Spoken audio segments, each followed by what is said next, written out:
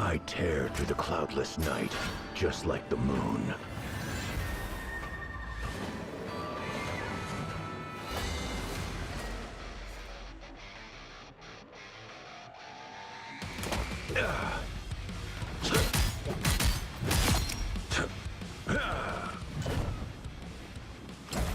To drain. The moon haunts you!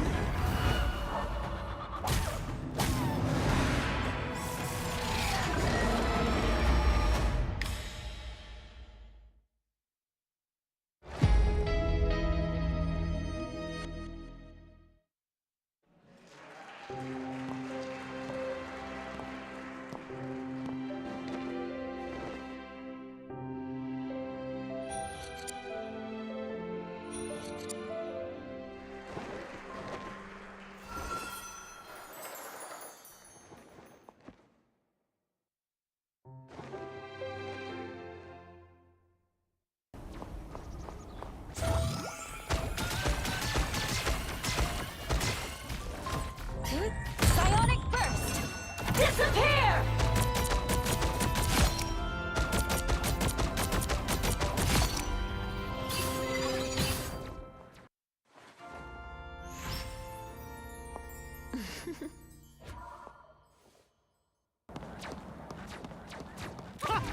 That almost hurt!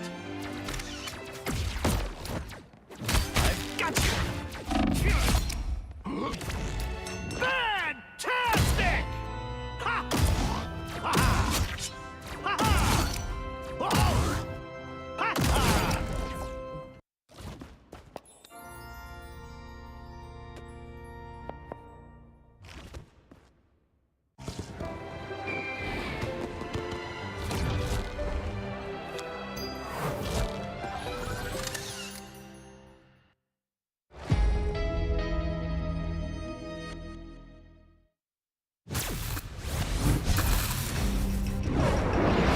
For something truly fantastic! That was simple. I've got you! Double the failure! Maximum! Let me return the favor!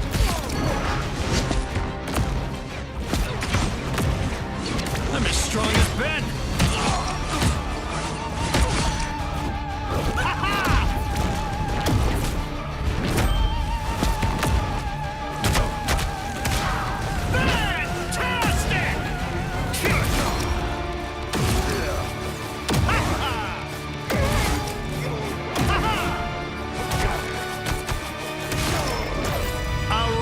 Success!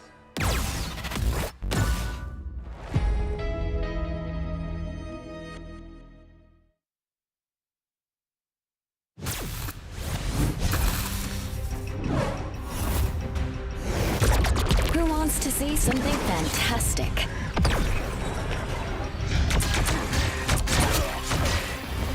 Next. Force burst! They'll never see me coming. Clear the way! You have no clue how long I've wanted to do that, Namor.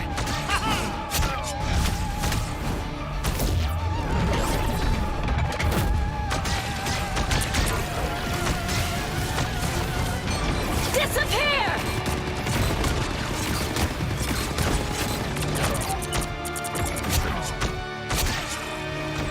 A clear winner.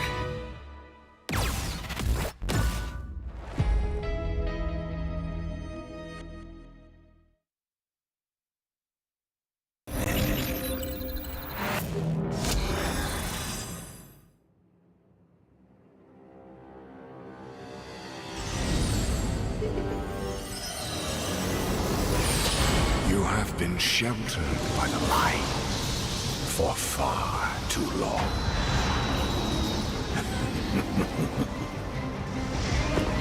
The time has come for darkness to reign. Soon your resolve will begin to crumble. You'll be stretched too thin.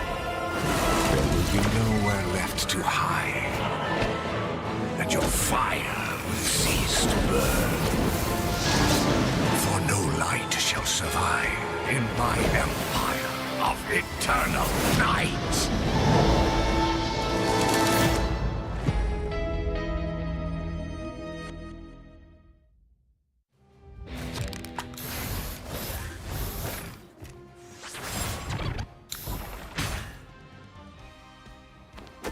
I'm hulking arrows! Camera shield! Hulk smash!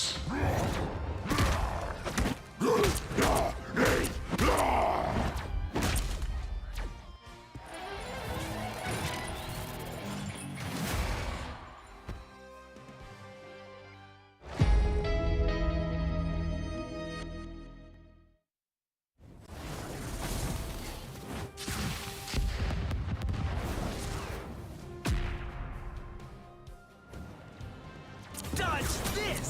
Supernova!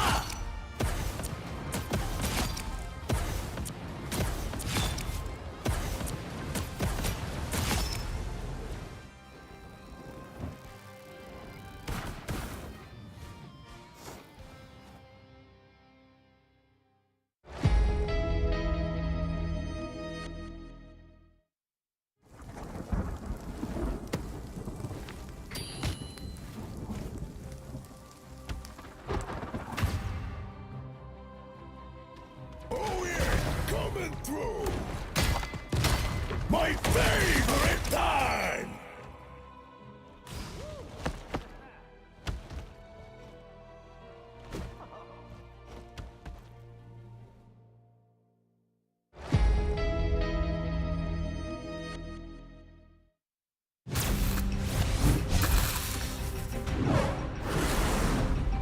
Human Torch in the house, yo! You don't look so hot! Boom goes the meteor! No applause?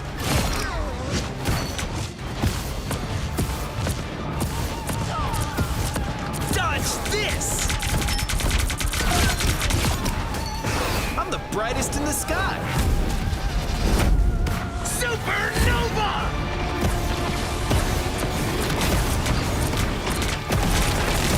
Firestorm! Flame on!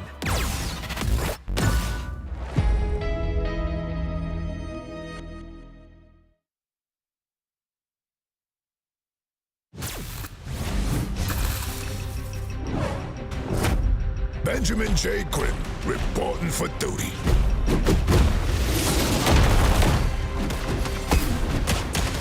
Too easy! Coming through! Let's rumble! I'll cover you! That's gonna bruise! Let's go, Logan!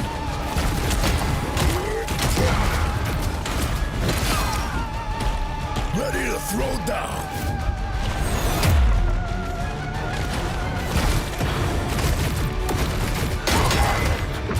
It's clobbering time! Booyah!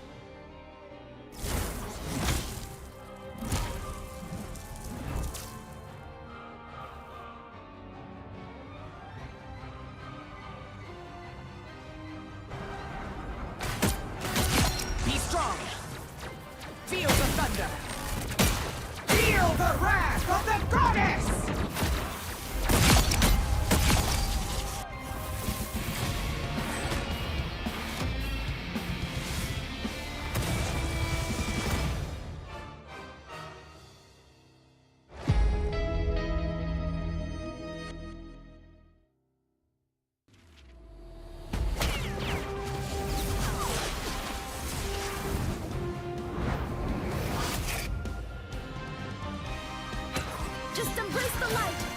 Lights out. Vivid feet. Us against the world.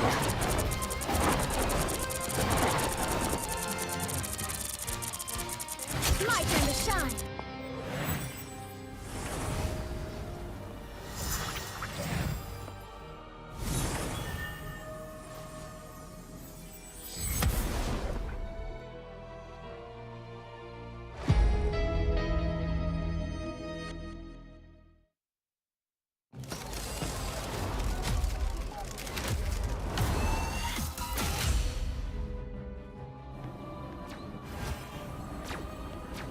I outnumber you. I still need you. Your powers are mine!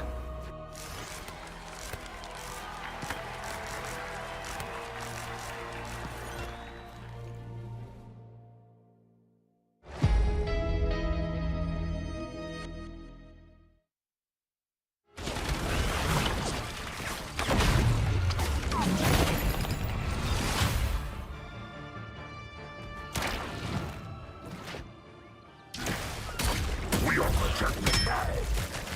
We are Venom!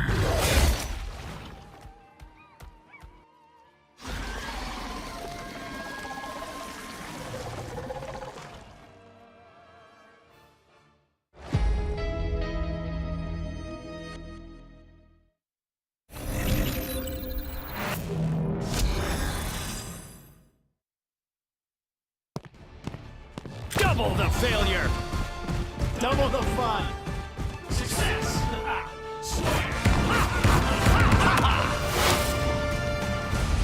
Watch out! Turret's armed! Heavy weapons. I'm in love. Flush the other Frank out! Denizens of the deep! Typical air breather. Maximum pulse!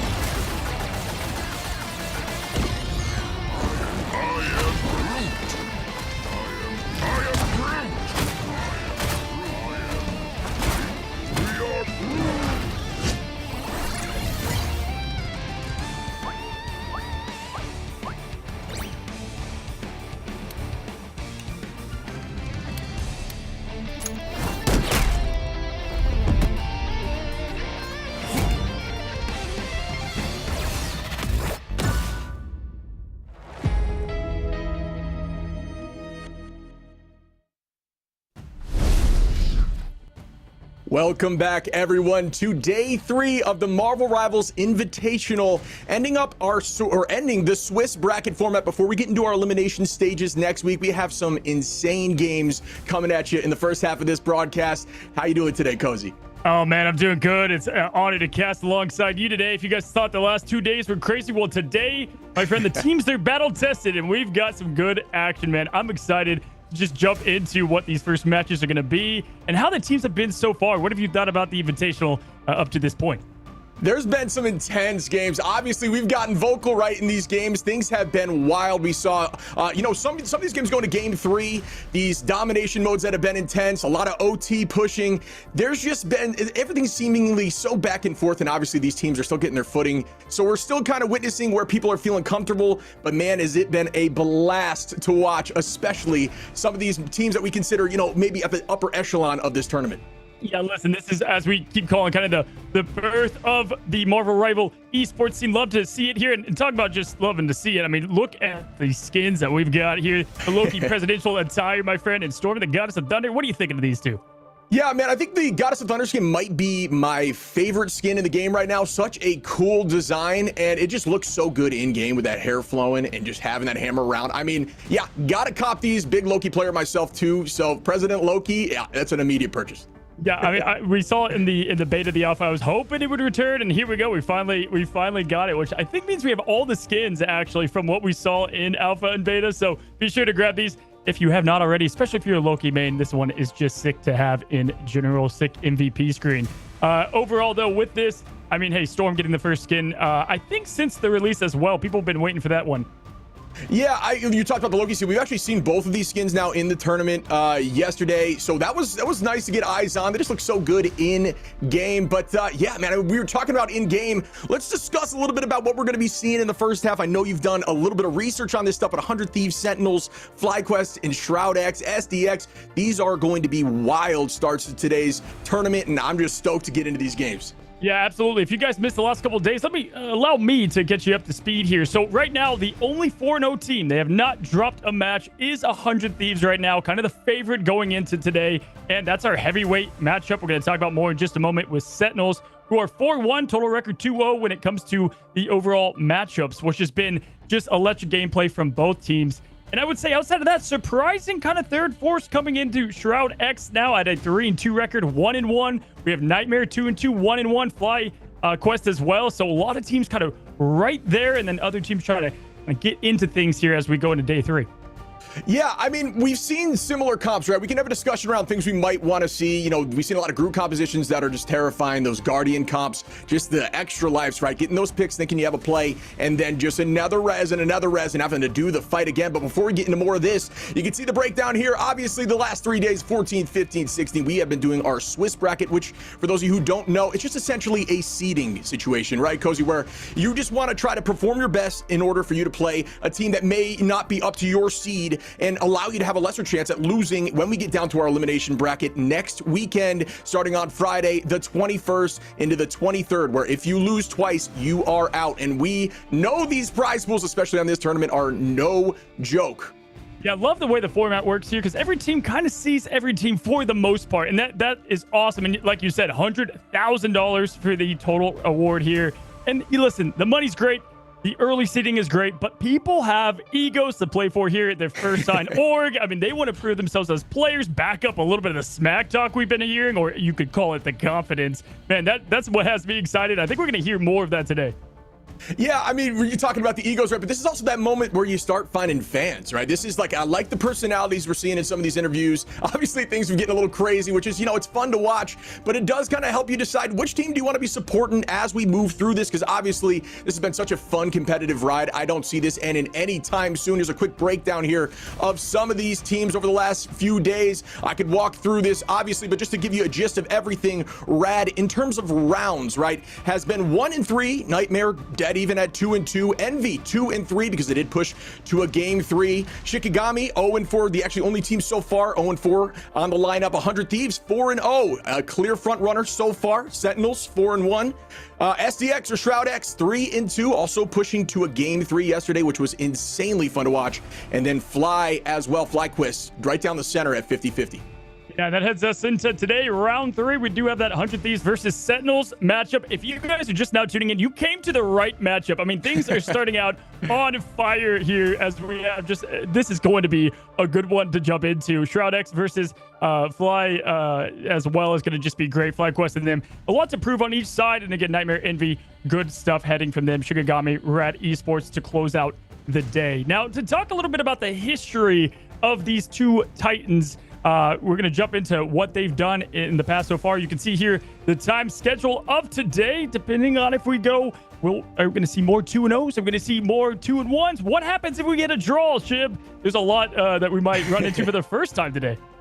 Yeah, I'm curious too how that breakdown looks with the draw. I actually don't have that information in terms of what rounds are more important or how that works. It's probably going to result in which team has, you know, had a higher success rate on other teams, you know, in terms of who they've beaten, and then we'll decide rankings from there. But yeah, like you said, starting off here, 100 Thieves versus Sentinels. Obviously, we saw this prior to the tournament. There was a little bit of a, I would say almost a shock and awe, right? Sentinels getting swept by 100 Thieves. 100 Thieves, a clear, you know, very strong team right now. SHROUD-X, though, that team has been popping up. I know there's a lot of hype behind them. A lot of fun to watch. FlyQuest, a very solid team as well. And then at the end of this situation here, we will be getting into Nightmare, Envy. Nightmare really showing up yesterday. Saw some strong gameplay from them against yesterday they played, let me double check here.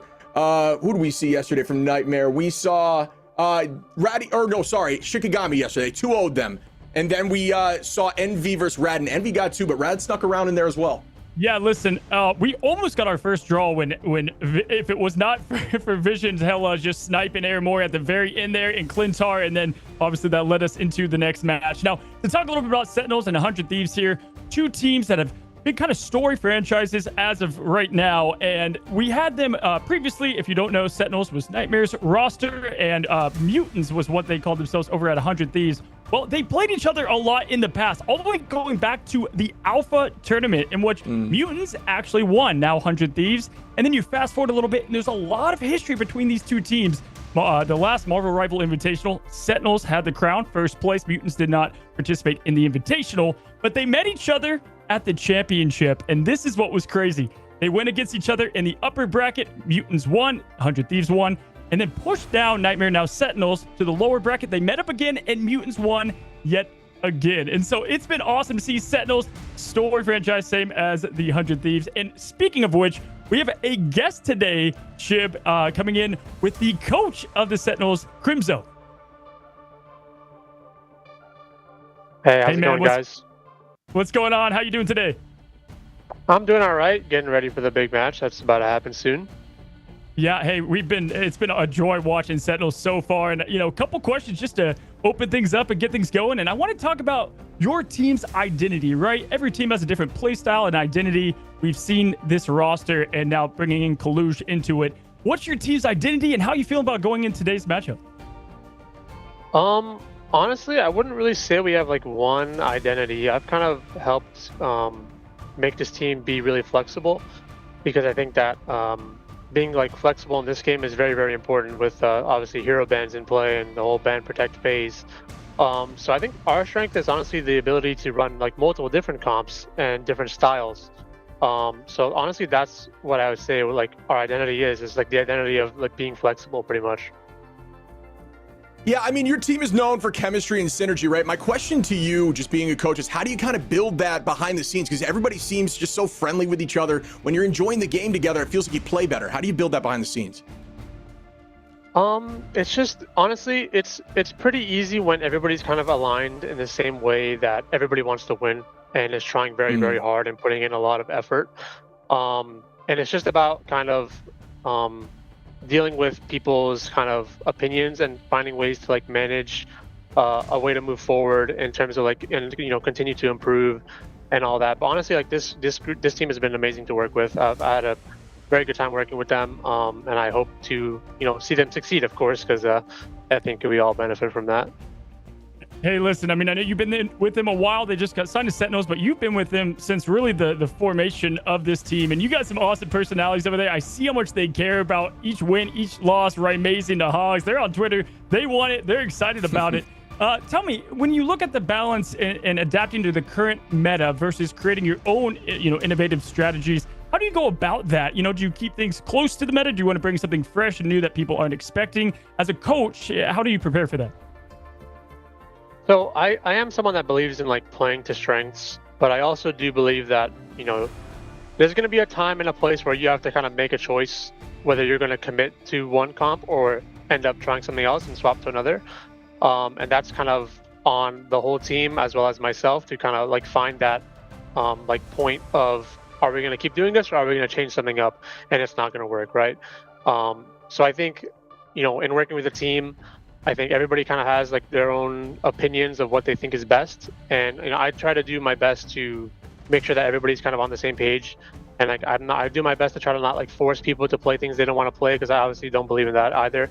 I do believe in players being comfortable in the heroes that they play and what they want to do and stuff like that. So I do try to like enable players to do that, but I do also believe that sometimes, like I said, there is a line, and decisions have to be made sometimes. And but honestly, like I've had a really good time working with the team.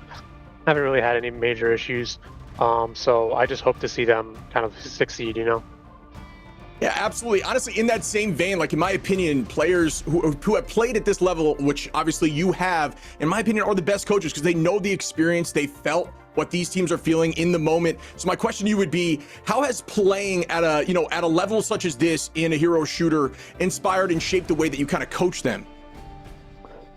I mean, I think it determines a lot because honestly, like experience is like the best thing you can have in any aspect of anything you're doing. Like if you know what you're doing and you have a history of doing it, you kind of know what to expect and what to kind of look for. So I think my experience has helped me a ton. I think I've also been able to learn a ton from my former teammates, my former coaches. It just, you learn so much from over time. And I think that, I've learned a lot from the past. And I think that it is actually like a very, very important thing that I'm able to kind of help the other players that aren't as experienced understand. So I think, it does. It's very tremendous to have that kind of experience. And I think that I do agree that like players who have that kind of experience that do transition to coach will have honestly, we'll just have an advantage. Yeah, yep. I'm with you. Listen, question for me is, one thing I think fans don't realize is some of the work that goes into being a professional, not only coach, but player. So tell me a little bit behind the curtain about what is some of that work that they don't know that goes into this when it comes to whether it be scouting teams or your own players and the work that goes into that. I mean, there's a lot of behind the scenes work. I'm constantly watching the replay viewers, looking at, enemy teams, like perspective from like the top down so I can see their whole team, or sometimes I'm watching like individual people to see what they're doing, how they're using their cooldowns, how they're using their ults. There's a lot that goes into it. And obviously there is, the aspect of also like managing your team and kind of dealing with people and their opinions and trying to, come to like conclusions, and maybe two people have, their different opinions and they're kind of clashing, and you have to find a way to kind of mitigate that. So there is a lot of work that goes behind the scenes. And I think teams that have staff are able to deal with that.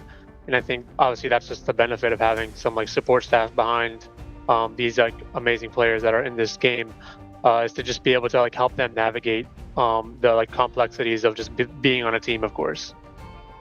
Yeah, I mean, I think the proof is in the pudding here with how successful your team has been and how you've been able to coach them. One more thing before we let you go, because obviously, you got this match coming up very soon here. We don't want to buy too much of your time. I love asking this question. If you had any selection of a Marvel hero you'd like to see next, who would it be?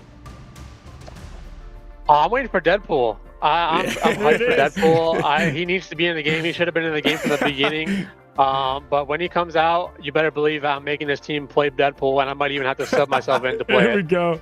Hey, I just hope he breaks the fourth wall. I hope we're playing and he like looks back at the person playing like, hey, how do you think you're doing or something? I mean, that would be absolutely peak Marvel there and a common answer. So thank you so much. And we appreciate you again stopping by today. Good luck in the match that's just now coming up. I know that, Sentinels are they're very proud, and you guys are very proud of what you've put together here. We're excited to see all of that put together here in the match.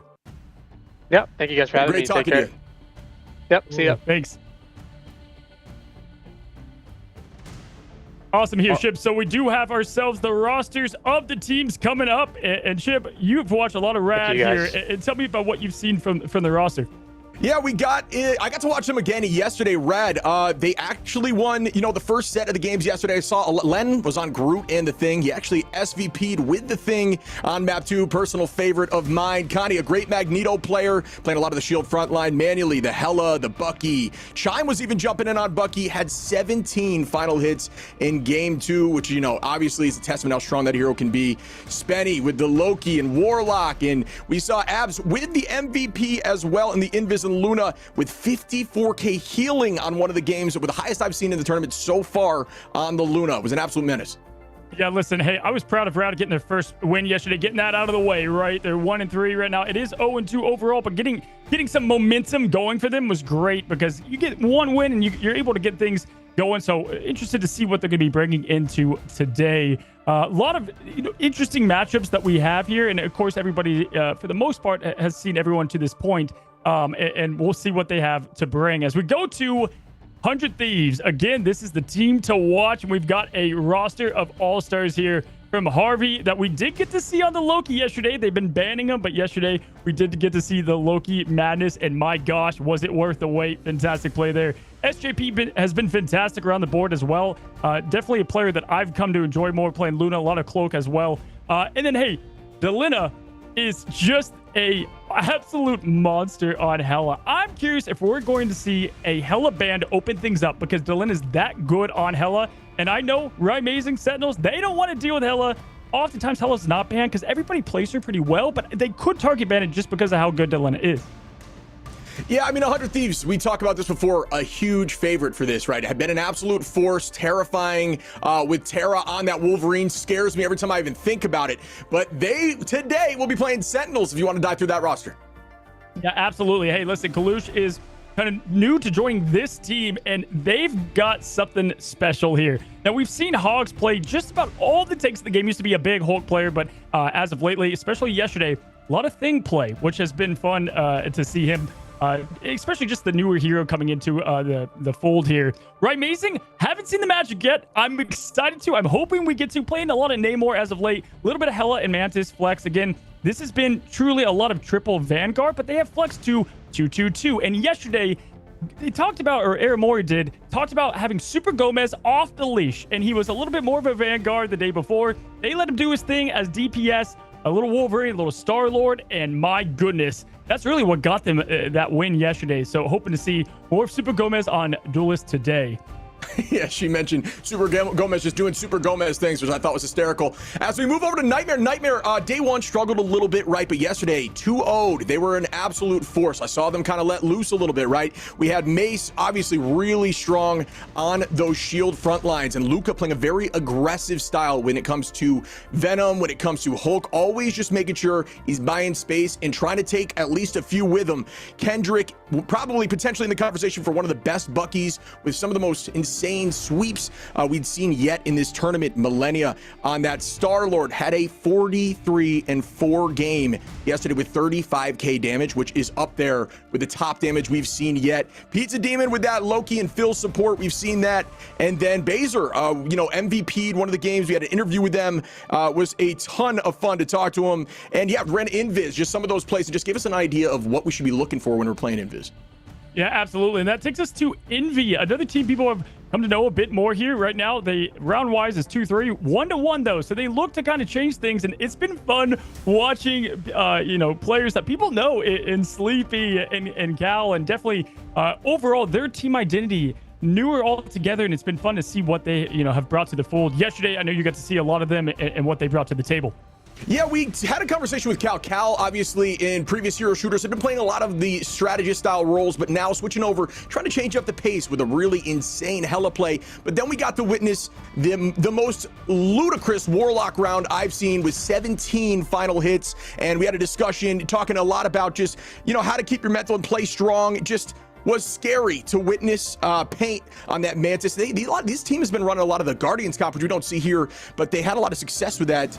Loki on Sleepy, NK was dominating with Star-Lord with a 41 elimination game, and then Space with those shielding tanks, and Remix on the Thing and Groot.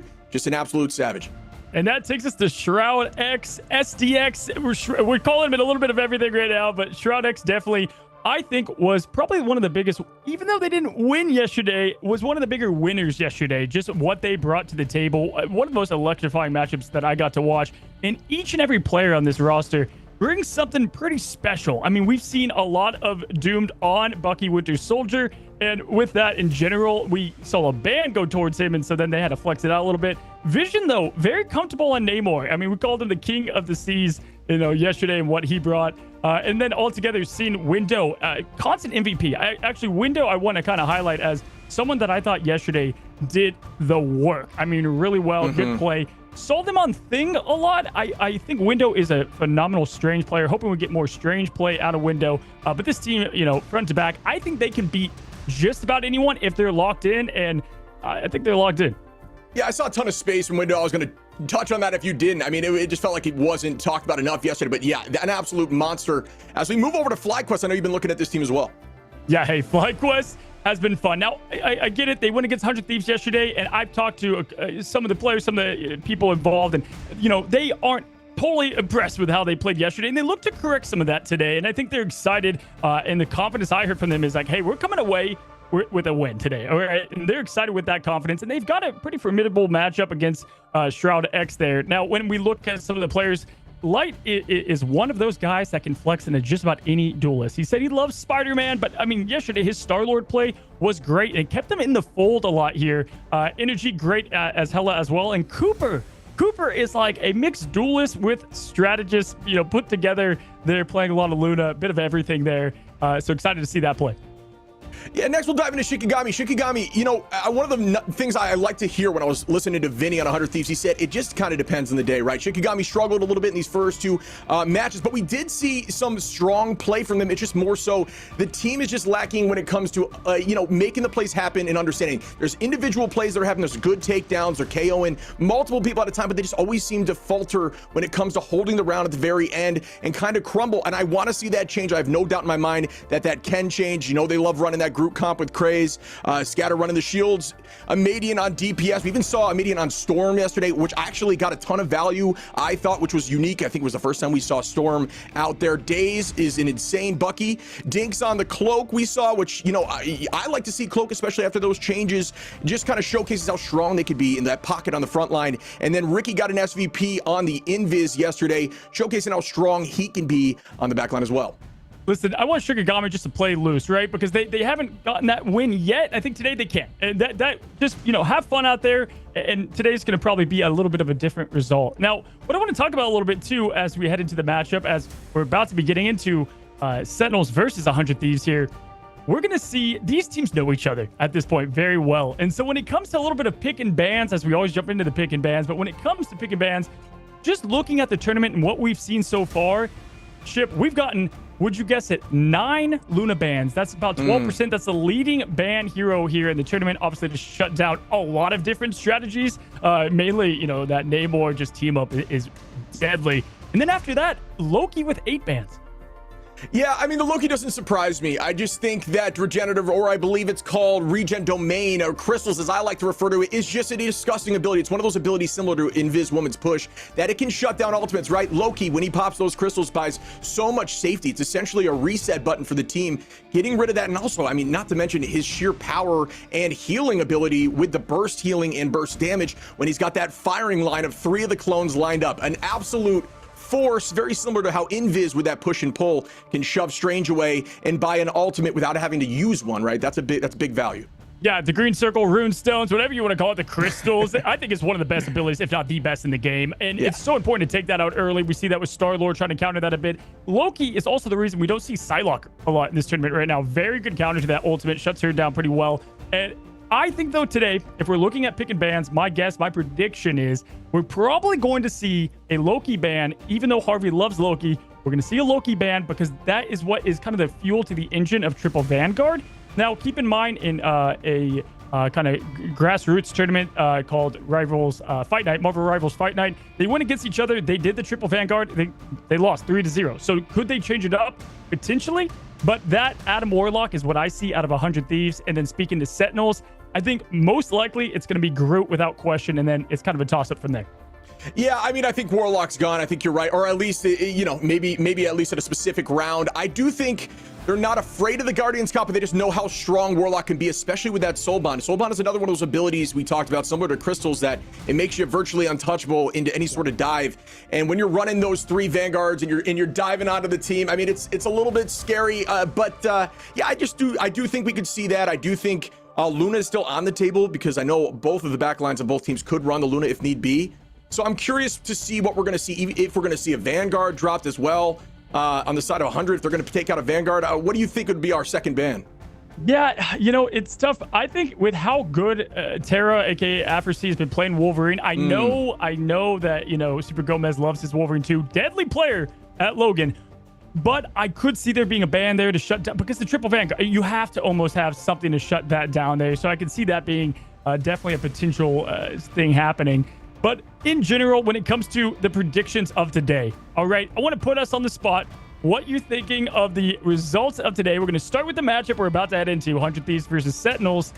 I've got 100 Thieves taking. I know it's not a crazy pick. I have it 2-1, though. I do think it's going to be closer than people think. Yeah, I put it 2-1 as well. I do think that 100 Thieves are just, you know, they've just got the momentum, right? They're feeling confident against this team, but I know Sentinels did not take that loss lightly, and I'm sure they've done their homework, right? So it's going to turn around, and I'd like to see them kind of, you know, studying tape, if you will, finding a way around it, and I have no doubt in my mind, especially with the coach behind them, like Crimzo, ensuring that they're able to find a way through it. So I do believe they're going to take a round here, and no matter what, it's going to be a close game. Yeah, listen, I mean, when you look at SHROUD-X versus FlyQuest, that's a bit tougher of a game, right? Because you have two teams that have they've played great in some matchups. Other ones, you know, they wish they could have gotten something closed a little bit more. This, I think, is the hardest match to predict today. And so I'm going to go, though. I sticked with them yesterday. I actually said yesterday they would get the upset. Fell short a little bit. I'm going to go with SHROUD-X getting close. The win today, 2-1 in a very close matchup. Yeah, I wrote 2-1 SHROUD-X as well. SEX has just got the momentum. They've got the vibe behind them. Shroud behind them. I see the energy in that team. They want to win. They want to win for him, right? They are empowered by the ability to have him behind them. I love to see the hype when I was watching their stream, just having conversations. I do think they could take this. I think FlyQuest might be a little bit in their head after what we saw yesterday, but I want them to come back with a vengeance. So I'm excited to see that play out. Yeah, right. Sometimes it can get in your head and you don't play up to par. And sometimes you're so mad, you're like, we're gonna just dominate today, and they play with fuel and anger, right? Going in, yeah, exactly, right. The definition of it. You know, going into the last matchups, we have Nightmare versus Envy. You know, listen, Nightmare, I think they showed a huge, really just what they had against Sentinels on that first day. And so I'm gonna go 2-1 for Nightmare. Yeah, I did the same. Nightmare, I think, got their confidence yesterday. I think the first day they struggled. It seemed like they were kind of almost a little bit all over the place, but it looked so fluid yesterday, just the way they were playing. Super aggressive on both sides. So I did give that to Nightmare as well. I did give one to Envy because I think Envy's starting to find their footing, which is going to be nice. And, you know, I just do think the matchups today are really, really good. I think we're going to see games very close and pushing to game 3 at least a couple times today. Maybe I'm wrong, but I do believe that's going to be the case. Yeah, and listen, with that, we will be heading into, I do have, by the way, Rad Esports winning out 2-1 here. And with that, we are going into, though, the premier matchup today. Ladies and gentlemen, get ready. The teams are battle tested. We head into the pick bans, and there it is. The Sentinels with their first ban of the day going against Groot to shut down Vinny.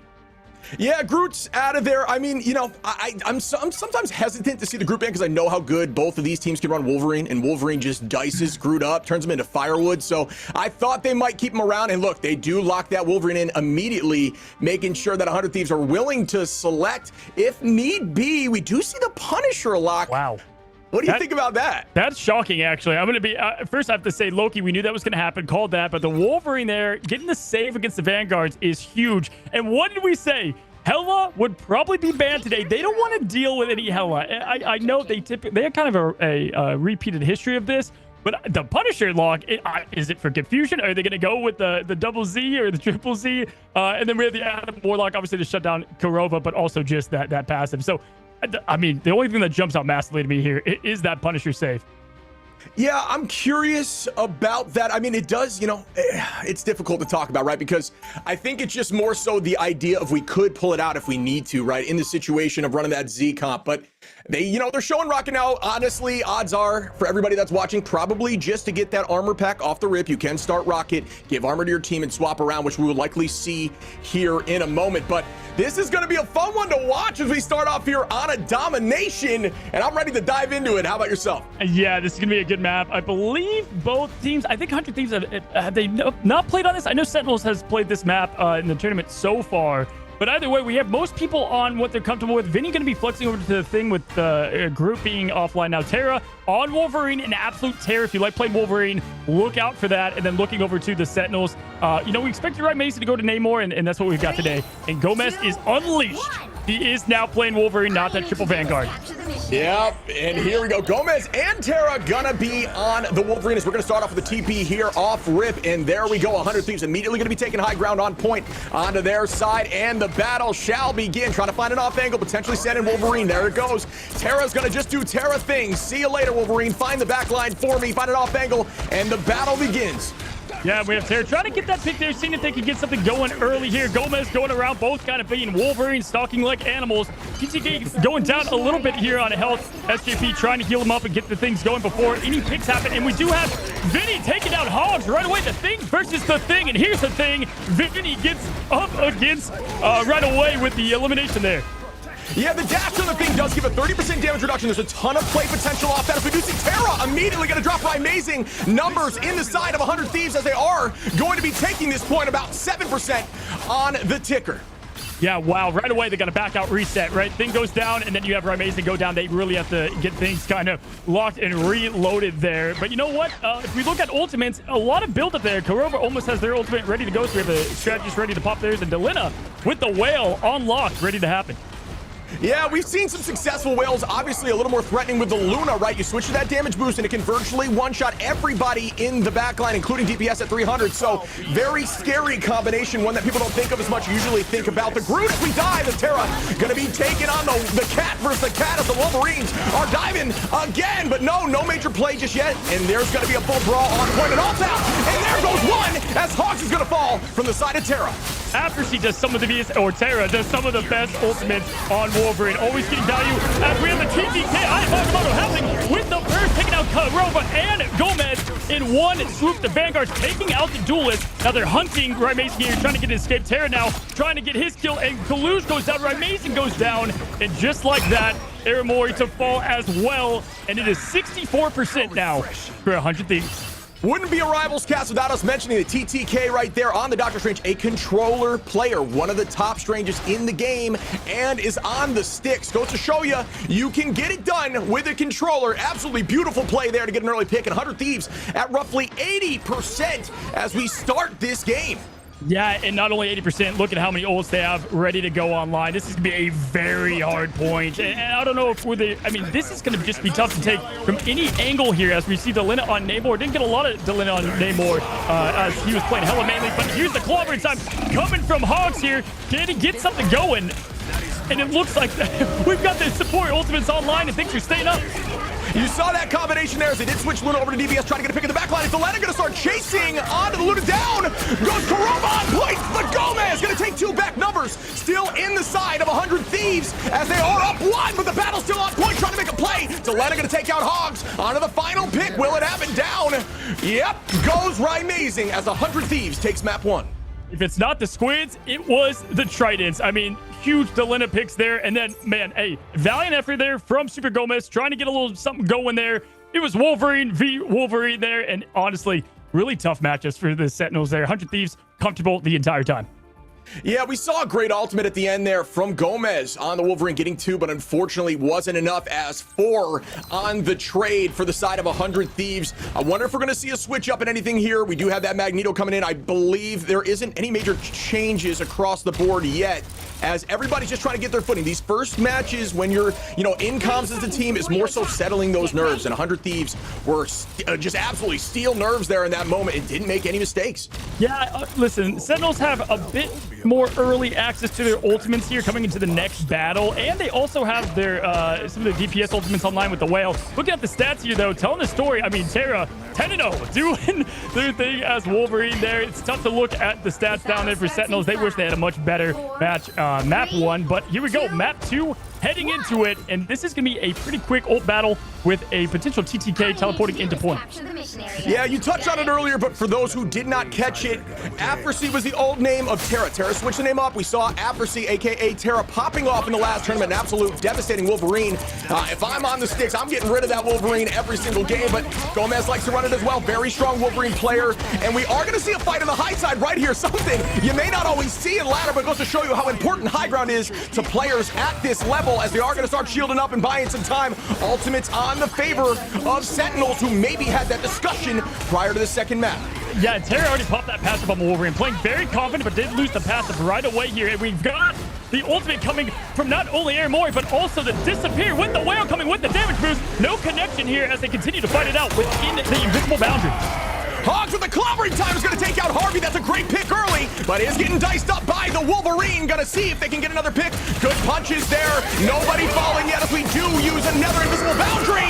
But Wolverine, immediate last stand as Terra takes out 2 more. Gets it right back at him off the map as Gomez and a TTK are going to, just TTK and Delena are going to fall out of that. Wolverine was riding the Whale there into the double elimination. Then you have TTK going off the map. This is pure madness that we expected from these two Titan teams going one another. Vinny getting the elimination. Terra now taking down Hogs. And now we see 100 Thieves getting the point up. What a wild chain of events. Yeah, I mean, you can see the confidence, right? Plays like that, trying to get people off map in situations that are so tense, goes to show you they're comfortable, right? That's what's important right now. You gotta be comfortable in these intense moments, and 100 Thieves just looks impeccable at this moment. Tries to get a tackle off. Unfortunately, the bubble not going to allow it. Terra just going to hold this early choke as they are 40% in for the side of 100 Thieves. Terra staying alive. Pop the passive again. Passive's gone for Wolverine. They need to make note of that. TTK take it down now. Gomez, which is a huge pick. Both duelists are down, and at this point, they can kind of just play cleanup as we do have Aramori popping the ult, trying to get something going, but not before we've got Kalush going for the Meteor in. Does finish off the Delita kill. That's going to help them out a little bit here, trying to get this point. Yeah, it's one of those situations, the early pick like there, you do want to reset and refight. It looks like that's kind of what's happening. Dropping back, waiting for the res, waiting for the duelist to come back so they can make a play. Kalush buying some space, does see that off angle coming from the side of Terra, trying to do some damage. Unfortunately, no connection just yet. Kalush only at about 20%. 100 Thieves with ulti advantage here as they have a ton ready to make something happen. Kalush is dropping back. There goes the clobbering time on the side of, or actually those 100 Thieves, apologies, but nothing has fallen yet. And here comes Wolverine. The whale is out for Deleta, and down goes Kurova. Huge block of Kalush from that clobbering time, but that did not make a difference as Terra on Wolverine is unstoppable. That save was massive against them, and everybody just getting a piece of the pie there. When it comes to ultimates, I would have liked to have Aramori and Kalush have their ultimates saved for that battle. They used it after they had the duelist wipe, so it was kind of confusing what to do at that point, but my gosh, that was 100 Thieves doing what 100 Thieves does. They played nearly perfect yet again, and that's kind of becoming the standard right now as the first map and match is going to 100 Thieves. Yeah, I mean, it was, it was, like you said, it was nearly flawless, right? Really well done execution, just making sure you don't overutilize those ultimates, have them prepped for the next fight, and it seemed like every single one of them got value in some form. Roughly 100% to nothing across the board, across the two maps. I think Sentinels, we talked about this yesterday. Sentinels, it could be a total change of pace when it gets off domination. Game modes really change things up. It's a totally different style of play. As you can see, 9 final hits on the side of Terra. Just an absolute menace. 13k damage, most across the board. What a stat line. I mean, look at the strategist. We have 3 deaths, 4 deaths, 0 and 1. That's the big story difference, right? You get the strategist down, you're able to make a lot of things happen. And Terra with a 19-0 accuracy. Terra, get the name in your head. Absolute phenomenal performance. Would like to see more from Rai Amazing. I know that he is a phenomenal player, 2 and 6. I know that he hopes to have a little bit of a better game heading into our next match here. But again, great play from around the board there. Really no mistakes that were made there outside of maybe a couple ultimates they choose to come back. Maybe TTK jumping off the map. Maybe you just want to make things interesting there. But overall, an absolutely electric matchup that we thought. And I think this next match could get even more crazy. Yeah, we'll see what the map choice is going to be, right? Obviously, on the side of Sentinels, I'm curious if they're going to change up mode. Convergence, they're really strong on Convergence. I'm curious to see if there's going to be a comp change to a ban change. It just felt like it was a very, it was momentum in the side of 100 Thieves from the very beginning, and I never really saw a shift. Even when they had ultimate advantage, they still lost the fight, unfortunately, in the prolonged fight. So it was just tough. It was a tough situation to be in. Yeah, Kalush had a huge block on clobbering time, and I was like, okay, this is the setup here. And then Terra didn't care. Terra still got the huge eliminations there. And overall, I expect to see there to be a bit more close matchups as we head into the next match. But let's go and recap that last one and check out the highlights.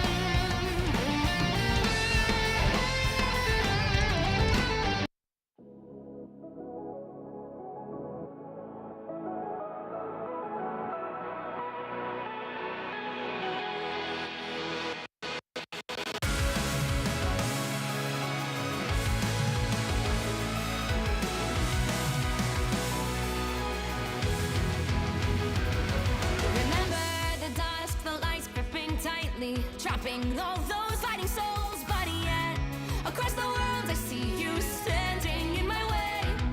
And remember the time, the place.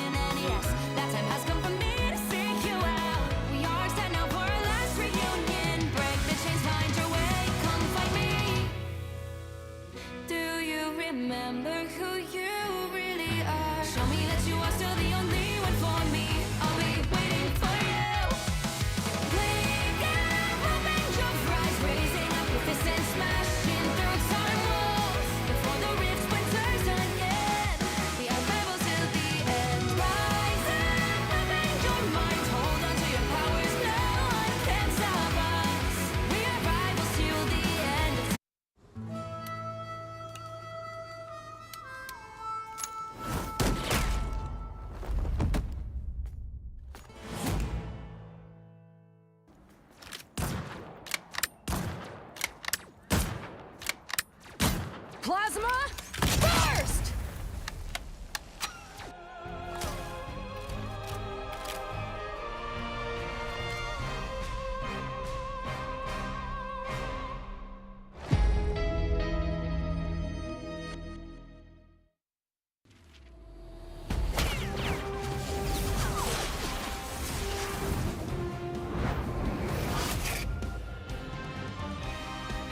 Just embrace the light! Lights out. Vivid feet. Us against the world.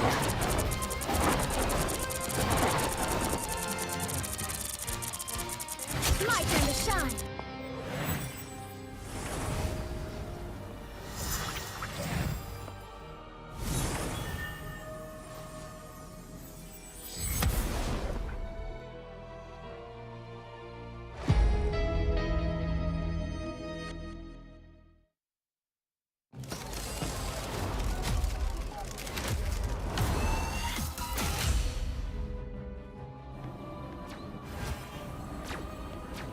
I outnumber you. I still ruled you. Your powers are mine!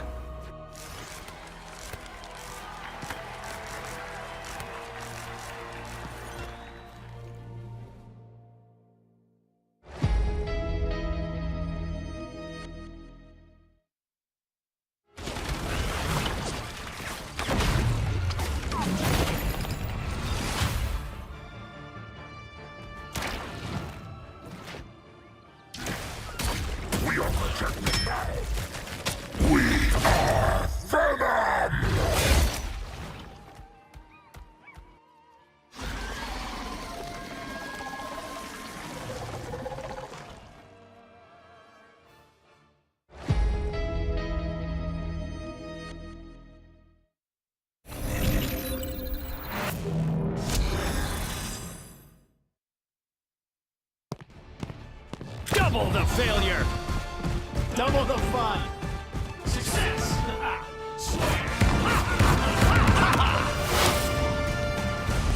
Watch out! Turret's armed! Heavy weapons. I'm in love. Flush the other Frank out! Denizens of the deep! Typical air breather. Maximum pulse!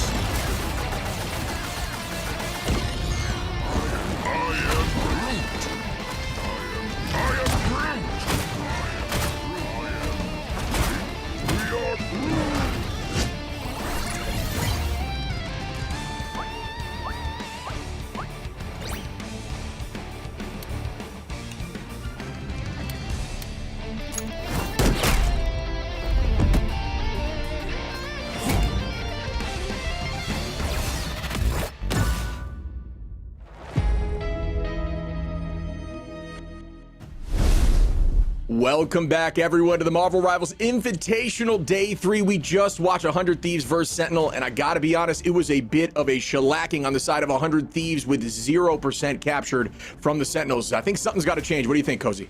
Yeah, listen, it's tough because there's a few things that need to change. Now, whoever loses does get to pick the map. And honestly, we've seen Sentinels now pick Midtown twice. So I would expect to see Midtown again. That's one of their most comfortable maps. They do like Yggdrasil's Path as well.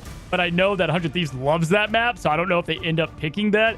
Now, when it comes to the heroes, they've got to get the Wolverine ban. And honestly, I would have saved Adam Warlock instead of Punisher, which we still are, you know, kind of puzzling why that was chosen. Because if they saved Adam, at least they would have had maybe something a little bit more open strategy-wise to flex to.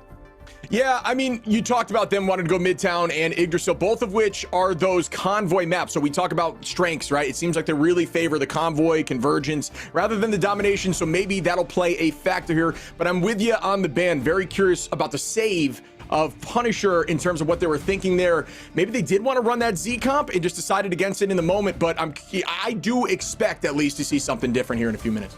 Yeah, and honestly, they couldn't flex to the triple Vanguard because of that Wolverine. And Terra is a great Wolverine player, but one of the best ultimate usage of Wolverine. I mean, just the ultimates and the value that they get out. I mean, at one point they rode the whale with Namor and absolute chaos erupted here. And I know they definitely look to bounce back. We just talked to the coach and he kind of talked about how to adjust, and hopefully we see some of that adjustment right now.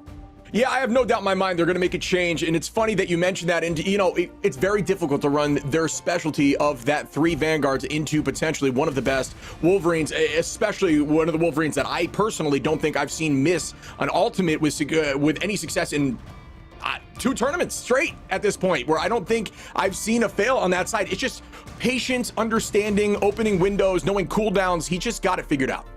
Yep, absolutely. We're heading into our next match. Pick and ban. Will we see Wolverine here?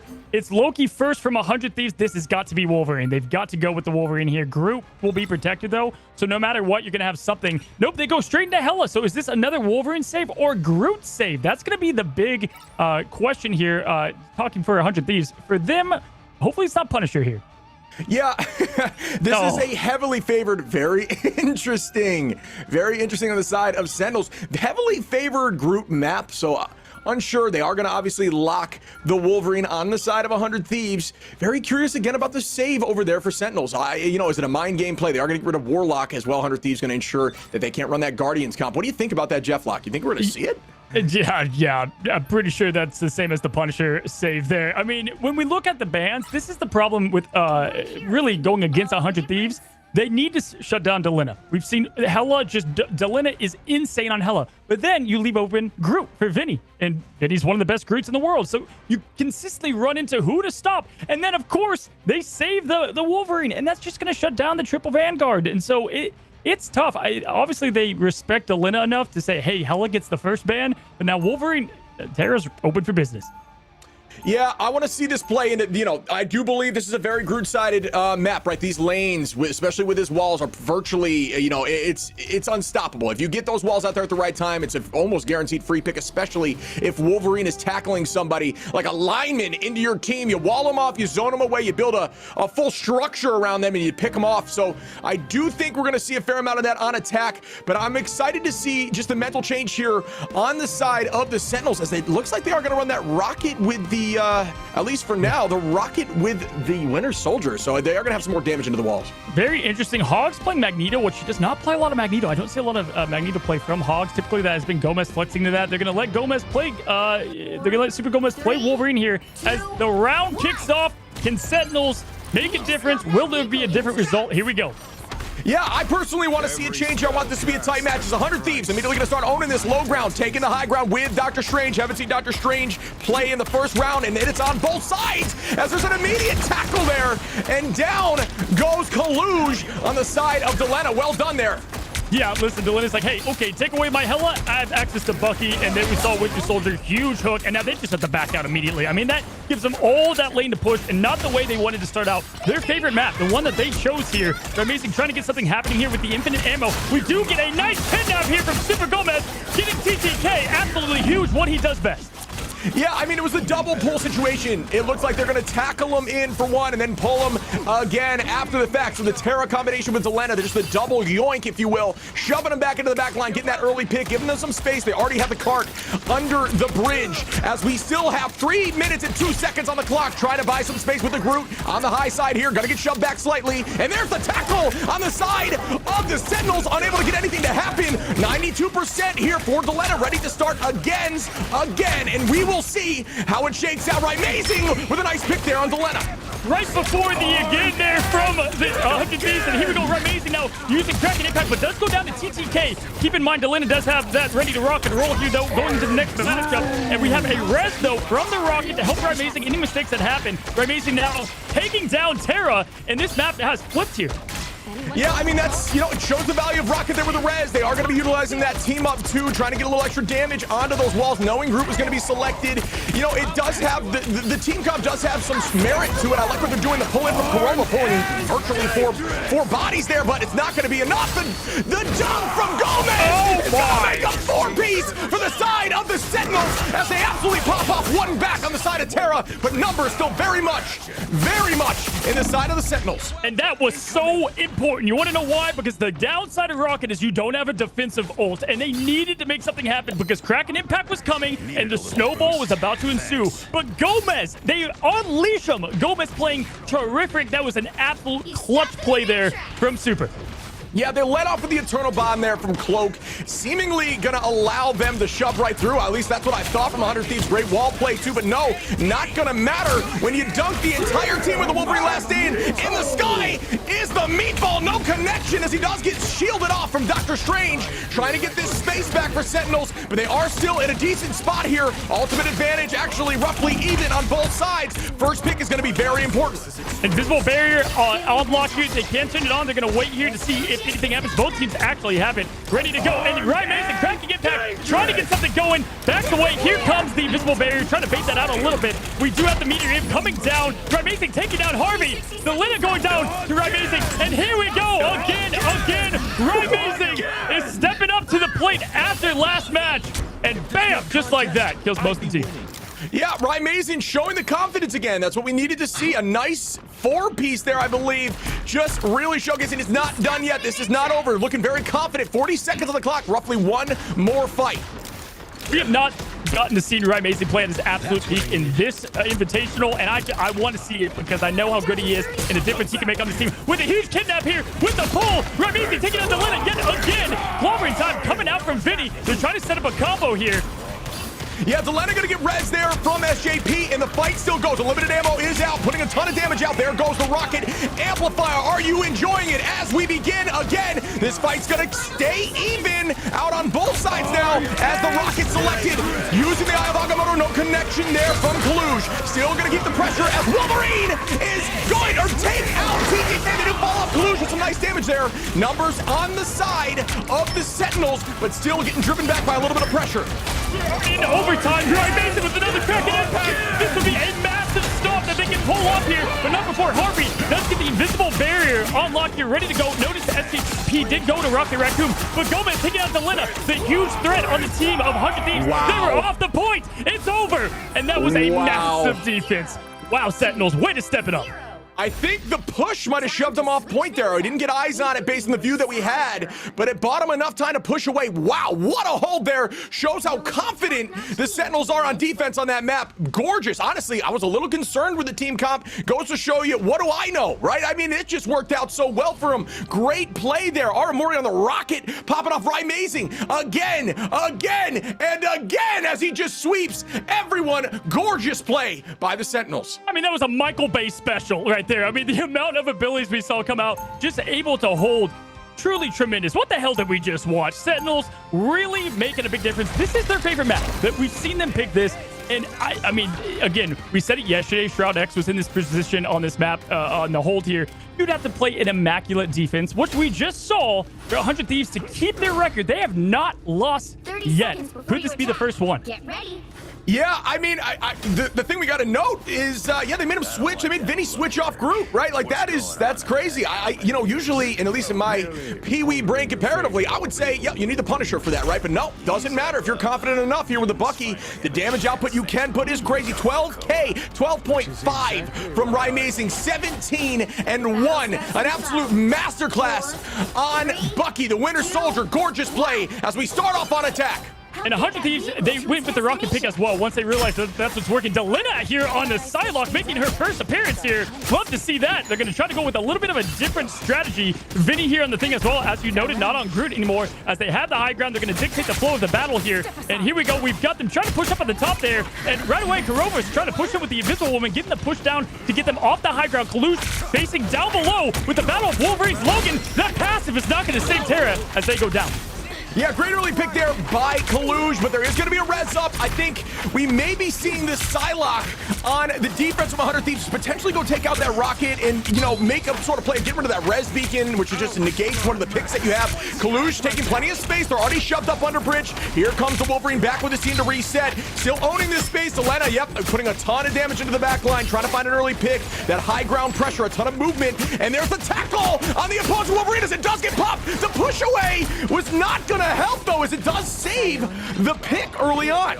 And yes, Delena about to have the ultimate online, and they don't have anything to stop this. Kurova will be able to pop a ability here to be able to help a little bit, but with the rocket pick, that's going to slow things down. Delena's trying to farm that ult. 95%. We have a lot of ults online here. We're probably going to see that those swords come out here in just a moment. TTK hiding a bit as Rising activating the Kraken Impact, trying to get something going, trying to get this push happening. Delena about to pop the ult. You can feel it. You can see it. Here it comes potentially. Now they pop the deep. Oh, it is going to be just a straight up pick. Aramori falls down. Delena with a nice early pick there. That's going to be massive for them as it gets rid of the res. Trying to find another as Terra going to tackle Gomez, and there goes another pick as 100 Thieves is now finding their footing and saying this is not over yet. Delena still has access to the ult. Harvey as well. Aramori does have a little bit of stuff going for the damage boost, but right now people trying to reset. We did have to crack an impact, not get a lot of value at that moment, but there's 2 minutes on the clock. Plenty of time left to make the difference here. Now notice, we do see that Super Gomez has gone to Star-Lord, changing things up a bit.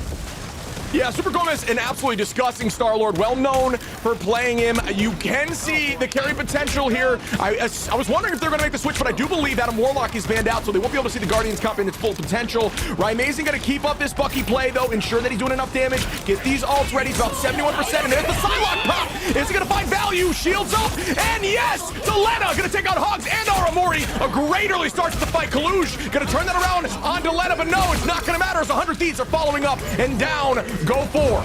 Honestly, that is just tremendous counter pick there of having the Psylocke, because there's nothing to go and stop that. And there you go. There's the 2-piece. They only had to use that. Look how many ultimates they have left. I mean, the economy that we're seeing here is incredible from 100 Thieves. 1 minute, 15 seconds, and the point has barely moved here. This is going to be it. Sentinels are going to have to make a huge push here to make something happen. It's about the ultimate firework. Yeah, the early positioning and pressure kind of makes you complacent, and you just can't be complacent as we immediately pop. Invisible boundary up in the sky goes TTK, and then a turnaround from Kaluj on 2. Gomez pops ultimate, takes out SJP. Terra going to drop Kaluj as we are trading back and forth. He's looking for more as Gomez gets another, but again, TTK dropping Hogs. Aramori on Terra, and it looks like this one's going to go to Sentinels as they take home map 2. Yeah, TP's going to be too late here. There's not enough time to get the TP in, and there it is. Done and done. Wow, we had the huge meteor in. I thought that was going to be it, but my gosh, that Agamotto Kaluj, are you kidding me? With the follow-up from Super Gomez, I'm out of my seat. Yeah, that was a ton of fun to watch. Absolutely love to see it, and that's what we're looking for here in the MRI as we go to Game 3.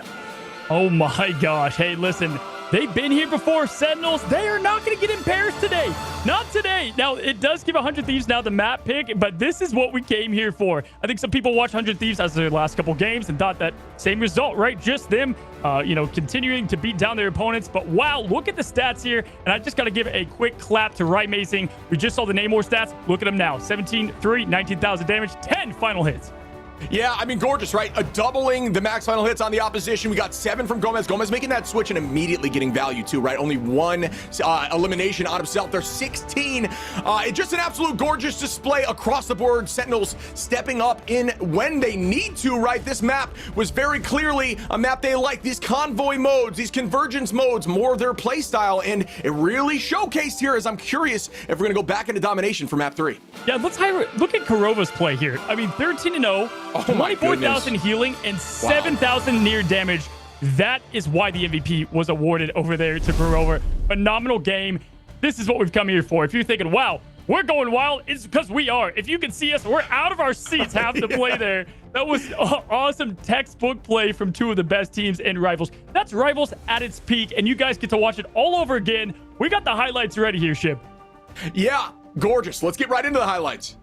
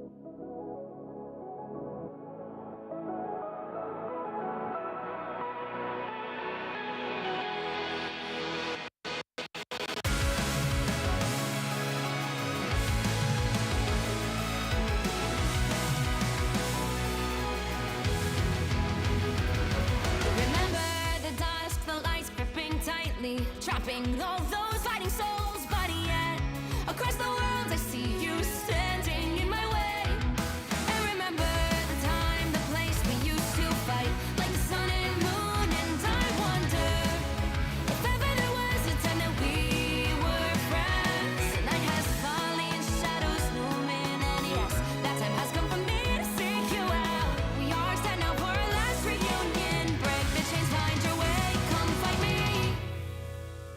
Do you remember who you really are? Show me that you are still the only one for me. I'll be waiting for you.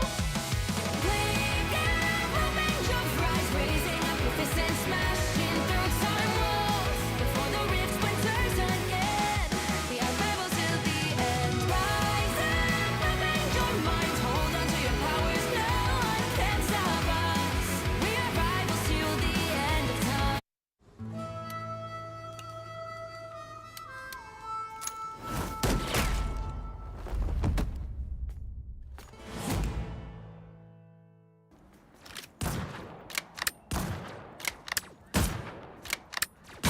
Plasma burst!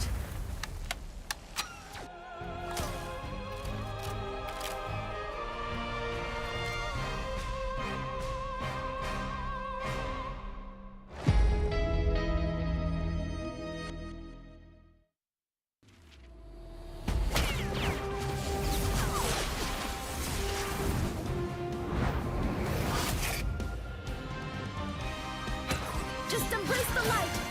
Lights out. Vivid fear. Us against the world.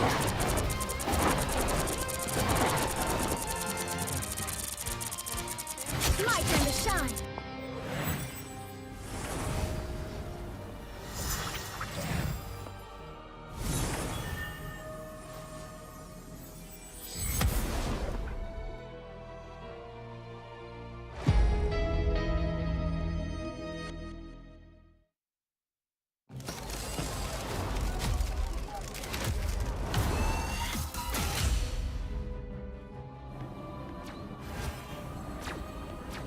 I outnumber you. I still need you. Your powers are mine!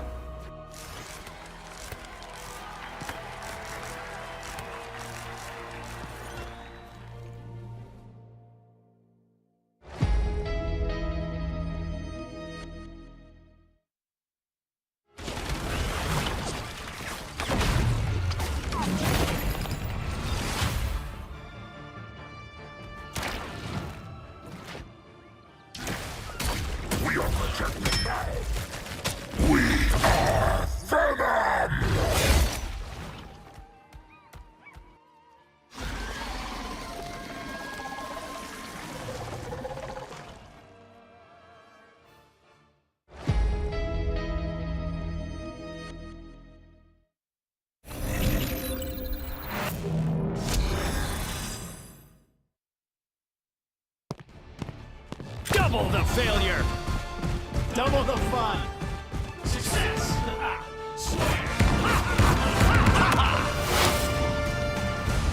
Watch out! Turret's armed! Heavy weapons. I'm in love. Flush the other Frank out! Denizens of the deep! Typical air breather. Maximum pulse!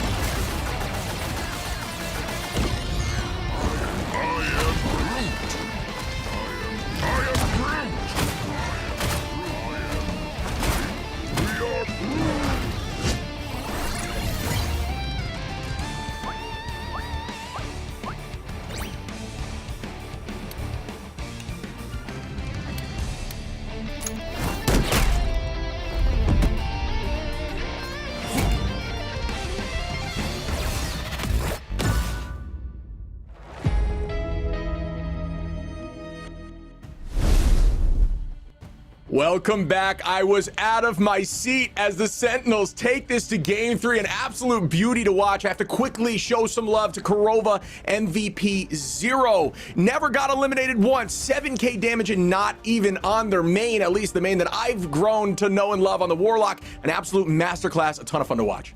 Listen, we're going to talk about Gomez. We're going to talk about the Vanguard play, but I want to highlight the strategists and why these two teams are at the top.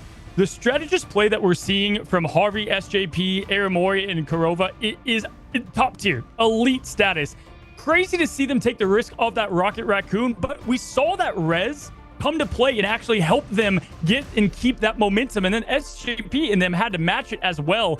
We saw a lot of heroes that we haven't seen thus far. Psylocke coming out, I thought that was a great pick, actually, and it did work for most of the time there. It actually came out just to the last bit there. And Super Gomez, again, they do the triple Vanguard thing, but at his best is Wolverine and the Duelist. Yeah, I mean, you see a lot of value when you play Psylocke into Rocket, right? Because you lose that supporter, that strategist ultimate that buys your team some time, and you get a ton of value. And we saw both ultimates, I believe, used by Psylocke got at least 2, which was, you know, insanely valuable, bought them a ton of time, but unfortunately, in the end, not enough to get the W on the side of 100 Thieves. Man, it was so back and forth. Those final fights were so intense. Like you mentioned during the break, both you and I were smelling the screen, leaning in, up out of our seats. Just so much fun to watch. That's what this is what I love about it. It's just this is what Peak Rivals is, as I've said before. 100 Thieves is going to lock in here. They get to pick the map, and I think we're about to see, honestly, both these teams play at their top. We talked to the coach. He said there needs to be adjustments made. They were made right then and there. The pick ban is going to be super interesting here. You don't want to miss it. Round 3, match 3. Here we go. This will decide our winner. Yeah, first ban. Any prediction? Any guess? We see the Loki out of here again. What do you think? Yeah, so the Hella going is what I expected. They're not gonna let Delena play what honestly he plays best there. Loki ban coming from 100 Thieves. They don't want the triple Vanguard. We expected that as well. You just called it. The save here, it's gonna be Groot, or potentially we might see the Wolverine save again, but that kind of bit them a little bit last time with how Super Gomez did play. It is the Groot protect for Vinny. Yeah. Vinny, we've had this discussion potentially in the conversation for the best Groot in the game, right? So absolutely terrifying on that hero. Groot gets a ton of value, potentially the best Vanguard by the standards of this level of play in the game right now. And Rocket lock in might just be the confidence play from Sentinels, which worked for them last time, honestly. Wow, I like the Luna ban here too. Yeah, the only thing I'm shocked about is Rocket wasn't Black Widow. I mean, with the bans with the saves we've been seeing from Sentinels, I thought we'd get a little bit of Jeff. We had a little bit of Punisher, now maybe Widow, but Rocket, they liked the way it played and they wanted to go with the same strategy. But here we go. We've got a ban on Doctor Strange. Kalush now is going to have to shift over to Magneto most likely as we see him lock it in right away. Hogs is going to be going to Venom, and that's actually a nice kind of strategic ban because Kalush had a huge game on Strange. We saw Hogs playing Venom a ton in the MRC, but haven't seen him as much in the MRI. I do like the pressure and what Venom can do now. He is essentially a space creator that is almost impenetrable. The amount of shield, the amount of overhealth he can get in those moments with all up, you can play more aggressive, even using your web to initiate because you just know you can tank. And I just think he does a great job of that, holding that high ground with good comps. I am stunned that 100 Thieves is going to allow the comp here with Adam Warlock and Mantis and Star-Lord, because this is their bread and butter. This is what Sentinels love to play. And I've talked to the players. They said we always ban that because they don't want to deal with it at times with. And if you're new here, if you don't know, Adam Warlock allows Star-Lord himself and Mantis all to have essentially an extra life. And that is massive. That goes on a short cooldown. That passive is huge. And not only that, after they fall, he drops back, uses an ultimate, and what do you know? Life number 3 as they go in again. And you know Kurova has the positioning to make that happen. Potentially one of the best, if not the best Warlock in the game. As we start early, no teleport on this map as Strange is gone. No need to counter. Gonna hold this high ground here. Very common on this map. As you see Delena on the high side there with Star-Lord, just trying to wait for the first fight to begin as they're taking a bunch of different angles, forcing off angles. Eyes gonna start separating in the comms, start getting confusing as needed at this level of play. Well, there's 2 in each lane. You have 2 to the left, and now we have a few over on the top side there. One behind there. Hog's trying to get a little bit of something going there, but caught from the Bucky Terra. Trying to take him down early. He is able to escape so much health there on the Venom. High ground now. They're shooting down onto the point. Can they collapse here? Right now, no picks, but there goes Hog. Hog was playing with fire, and Terra found it. Right, amazing. Hooked up. Does have the res, but is eliminated. Good picks there by TTK on Kurova on the backside as well. Do have the res that we talked about. Vinny, nice throw on Gomez. All three of the Guardians gonna potentially use that res. No, they choose not to. They elect not to, and they are gonna reset as a team. That's okay. It does happen early like this. Still plenty of time on the clock with 3 minutes. Really well done here by 100 Thieves, though, to own this space and ensure they can lock it down. Groot, another very strong map for him. He can virtually wall off 2 of the main pathways on this map and take that high ground with his team super easily. Great decision on locking in and keeping that Groot on this map. Yeah, they're coming down the main path now. It was a little bit disorganized. There was a nice wall there from Vinny, but yeah, they're coming together now. They're a bit separated, and here comes Super Gomez with the legendary. Can he get a pick? Nice response here from 100 Thieves. Now we have Harvey throwing up the invisible border. Vinny taking down Kurova. There is the res here that he can bring back himself at least, and with that, wow, Sentinel's getting at least a pick on Delina for now. Kurova falls, immediately reses, and down goes Delena. Still numbers inside of the Sentinels are ahead as they keep the fight going. Mantis gonna lock all out as Aramori trying to keep the team in the fight. Overheal health is up. No major play yet, still just stalling on point, getting some percentage. And yes, that goes 3, make that 4. SJP gonna res up for Vinny, but it's not gonna be enough as they take the point and start pushing the payload. That is where Triple Strategist comes to help, right? You're able to survive these ultimates, and we saw it just there with the Mantis ultimate, as well as Aramori keeping everybody alive there. Right, Mason chasing down, getting some extra eliminations as they're pushing the point. Very nice play here. Very interesting team, right? We have the Magneto with Hawks, able to protect him with a bubble. Venom, if you don't know, just had a nice little buff, able to consistently do a lot more for the team. And we're seeing a lot of Magneto and Venom. We saw that in the EU scene, starting to come its way over here now as the next match is about to, the next battle is about to commence.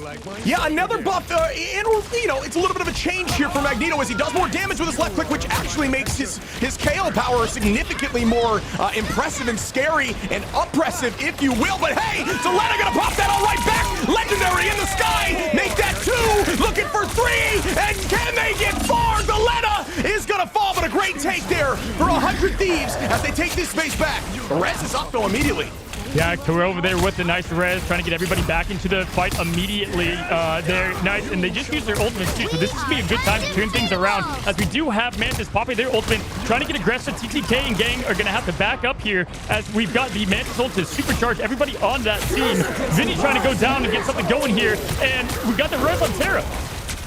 Yeah, a good, you know, they're really driving the point. 3 minutes on the clock, already at this angle is a good space. They're doing a great job. That res is just so difficult to handle with the Guardians comp. All these picks, just not worth it in the end. SJP on the rocket, getting the pick on Aramori. Love to see the Raccoon making plays. Delena trying to own the high ground. Dance and spin to win. Down goes Gomez, and they are going to hold this for the moment.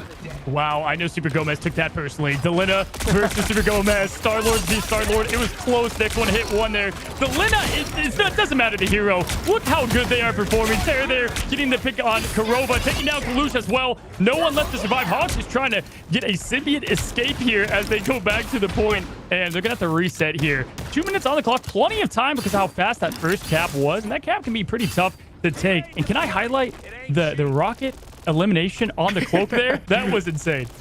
Yeah, Rocket actually has a ton of KO power up close. Obviously, it's a meme, you know what I mean, nowadays with Rocket, but really though, that Gat can do a ton of damage in close quarters, so it's got a ton of pressure, especially in a situation like that where you know your team is all right and you will go make a play just to get that final stagger before you start the next team fight. Ultimates are going to be on the side of 100 Thieves here, and we start in the sky with the Galactic Legend. The meatball gets thrown. Delena does it right back, but turns it on Gomez as Gomez falls.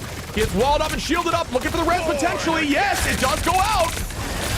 Yeah, unable to get the healing though because they did take down at Warlock. TTK taking down Aramori as well, and Kurova bringing the team back though. That ult's still online, but not before they just sweep and finish the rest of them off. One of the best counters to Legendary, would you believe it, is Legendary, and doing the exact same thing to him just second.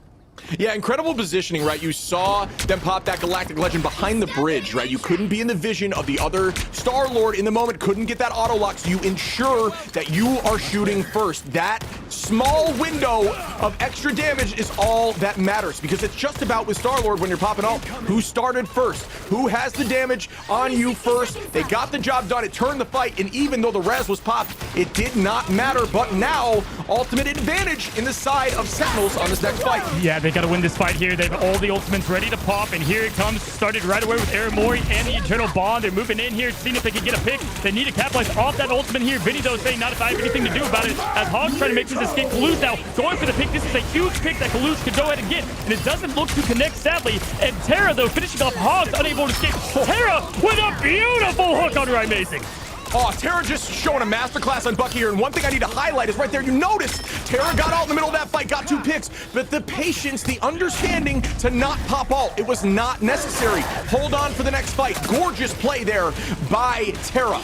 Yeah, the better you get as a player, the more you'll be patient with your ability cooldowns and ultimate cooldowns. And we're seeing that right in there. When to pop, when not. And my goodness, we're going to have one last touch, potentially, as Hawks is going to have to come in, try to dive the point, get something going. We do have a Amazing ult ready to go. Gomez going down immediately, though, to Terra. And that's going to stop all the firepower. This match is just about over. Yeah, I think we're going to start hearing again here shortly as the top of the sky. Delena going to take out Aramori. Numbers, obviously, the side of 100 Thieves as they are still holding this point. A beautiful play here. And we start launching the arm to Dangerous. Let me hear it again as they dive towards Warlock. One of the most terrifying things to hear when you pop with Warlock Ultimate is again. You know he's coming. Yeah, all the health is at half, ready to be swept up there. I mean, I gotta say, that comp worked really well for the Sentinels on the first point there, and then they matched it. They did well. 100 Thieves adjusted to the gameplay there. Delena really rising up to the occasion. Terra with the clutch absolute pulls there. That was just, a phenomenal performance by both teams, honestly. Because, again, getting that first point is not always the easiest thing. So we're going to see if the Sentinels can hold it down. Yeah, I mean, at this level of play, it's not... out of the realm of possibility to hold on point 2. It happens very frequently. I mean, that's a good push in my book for the side of the Sentinels, but I do think 100 Thieves got their footing. They looked really good in the last 3 or 4 fights. I think they're feeling good now. They're ready to retake that. I don't think there's any major changes in comp at all as they're just ready to go after. Look at these stat lines. 13 for Terra, 11 finals for Delena, and just a ton of damage block on both sides. Looking really good across the board. Wow, and look at Vinny. Can we just highlight that Venom play? 12,000 damage. I mean, I know there's some swap going on, but my gosh, just tremendous Venom play you're seeing there from the tank. TTK usually playing on Strange, 13-1 on Magneto. Definitely comfortable in the role there. Pretty good healing all across the board there from, honestly, both teams. But here we go. Not a lot has swapped up here. We're going to see some similar gameplay. Now, I do like the Adam Warlock, though, for the Resurrect on defense. Helps a little bit if mistakes happen. Yeah, I'm with you. Yeah, just with that team up again, it's just a ton of value, especially with an early fall. It allows you to play a little more aggressive, especially when you have that Star-Lord. Star-Lord going in there and spinning on top of the enemy, getting that Magneto bubble, just building all charge. Even if it's risky after the bubble pops, you've got a second and or third life. So you can play that way. Getting those ults as fast as possible and trying to draw out some strategist ultimates is just insane value as they are going to start pushing in onto the high ground here. Shield up for the Star-Lord. As we talked about, that's where priority is always going to be. Gomez just trying to build, already at 23%, and does get a pick on Delena. There will potentially be, nope, they do not have the res comp in the opposition, but still a great positioning here for Sentinels. Yeah, we're going to see a lot of Gomez v. Delena. Those are some of the big difference makers in this fight, at least right now, because of the comp that they're running. Now we have Gomez trying to get things going here, trying to get another elimination. Almost there. Does get Delena. Speck of health left. Almost makes the health pack, but not quite there, as Gomez was able to finish it off here. Now we're going to have Vinny trying to escape. It was low health as well, and they're going to reset here a little bit in this room. Yeah, I know. The thing I like to see here is it's just there's a ton of Rocket, right? They may not have the Guardians comp, but they do have that res with Rocket. They're trying to utilize that in these early fights. It kind of evens the odds a little bit in terms of the amount of numbers you got to pick in these fights in order to make it in your advantage. But here we go. I'm sure these comps are going to be up in terms of who they've taken out and what the res timer is. That's just something that these people at this level of play kind of understand as we press in. Kaluj got the Magneto all ready to dunk the meatball into the sky, but no connection yet. Kaluj going to take out Delena. Immediate res there from the Rocket like we talked about. Yeah, huge pick up Delena there. The res comes up immediately. Their ultimate's coming out. Nice response there from Ray Amazing with the Mantis ult to kind of slow everything down. They're feeling comfortable yet again. Trying to keep Kurover up. And nice help on the peel. Ray Amazing taking out Vinny that was trying to get down one of their other strategists. Delena now, though, coming back, trying to get Gomez. That does succeed. And now they're going to try to get the push happening once again, trading back and forth. Yeah, and there it is. Fear Magneto in the sky. Terra is going to be able to be totally fine. The pressure from TTK with the Fear Magneto drives them back into the garage. Gomez pops out, trying to find some value. No connection yet. Does have the bond out, so they're not taking a ton of damage as he drops Delena. Gomez trying to go on a heater here as he presses on the high ground. Wow, taking out the other Star-Lord right away was elite, but Terra says, not if I have anything to say about it. Huge play there from Terra, trying to counter the Gomez Star-Lord and getting anything crazy going off. Keep in mind, look at the ultimates. Still plenty in the tank for Kurova, but he's going to have to make sure he does get eliminated here as Balloons goes down, grenades to go down. They're going crazy, and there's going to be no res, nothing happening, because that point is sealed, ready to go. My goodness. Yeah, this Terra Bucky is a menace right now. Just so much value. The frontline push from the Vanguards allowing this space, allowing him to just go off, get these pulls, hit these headshots, and get the KOs. Just a ton of strong play here, but still roughly the same amount of time that Sentinels had on this push. Will they be able to do the same? Not many people owning this high side left building in terms of pressure. They're keeping it low and playing and building on the right. Something that I am surprised to see at this level, but obviously they know better than I that it may not be worth TTK with a nice pick on Hogs there. And here comes the res. Gonna dump on everyone as Hogs falls immediately. Yeah, they had to pop that early. They couldn't afford to lose that, but unfortunately, they're capitalizing it. 100 Thieves is able to push in, and this is going to be a massive finish here as they're trying to get any ultimates to keep everybody alive, but not before Kaluz does take down Terra, though. Delina, though, popping the ultimate. Rocket Raccoon able to keep everybody up. Res back. Delina just putting this game on their chest. Wow, even with the res, this is going to be a little too late. Delena, really well done there. The res from Rocket keeps the team the numbers even. Delena immediately going to take out 4, and just like that, the W is going to go to 100 Thieves. Delina wrote the playbook. I mean, what that Rocket does is allows Delina to be... Delina's an aggressive player. We have seen that, and we saw it right there that with the Rocket, we saw early picks of Delina happen on that second point, but it doesn't matter because he's able to come right back into the action and then make that immediate difference. You have Terra to kind of hold everything down. 100 Thieves, they bent a little bit. We finally saw a flesh wound, but it was not enough as they go 2-1, taking the series. Yeah, you got to look at the stat line here. Just look at these final hits on the duelist side of 100 Thieves. Terra and Delena, 16 and 19. 32k damage on Terra, an absolute monster on the Bucky, and you can't throw any shade to the 30k plus healing from SJP and Harvey. The space taken by Vinny and TTK, just a really good job from 100 Thieves. And really what I want to highlight is them capping that point. It happened so fast, I think some viewers maybe missed it. And what happened was Kurova had to play back. They had the res ready to go, and they couldn't be afford to get picked that early. And then once you had Gomez taking out Delina, well, Terra rised up and kind of removed that threat, and then the point was able to be got there. And that, I mean, that just snowballed extremely fast, obviously in 100 Thieves' favor there. That was elite play, though. And it was really cool to see these teams both go, and honestly, all gas, no brakes. That was fun. Yeah. Yeah, I mean, I think one of the counterplays, and this is always tough to have a discussion on because I think Adam Warlock is in a very strong state right now, especially with that soul bond into dive. It's very difficult to find a way around that. And what they did was they really hard targeted the Warlock. Kurova falling 10 times simply because, you know, the duelists on the opposition on 100 Thieves was just absolute monsters. Terra pulling in Kurova and any opportunity, like you're saying, every res, they just full rushed in and made something happen, throwing in that orb and just dealing damage to everyone who resed immediately. Yeah, and you know what? They constantly switch roles, right? And right, amazing. We just saw an incredible performance from him, and then he was playing Mantis this time around because of that comp and because of the way it played. And then we've seen the same with Super Gomez. So there's a lot of change happening all the time, and now that they're pros, it's not going to affect them all that much. But that's something interesting to kind of see as a viewer.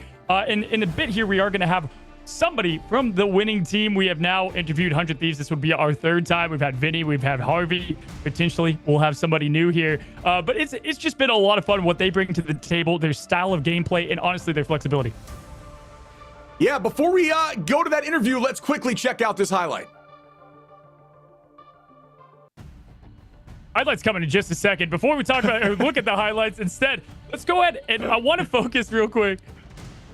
No highlights. No worries. Okay. You guys just saw the action. You don't need highlights. We don't need highlights. We saw it then there. Listen, what was fun to see, though, is that they did get access to the Guardians comp. And honestly, I didn't think we were going to see that in this tournament.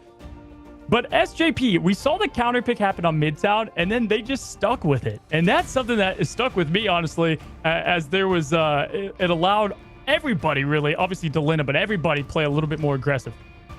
Yeah, I mean, I'm surprised they let it through too, but, you know, they weren't scared of it, right? It seems like they practiced against that comp a lot. They knew how to tackle it We saw Terra, tearing up the enemy, right? Terra and Delena popping off. I mean, the team just understood what to do into that composition. They were not able to get a ton of value. You see just a ton of, eliminations on the side of 100 Thieves, but just the, 10 falls on the support line, 8, 10 again on the Mantis. It just seemed like they really just stuck to hard pressure when there's triple support, making sure that they have a composition that can play off of something like Bucky, right? A pull and ensuring you get that pick early is all that matters. You need to have somebody fall. You can't just be dealing a ton of damage because it's going to get negated with triple support. Yeah, listen, hey, we have them. Probably these two teams are going to see each other again next week, right? Yeah. Next weekend. And so at least now that they can look at this footage, kind of see what happened there, because we've seen actually different lineups each and every time. Every time they face each other, we've seen them bring something different to the board. But guys, we've got our interview winner here. Welcome. It was Afrasy, now known as Terra. Say what's up. Here we go. Hello. Terra, how you doing today, buddy? Good to see you. I'm doing good. How are you guys? Good, bud.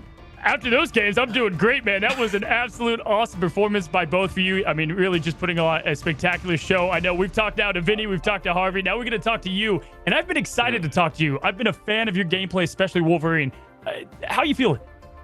I'm feeling fantastic. I'm a little sad that we were trolling a little bit at second map and we had to drop a map. Like we were the undefeated team of like 4-0. Now it's sadly 6-1, but some things happen. You always just got to keep forward.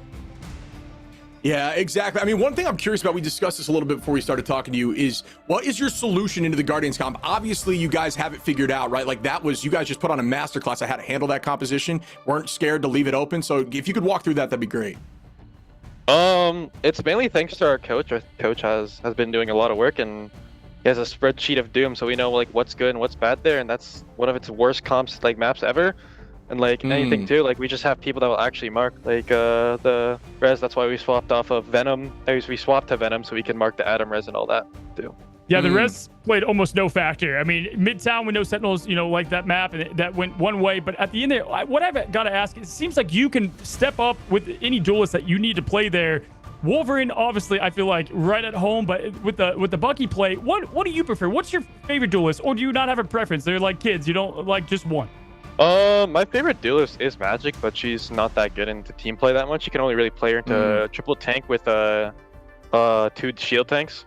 It sucks if there's a Groot there, but that's probably my favorite duelist. Yeah, I mean, I have one question for you that I need to know too, just because I've been watching you since the MRC. When it comes to Wolverine Ultimates, I honestly think you are like 10 for 10 out of, at least from what I've seen. What's the secret to ensuring you get value out of every single Wolverine ult? Just knowing when to ult. Like sometimes you literally just sit there, and even like literally just throwing your life on the line just to solo ult the support and just negate that support ult or get a support out of the game immediately, and then you just beat ass on tank. I love it, man. Listen, you guys had almost a flawless performance here in the first round. How do you take that? I believe is the boot camp, I believe, still going on, right? You guys all together for one more week and you're going into next weekend. How do you take away, kind of what happened in this first stage of the MRI? What are you going to do to practice going into next weekend as obviously right now the one on top? Just continue practicing. No time to waste and all that. You just mainly want to scrim the best team, and the best team in the game right now is either us or VP. We just continue to scrim them. That's awesome. I love that, man. I love that. And in general, just it's been fun to see you guys put on a show. Is there anything that surprised you from what they brought on Midtown? I mean, we saw Psylocke come out, the Rocky Raccoon. Obviously, some of the saves were interesting, but anything surprised you guys as a team? I'm just surprised they didn't run out on triple tank. That's all, because that's like the triple tank map. They always just play it 24/7 on that.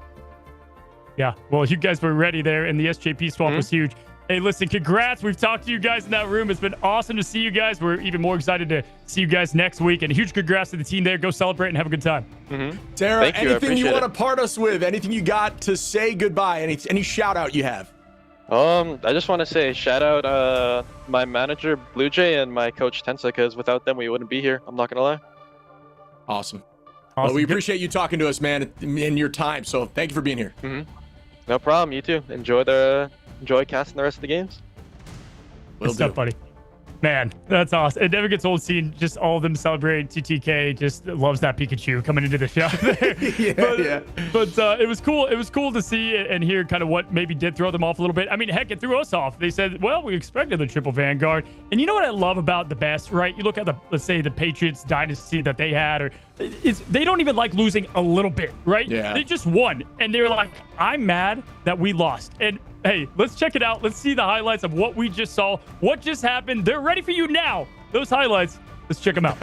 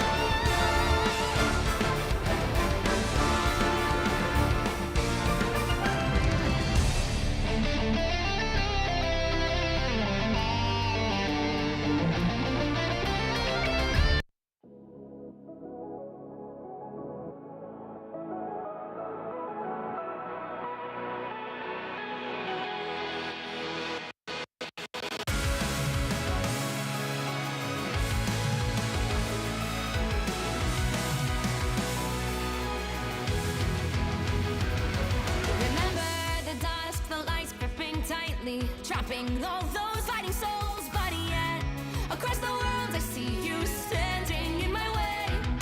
And remember the time, the place we used to fight like the sun and moon. And I wonder if ever there was a time that we were friends. The night has fallen, shadows looming, and yes, that time has come for me to seek you out. We are set now for our last reunion. Break the chains, find your way, come fight me. Do you remember who you really are? Show me that you are still the only one for me. I'll be waiting for you. Blink and open your eyes, raising up your fists and smashing through time walls. Before the rift splinters again, we are rebels till the end. Rise and open your mind, hold on to your powers. No one can stop us. We are rivals till the end of time. We will flash, no matter where. We will fight, reaching across time and space. 'Cause you are my destiny to the end.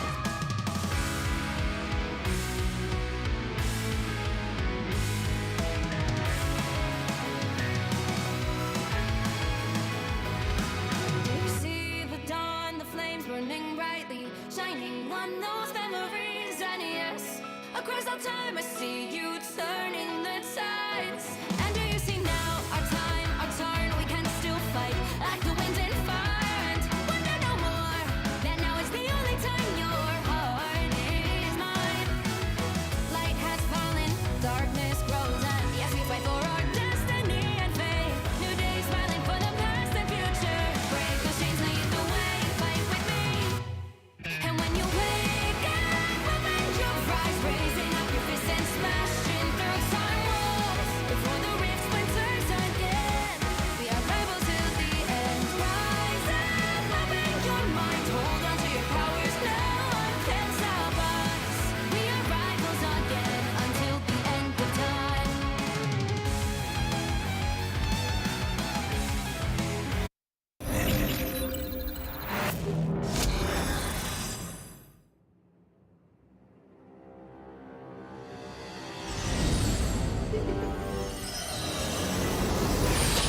You have been sheltered by the light for far too long.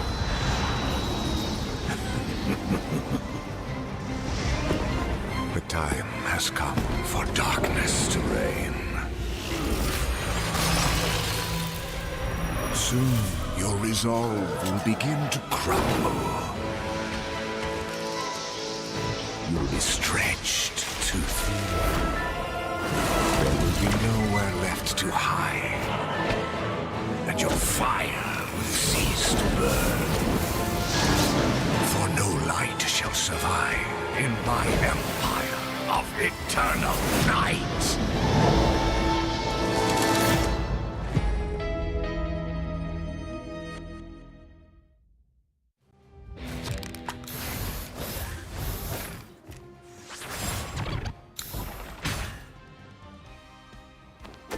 I'm hulking out!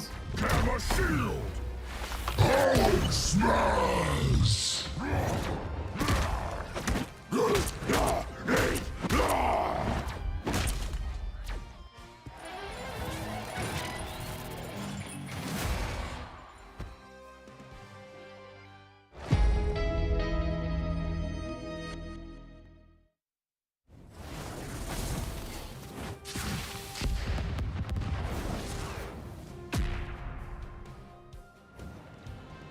Dodge this! Supernova!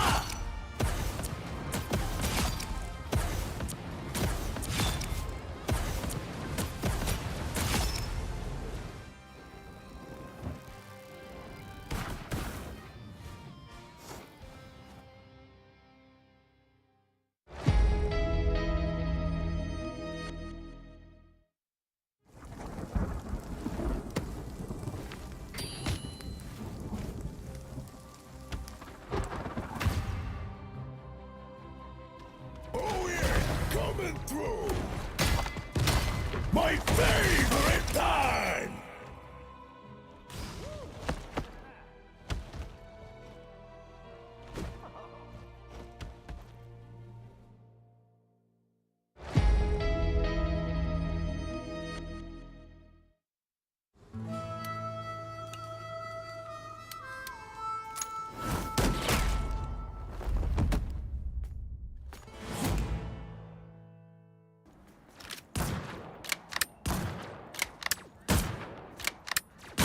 Plasma burst!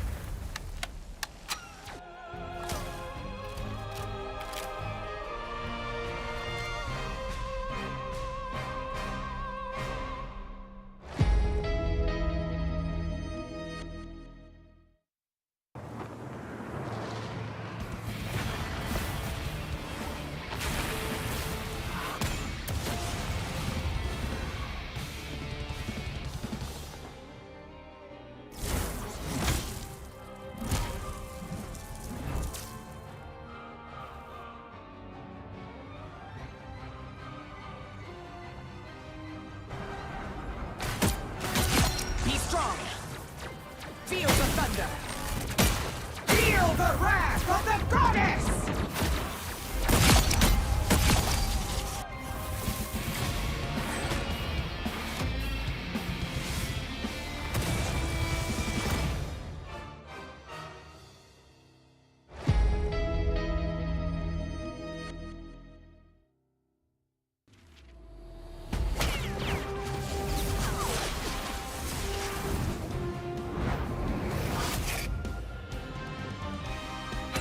Just embrace the light!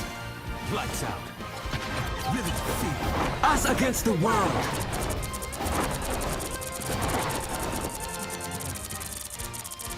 It's my turn to shine!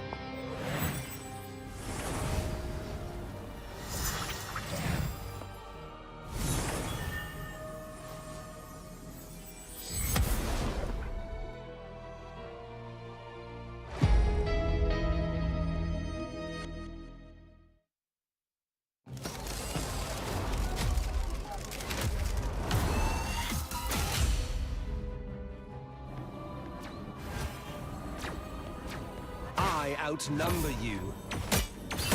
I still need you. Your powers are mine!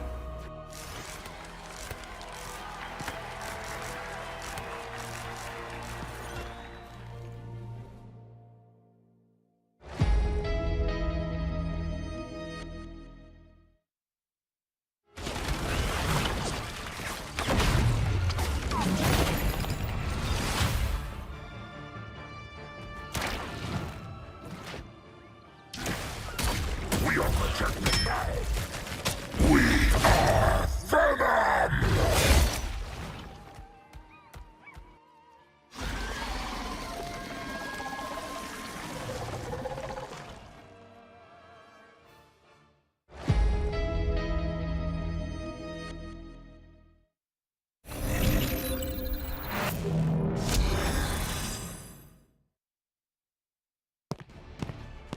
Double the failure.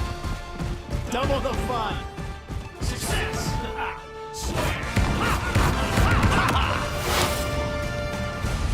Watch out, turret's armed.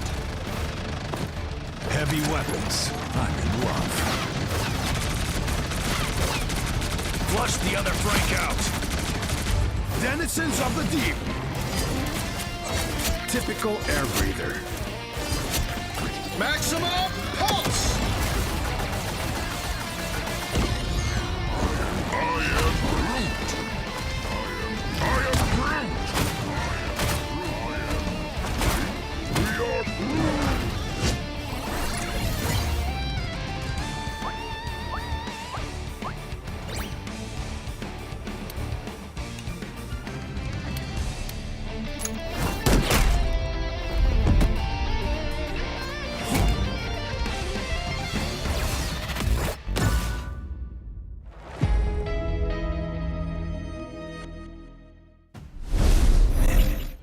Welcome back, everyone. We heard it there from Tara. Winners love winning, but they hate losing even more as 100 Thieves take that W 2-1. What are the people saying, Cozy? You know what's fun is to look how they celebrate. I was looking over on Twitter, X, whatever you want to call it, and the players, man, first of all, 100 Thieves saying, I didn't know they could shoot back. I'm impressed. Okay, hold on now. And obviously, you know, they were pumped. Sentinels was pumped about getting that win there, but ultimately falling short. And this is what I love, is that there's already this, they're rivals, and you gotta love that. That's obviously from other games. Coming into this game, though, it's beautiful. The same thing. We're seeing that happen here, and there's a lot of buzz going on at the moment. We got another really exciting match coming up here with SDX, SHROUD-X versus FlyQuest. This is a very similar in terms of win-loss team. We've got SHROUD-X is 3-2 in terms of rounds because they did have that extra round, but it did net them another win. They are 1-1 as a whole, and FlyQuest 2-2 dead even, 50-50 with rounds and 1-1 as a whole in terms of their win-loss. So this should be a really fun match as well. Yeah, pretty interesting, right? Because I think people put FlyQuest definitely above SHROUD-X prior to yesterday, but then each team showed the opposite result. We saw SHROUD-X really shine yesterday, and they have a lot of momentum, whereas FlyQuest had not exactly the games they wanted to have, right? So this is going to be a true test to where each, team is going to stand, and I think SHROUD-X, we both picked them 2-1 for the upset, carrying that momentum from yesterday. Listen, these guys are relaxed. They're just having a good time, group of friends, and we're going to see it all right now. We're headed into the pick and ban. It's SHROUD-X, SDX versus Fly. Yeah, looks like our first map here, we will see very shortly, is going to be a convoy map. I'm curious as to the picks in bans that we will have, but yep, immediately going to get rid of Namor. Namor off the field, potentially a little bit of a target there from the side of Fly, but we will, oh, and there goes Hela, which I know on both sides, they do like to run Hela. I know Energy and Doomed, both Hela players, but yeah, no, I'm curious to see what the locks do. Yep. Wow. Vision losing that Namor. Vision loves Namor. Not going to get the Namor. I think they're hoping to hold on to the Bucky, though, so they're not mad about that. The Loki save, though, is definitely interesting, and that's going to change probably some of the strategy that they had prepped up and ready here, as Fly's looking on what they want to go with. And when it comes to Shroud, we saw Nuck play Loki a lot. I think Nuck wants to stay. The Nuckster wants to stay with Loki. Adam Warlock save, though, coming from Fly. Yeah, we did get to speak with Nuck, and he was cracking me up, man. Very confident. You love to see it. He was just having a good time. I've always been a fan of teams that are just enjoying it, right? When you're enjoying it with your team, you typically play better. Experience that in every type of sport, including esports. And they are going to get rid of that Luna, which has been our highest, obviously, ban rate. We had that discussion earlier, Cozy, and just pretty much a classic banning situation at this point. Wow, look at these bans. Very interesting bans here. We did not see anybody play Mantis on FlyQuest, so that is a, shutting down, obviously, the counter pick to the Adam Warlock save. So they were trying to cook up something there. And we've got a couple strategists out, Luna gone with an addition to Namor, which is going to be something crazy. And listen, with Fly getting rid of Luna, that's going to slow down. Fidel does like to play Luna, but Cloak and Dagger is kind of their flex. But we see Invisible Woman this time around, potentially. Yeah, just as soon as I said, the bans are looking pretty normal, an immediate Mantis, but you're right, it's just to get rid of that Guardians team up. Wow, we are seeing the Rocket selection a lot more than we ever have. Again, back on Midtown, these teams really like this map, and I love playing this map. I do think it's a little more attack-sided, but teams at this level understand this map in a level that we clearly do not, and they know how to shut it down. We've seen a stop on point 1 twice so far in this tournament. Yeah, SHROUD-X is looking to correct mistakes from yesterday. SHROUD-X actually got stopped here on point 1 from the Sentinels. And we just saw Sentinels. This is their map, right? So not a big surprise there, but they're looking to correct it. They are on defense first. Doomed not on Winter Soldier, something that I honestly was expecting to see. Doom instead going to be on Wolverine to help counter against Spark Chief, who's known to be playing Groot a lot this tournament. Vision taking that Bucky Barnes role that they need, and Window not on Strange, but on Magneto. Yeah, Impunity going to be switching over to the Thing here. It's going to be difficult into this Groot, right? You got to play safe. You got to have your eyes up on the second floor. You can use your dash, which has a range of 20 meters. We talked about this before. That dash to the teammate gives them 30 and yourself 30% damage reduction, 20-meter range. But you can use the movement abilities of your teammates to extend that range a little bit if they're using their dash while you connect with them in the flying pattern, and the tackle up with the rocket jump into the corner, and down goes Spark. A really well done play there by SHROUD-X. Yeah, that's why Doom, their DPS god over there, wanted to get on Wolverine to get rid of that group right away. And listen, the strategists have to focus on keeping Impunity up. Thing takes a lot of damage early. Huge early pick there, though, to make things a little bit more comfortable. After we get the hook, pull, and turn, but passive is popped, and no light did survive. Yeah, I mean, that was awesome. The rocket combination, we've seen that plenty of times with the extra jump. I'm not sure it even was. I guess he just went directly up into the sky, managed to get the pull, and there's another return, flipping around 180 degrees onto the second floor, but no pick. We do immediately get about that invis boundary, and yes, it's going to be returned on both teams. Buying time right now. Cooper on the Loki, going to make sure he makes that copy happen, and it is going to be a Wolverine battle with no connection in terms of the first KO. Yeah, both Lokis providing that invisible barrier. Both of the invisible women have theirs ready to go. There's the first one from Fidel. We're going to see the other one from Zealous here. Yep, another match. But then Vision does get the secure kill on Spark Chief. That happened twice now. Massive as they're keeping each other up. But we do have Magneto coming down. Will Gaston get the pick? No, survive. There is survival happening. No one is stalled, but Windows turned forward the dunk. And again, we do have the finish there as Nux gets light on Wolverine. Yeah, you'd be surprised. Vision lived with 50 HP after that Magneto ultimate to the side of him. But no, great pick there by Nuck to clean it up. It's going to buy them a little bit more time here on the side of SHROUD-X, as they are going to be able to reset, because FlyQuest's going to have to drop back, get their group together. But you see light on the high ground, almost with that Wolverine ulti, as we are armed and dangerous. But there is nobody on. Yes, Vision going to take out Gasklin. Going to get returned directly back as Energy takes out 3, soon to be 4, and an absolute tear. Trying to make a power play, going for 5, and Invis is going to escape, but not for long with the chase down. And that is a great play by FlyQuest. Wow, yeah, Vision was trying to take a page out of Doom's book that we saw him play Winter Soldier, but nope, Energy just putting it right back to him with the Kraken impact to counter, and that was massive. Wow, was not expecting that many, and then that's where Loki can suffer, right? Those clones, that's just ammo for the Kraken impact, making it very easy. Another huge pick from Energy, shutting down Window early. I think they're gonna have to change up here, so they're gonna probably get this first point. That's a massive thing to lose early here. Yeah, Energy's feeling himself right now. That is a 6th streak in a row, and he's looking nowhere but up at this point. There goes the invis boundary on both sides, trying to stall just a little bit, get their footing. Clobbering time is out. Does it find value? Not just yet. The teleport's up to force the team back. Window gonna put his team back on the point. Will they be able to hold? No, Vision with a nice pick. Fidel as well as Gasklin falls, and it looks like this one, might go in the favor. Actually, not well done there by SHROUD-X to hold this. Wow, Fidel, hello. Beautiful Invisible Woman play there, getting a much-needed pick, and they were able to keep things at bay, even with the early pick from Energy that was playing lights out here. Vision now being able to reset. We almost have another Kraken impact ready to go. We do see that Energy has theirs ready to go, and it comes out right now. Vision responding. It's the opposite of what we just saw. Gaston going for the dome. Oh, beauty! It's a beauty! That was gorgeous to watch. A great strangling prison to fall up with a bunch of damage from multiple ultimates. The meatball to the dome as FlyQuest is going to take point 1.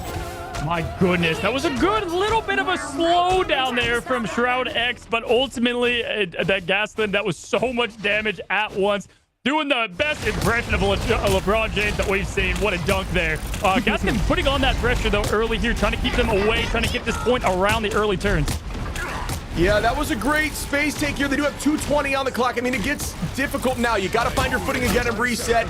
FlyQuest showing that they still got what it takes. They may have had a little bit of a struggle on yesterday's games, but today is a new day, and it all is about who shows up on the new days. There is going to be a passive pop there on the side of Light, but it does not matter. Light sitting on that Wolverine ultimate last stand. Let's see if he gets value. Yeah, nothing changed out yet as far as what teams are playing, and they're going in here as we do have the invisible barrier popping up there from Nuck, and Fidel still has theirs available, but not before. Wow, Nuck with the melee kill there on Spark Chief, and yet another barrier popping up Boundary. And Gasman gets pulled right back in the thing. Gonna find some value. Impunity gonna take out Cooper. Gasman falls on the side of SHROUD-X. Again from Vision. Nice pick there. And they do have that space back. Throwing him back towards the spawn door. Doing plenty of good defensive holds here. They're slowing them down. Yes, when there is a lot of momentum going for Fly, they're able to push that thing. But right now, I'm impressed with SHROUD-X and the defense and what they're able to do to respond. And I gotta say, Fidel playing great right now with some of the plays I've been seeing from him. Yeah, a lot of actual value in terms of just final hits, right? We've been seeing a few on the feed here on the KO feed, and here we go. Impunity with the ultimate clobbering time. Does knock a few out, but not enough. Into the sky window goes, looking for something. The crystals do get popped out of the sky. Goes light. What a stop. He couldn't slam it down because of the Loki Lantern, but instead finds value with light in the sky. That was a beautiful window. I don't think we've seen that yet in the tournament. It was close a few times, but not there. And well done in the return. The crystals go out, shows you how strong those are. Into Magneto, just buying time. You don't want to be too quick with it. Clobbering time is out. Do they get value? It is now a thing v thing. Down goes Impunity from Light, getting a little bit of revenge for his last pick on himself. Energy now trying to take some space. Does have this ultimate ready and does get a pick prior. Able to survive that, and this was big from Fly, able to set things up with clobbering time there. They're able to collapse here, trying to pick up some of the kills. Nuck is just trying to survive at this point. We do have a shield up though from Fidel to kind of stall things a little bit, but wow, not gonna be enough as Cooper and Spark Chief taking him down, able to push. Now, keep in mind, 12 seconds, a lot of room to go.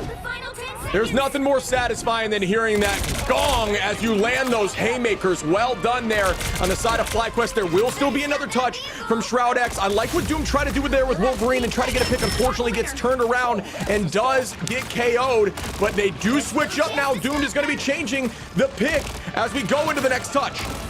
And here we go. This is going to be hopefully what they're hoping is to stall this point and win it outright here without them tapping it. Light now popping the legendary, trying to get something, but obviously we've got the counter there, and we're going to see if Energy can get a pull that's going to be needed. But no, he goes with the Crack and Impact instead. Crack and Impact going down, going with again because the Loki clone goes again into Spark Chief, getting the Doom Seal, and this is looking like it's going to go to Fly unless something happens here. Wow, just absolute mayhem as they slam again and again, and here comes the haymaker, just gonging. The backliners are shoved in, and down goes another as window falls. Spark Chief with another pick, and they are at this point going to slowly stagger until they gain this point.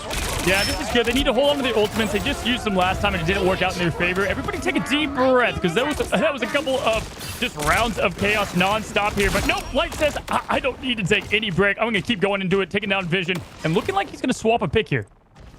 Yeah, I do like the change up. You're right. Back to the Wolverine. They do see on the opposition now. They have that Groot. Let's make him change off Groot with the Wolverine pick. Impunity. Got to get ready for this. Does have ultimate up with that Strangling Prison. They need some value now. A minute on the clock. At most 2 fights before the Stagger Fest. And here we go. Yeah, because the other points took a little long. There's not as much time to cap it up here. But we've got ourselves the Armed and Dangerous coming down. Vision trying to get more of this Crack and Impact to make an impact. Is looking for that other elimination. He does have a one ready to go online. Going down right as we speak. Doom trying to get some value on the strategist. Popping the legendary. Trying to take down Cooper. Barely gets Cooper, but takes them down. That's going to slow things down massively. 33 seconds left. A lot is taken on the line here. Yeah, that was tough. I mean, Fidel didn't launch out that ult, and I believe Nuck was trying to get in there. Somebody get taken out early here. Oh, here comes the stop, but not enough from the Wolverine. Not able to get any value. Does throw Impunity up in the sky. Nice turn there as Impunity takes out Gasplin. Numbers down on the side of SHROUD-X. They take out Light, holding this third point with 12 seconds on the clock. There needs to be a touch before 3 seconds for the OT to pop up. Will they be able to get there? Wow, Impunity barely exceeded that Wolverine ult. That was massive and a huge difference there. Light unable to connect. Fidel taking out Spark Chief. This is an impressive hold from SHROUD-X. Gaston go, trying to get something going, taking out Fidel, but nope. Impunity saying, no, this is it. This is where you're going to stop here. This is the last pick for Widow, taking down Light. A little bit of a hold here, though. Gaston is trying their best to kind of get this thing rolling by themselves, but Nuck helps out, gets it ready to go, and they're trying to stall things out, but it is not going to look to be successful. With the spawn close, it's not close enough, and bam, huge defense from SHROUD-X. Yeah, I gotta love the touch there. Gotta show some love to Energy, who did use that ultimate to get to the point with literally 1 second on the clock. Allowed the strange teleport to come in, which would not have made it in time. Goes to show you how smart these players are. Knew his window, knew his angle, got to the angle, dunked on the point, and tried to make something happen, although it didn't. That was worth the shot, right? I'd take a 2% chance at success than a 0% chance. I'll tell you that much. And it was well played, but it was on the third point. I want SHROUD-X to perform here. I want to push it towards third just for the excitement's sake, so we have to see what happens here on the defense for Fly. Honestly, I'm very impressed with not only both teams, but also just that defensive hold there. I mean, SHROUD-X, I would lean right now towards giving them just the all-around advantage in the team fights. But the ultimate usage has been interesting from both teams on who's popping what and when. Kraken Impact's almost happening simultaneously each and every fight up to this point. And looking at the team comps here, will we get a little bit of a change up? Do I see a Penny Parker? Am I imagining this? Are we going to see a Penny here? That'd be definitely fun. Yeah, it would be a ton of fun to watch. I'm not sure if it'll happen. I mean, Penny, nowadays, a lot of people, you know, as you're climbing ladder, when you're in those lower ranks, Penny's considered anti-dive, right? But at the top level, Penny's really off-angle shutdown. You find an off-angle path that you may see a DPS trying to head to, and you own that. Near a health pack, you dance around there, and you annoy and upset teams with that mini stun. You can be incredibly impactful with Penny, but we'll see. Yeah, and listen, Fly likes to brag that they are flexible and they like to bring things that we don't see. We saw the Venom and Spider-Man earlier. They're bringing out the Penny now. So Penny players, you guys can rejoice. You're seeing some representation here at the top level. And here we go. Zealous trying to put on some aggression early as the fight's going right to the point. Zealous taking out window to start things off. That's a massive pick into impunity. Wow, shutting them down early. What do we say? Holding that off angle, a weird position with the mines. Very difficult to take that without sacrificing a ton of resources and a ton of heals. And that's what Penny's bank off of. Just be annoying, be a force, and make sure you distract. Throw another eye. You have to have eyes on you while you just deal damage, you poke, and you own that zone. And I'd like to see what I was seeing, but light does fall there. Yeah, that's the thing about Penny. She can obviously get eliminated pretty quickly here, but they are playing aggressive. My goodness. And I think they're trying to adjust to SHROUD-X a little bit to obviously seeing this Penny that they probably were not expecting here. But pushing early and aggressive. Here we go. We've got Vision now on that Winter Soldier we saw from last time. Getting the pick on Spark Chief, who's been falling a bit early in these team fights. And that's a huge advantage. Is now Penny making the way back. And Groot, though, is also limited here. Yeah, and I hate to break the hearts of the Penny mains, but immediately light switches off after that first KO, and there we go as SHROUD-X is starting to make some plays. Zealous falls, and they are owning this space now. This could be massive for them in terms of getting to this first point with this amount of time on the clock. Just allows them to gain ults, because when you have this kind of space, when you take these points early, the play from then on, oh, they are going to teleport in, I believe. Gasman making the teleport play on the right side. We will watch this right now before we continue with what we're talking about, and they are trying to find this Groot early, but it does get turned around on when they pop those invisible boundaries. Yeah, we have a lot of spares. Ult still ready to go, but Doom getting gassed in mid-air. Doom, are you kidding me? Beautiful. He's now attacking full passive rate, full damage, ramped up, ready to go. Kidnapping Fly Energy, getting rid of them into battle, and here comes the legendary coming from Light. Did swap from Penny Parker, has the ultimate, trying to get some value out of it, but it might be too little too late as the Loki beautiful lanterns there, trying to keep things going. It's about neck and neck here, and we're both out of ultimates for the team. They've both been popped. Yeah, min-maxing those crystals, right? Didn't pop them too early, waited till they saw a little bit of damage, bought them enough time to the crystals to completely shut down that ultimate. Light gonna take out Doom, Nuck falls to Energy, Window tries to turn it on Light, but Fidel falls to Energy. Vision, it's back and forth. Will they be able to make this happen? The next pick is gonna be super important as they are trying to drive this forward. This is exactly what happened yesterday for SHROUD-X, but they're able to get impunity. This is where they got stopped from the Sentinels yesterday. Will history repeat itself? And the script is going to be flipped. Impunity can get a huge finish here on the Invisible Woman. Does take him down, but Energy and Cooper straight with that, and Light as well. This is the exact same thing we saw. They were one, I said, Ant-Man size away from the point yesterday, and it's the same today. 2 meters left, but they have a minute left to make the difference, but my gosh, it was that close yet again.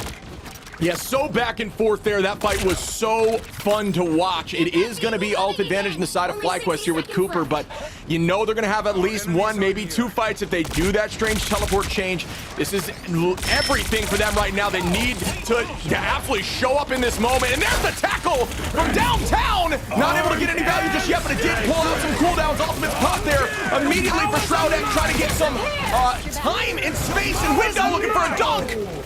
Gaston with a massive, wow, Window again. Kobe, what in the absolute beautiful stop from Gaston on the Bucky ultimate, but it doesn't matter because SHROUD-X did not let history repeat itself. They were going to get this first point, and nobody was going to stop them. But my goodness, that was a beautiful play from Window. I can make a montage on those at this point. Oh my. For the folks at home, Invis used the invisible double jump into the sky. Window connects with her in the air while invisible.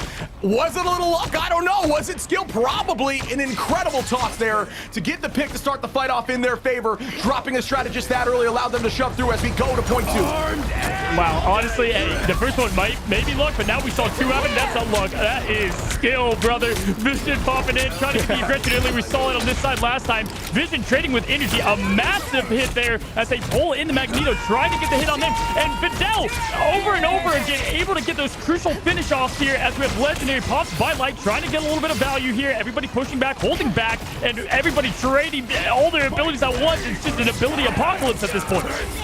Bucky, you're resetting off the clones there for the side of SHROUD-X. Will they get a pick? Here comes Energy. Energy playing a really strong game right now. Back and forth, but nobody falling as I say that. Fidel goes down early pick as Energy gets 2, and they're going to keep this train rolling. Force the team to reset with 1:40 on the clock.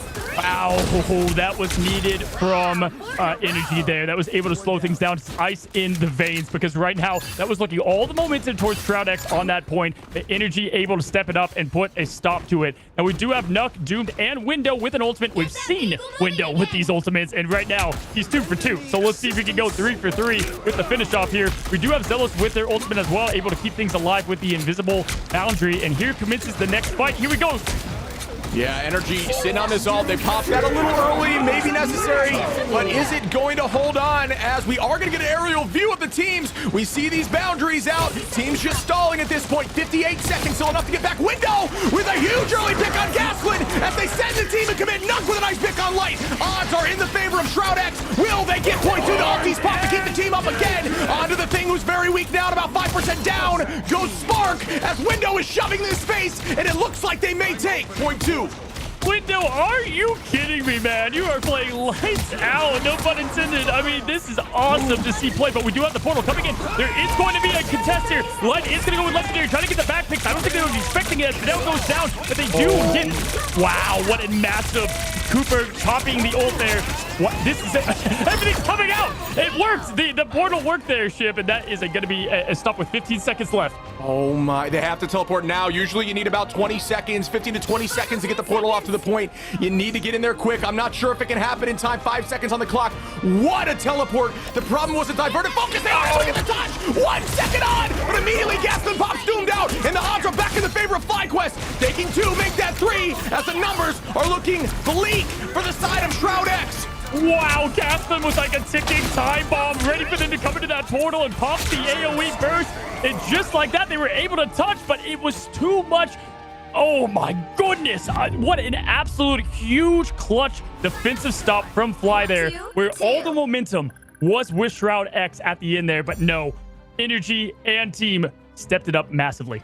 Wow, I cannot think of a more clutch, strange teleport that we've seen in this tournament. I mean, it diverted. The problem there, Window had that space, right? Saw people in front, was looking to own it. The teleport came behind, but the problem was they took eyes off of that space that was just gained. They were able to walk right through, so not everybody even needed to use the teleport. It was more so just a distraction, and nobody fell on the side of Fly, allowing SHROUD-X, unfortunately, to just kind of be all over the place with their focus. I mean, the script was flipped. We were just talking about Window and just the insane plays that was happening, and then, yeah, pushing forward there made a big difference. I mean, it was so close to being capped, and that's the story of that map for SHROUD-X. I mean, they're just always right close to that point.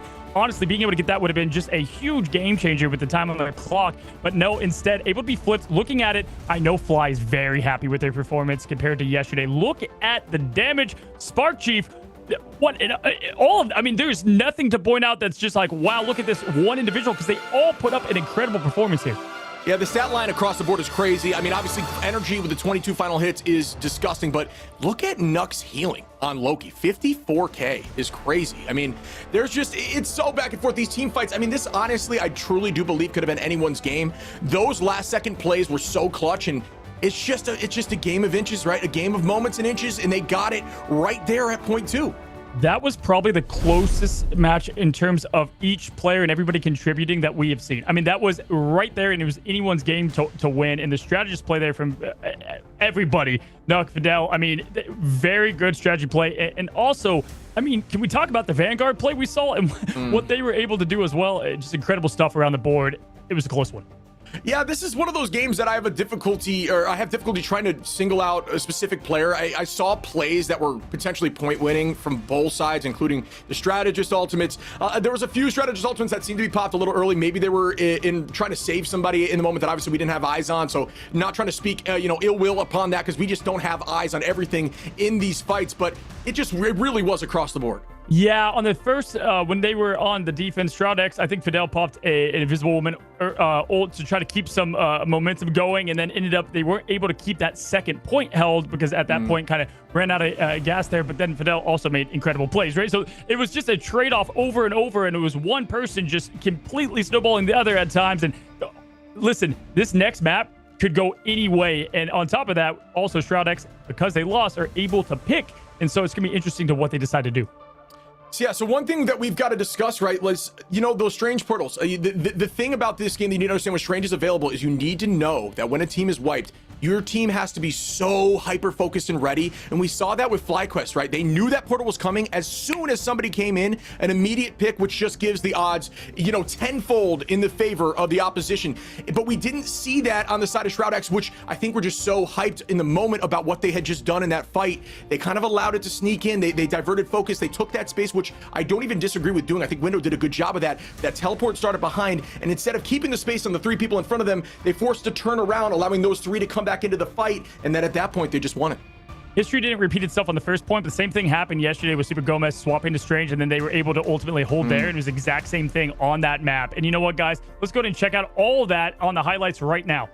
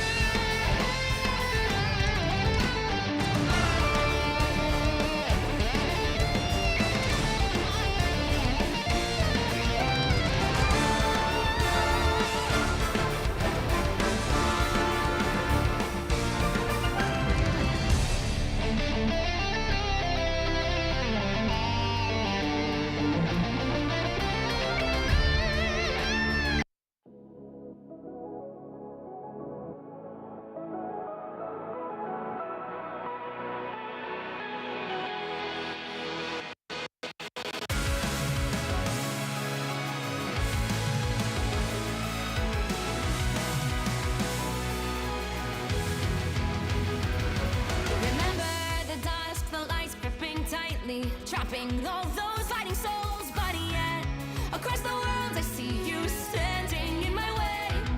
And remember the time, the place we used to fight, like the sun and moon, and I wonder if ever there was a time that we were friends. The night has fallen, shadows looming, and yes, that time has come for me to seek you out. We are set now for our last reunion. Break the chains, find your way, come fight me.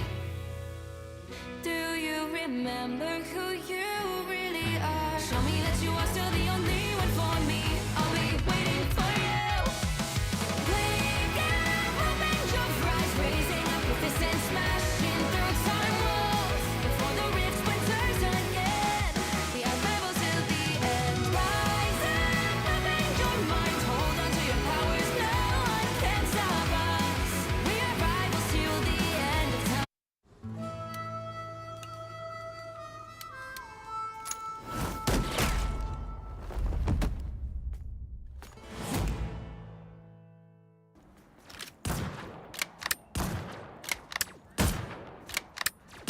Plasma burst!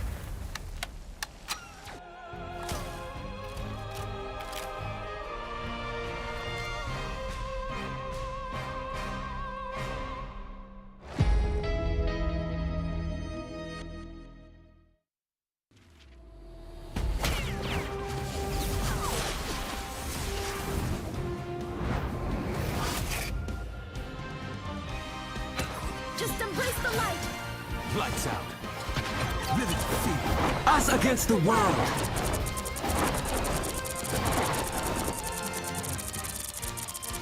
It's my turn to shine.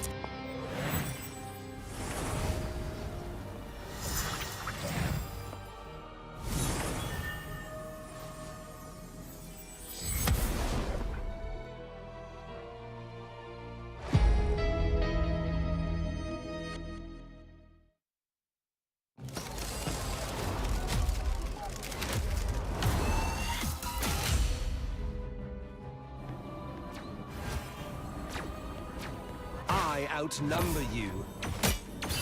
I still need you. Your powers are mine!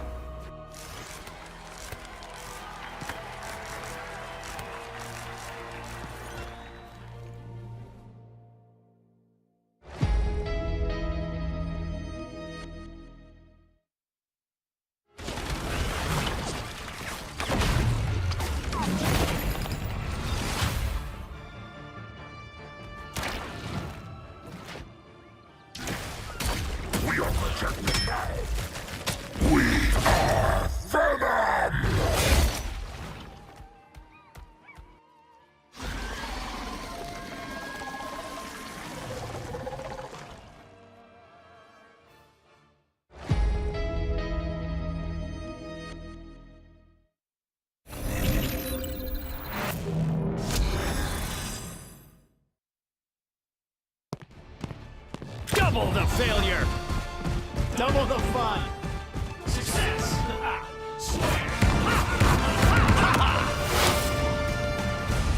Watch out! Turret's armed! Heavy weapons. I'm in love. Flush the other flank out! Denizens of the deep! Typical air breather. Maximum pulse! I am Groot! I am Groot! We are Groot!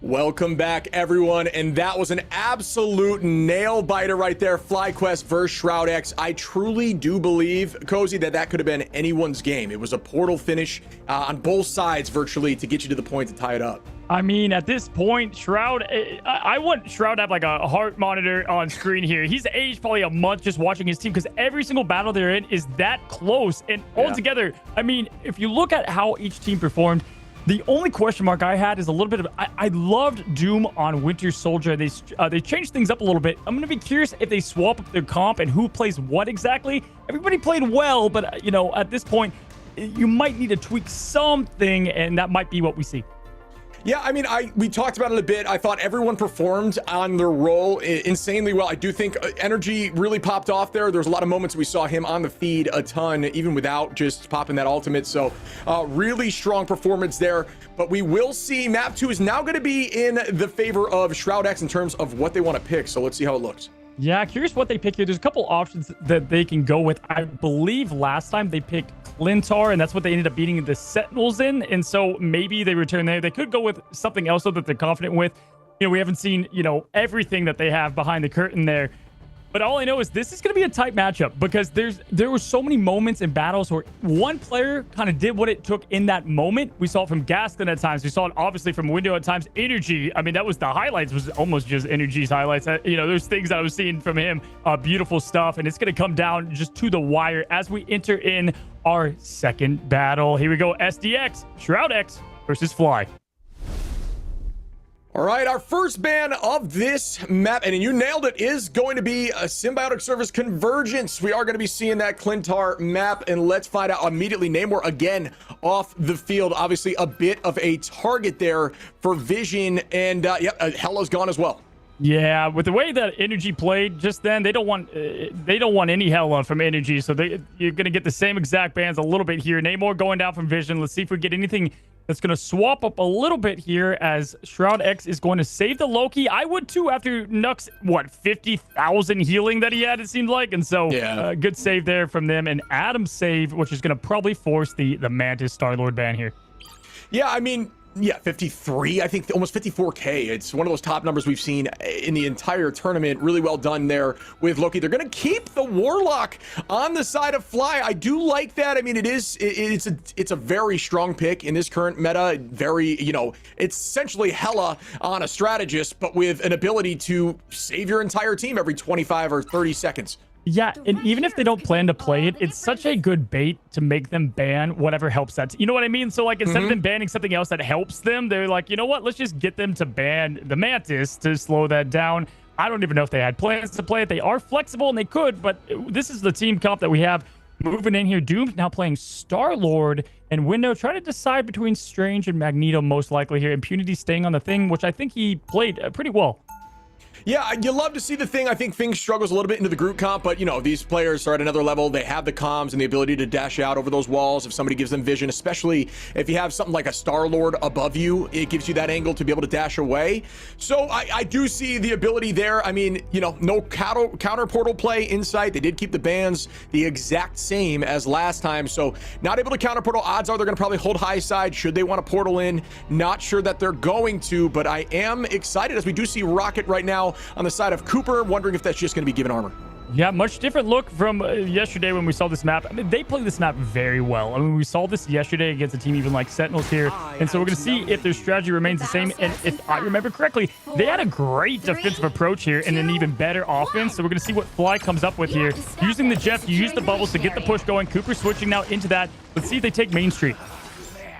Yeah, right down the lane they go. No portal play initially. They'll save that for when they need it, but you can actually portal initially and then return. You'll have enough time to get the portal back for the end, but, you know, team's not electing to do that because it doesn't do much besides buy them a little bit of height, and when there's a Loki on the opposition, it's difficult to win those early trades. They are going to be running it themselves for Cooper as well, but outside of that, not too much change in the team comps. Virtually exactly what we saw last time, but it truly was anyone's game. As we dive into the first fight, Light gonna get picked early there. Well done by Doom. Doomed is awake, and he is ready to make up from the last match here. Window was taking a lot of damage, too. Doom had to get that pick there, or things were going to go from bad to worse. Window getting healed up. Doom getting a clutch pick here, trying to stay behind them a bit and get that on-top damage. Yeah, and we're just seeing a ton of... Right now, it's just about that ult game. They're just trying to put a bunch of damage out, get ready for these real fights that matter. That utilization of these cooldowns are being called out in comms. Loki Crystal being down buys him about 30 seconds or so. Gaslin gonna fall there from Doomed. Well done on the space here. Fly really owning this right now. But there is going to be some ultimates popped. Are they gonna be able to hold on? The bubble was just used. Gaskin playing much better than yesterday, but here goes Window. We saw him connect multiple times. Can he get another connection there? And it looks like there is no elimination from the Meteor M. Gaskin having to back up a little bit here as we do have the shield going up from the SHROUD-X here from No. Yeah, I mean, so here's the deal. I do like how right there, SHROUD-X really stayed calm. They backed off. They reset as a team. They didn't let Group wall them off. As Vision gets into the sky, Doom's gonna take out Energy. Vision gets 2. Will he make it 3? The ults get popped to try to buy some more time. Great pressure here by SHROUD-X, but no. Vision is gonna fall. Light getting 2. Spark gonna take out Window. The numbers now heading back in Fly's favor.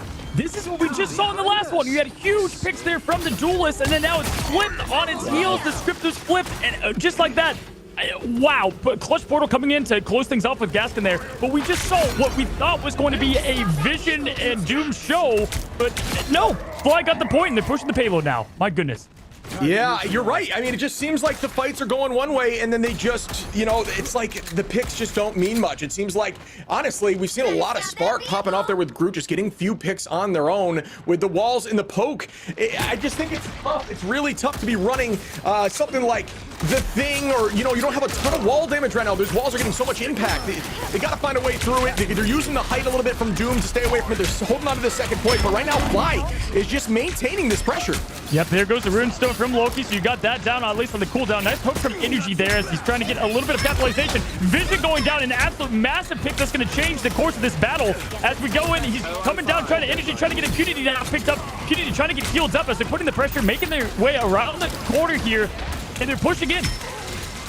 Yeah, I mean, maintaining this kind of pressure on point two is scary. Window falls there. Energy doing a good job. They're really playing off this momentum. You got to reset as a team. Cooper going to take out Doomed as well. Numbers once again. Fly going to get 4, and they are owning this as they're going to immediately take point two. Will the teleport touch happen? Looks like the team doesn't want to make the switch because they are holding on to ultimates. Wow. And listen here, SHROUD-X, they were in this position yesterday, and they were able to hold this last point. Very hard to do, but I think they can get the job done if they just lock in, change things up.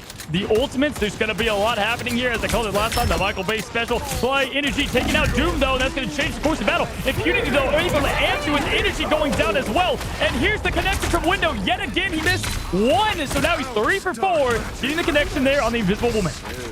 Yeah, it's like a magnet to Invisible Woman's dome as she just keeps falling. Well done there again by Window. Good patience. And they are still holding exactly where they did last time. But now you got to look at that ult charge on the side of Fly. Sitting on 4 ultimates. They did switch light over to a Wolverine. Wolverine going to be going after strictly Impunity. You can expect a ton of scratches on to that tree. That tree is in trouble as they're looking for off angles now. Yeah, same approach they had as last time. And here we go. We've got Impunity throwing up the I Am Groot, trying to get capitalization on it. Gaston has Agamotto ready to go as well. Here it goes, though. Energy popping down the Kraken, and it was a little too late as we do have Nuck throwing up the invisible boundary. It's just Energy going off here with the Kraken impact. They're going to get steamrolled until the end. And now this is exactly where they were yesterday, but there's 3 minutes on the clock. This is going to be really tough for the team here. Yeah, so just to break that down a little bit, Impunity was on the Groot. Unfortunately, got the ultimate, the strangling prison stuffed by a shield. Did not get a ton of value there, and immediately following up, Gasland launched the Eye of Agamotto and then into that energy. Used that opening to pop ultimate, get a few picks, and it gave them a ton of space. Did have to use 3 here, as now here we go. SHROUD-X does have ult advantage, trying to make something happen. Light does have that window, does have that Wolverine last stand. Not able to make something happen yet. As I'm saying that, Impunity falls from energy. Energy really popping off here. Yeah, and here comes Doom trying to get something rolling there. Doom does get the pick on the Invisible Woman. Vision following up with the Kraken impact. Take down Light now. Energy going down. And again, we've seen this before. Shrouds and the Duelists getting it down. SHROUD-X and Vision. Doomed. Doing their ultimates and just cleaning up shop. They needed that. There's 2 minutes on the clock. They're going to have to do that a couple more times, though. Yeah, I mean, obviously right now on both sides, struggling to get alt charge. Window should have one shortly to try to counteract one of the strategists, but it is a dangerous position to be in right now when Spark is holding on to that strangling prison. That is a team wipe ability in the right hands. Things could be a little dicey here for SHROUD-X. Let's see how it shakes out. Yeah, Nuck does have the lanterns to throw down, so you have that and building up the ult, so should be able to right there. He's got to get the lanterns down. He's got to protect the team here, and he does get it down just in time. Goes into the Invisible Woman boundary, trying to get that up for the extra safety there. Is hanging on to it, not using it quite yet, making sure he has 8 seconds left to pop this up. Gonna get it down now as we do need the healing there on the Star-Lord, and here we go. The fight is being pushed over to Fly.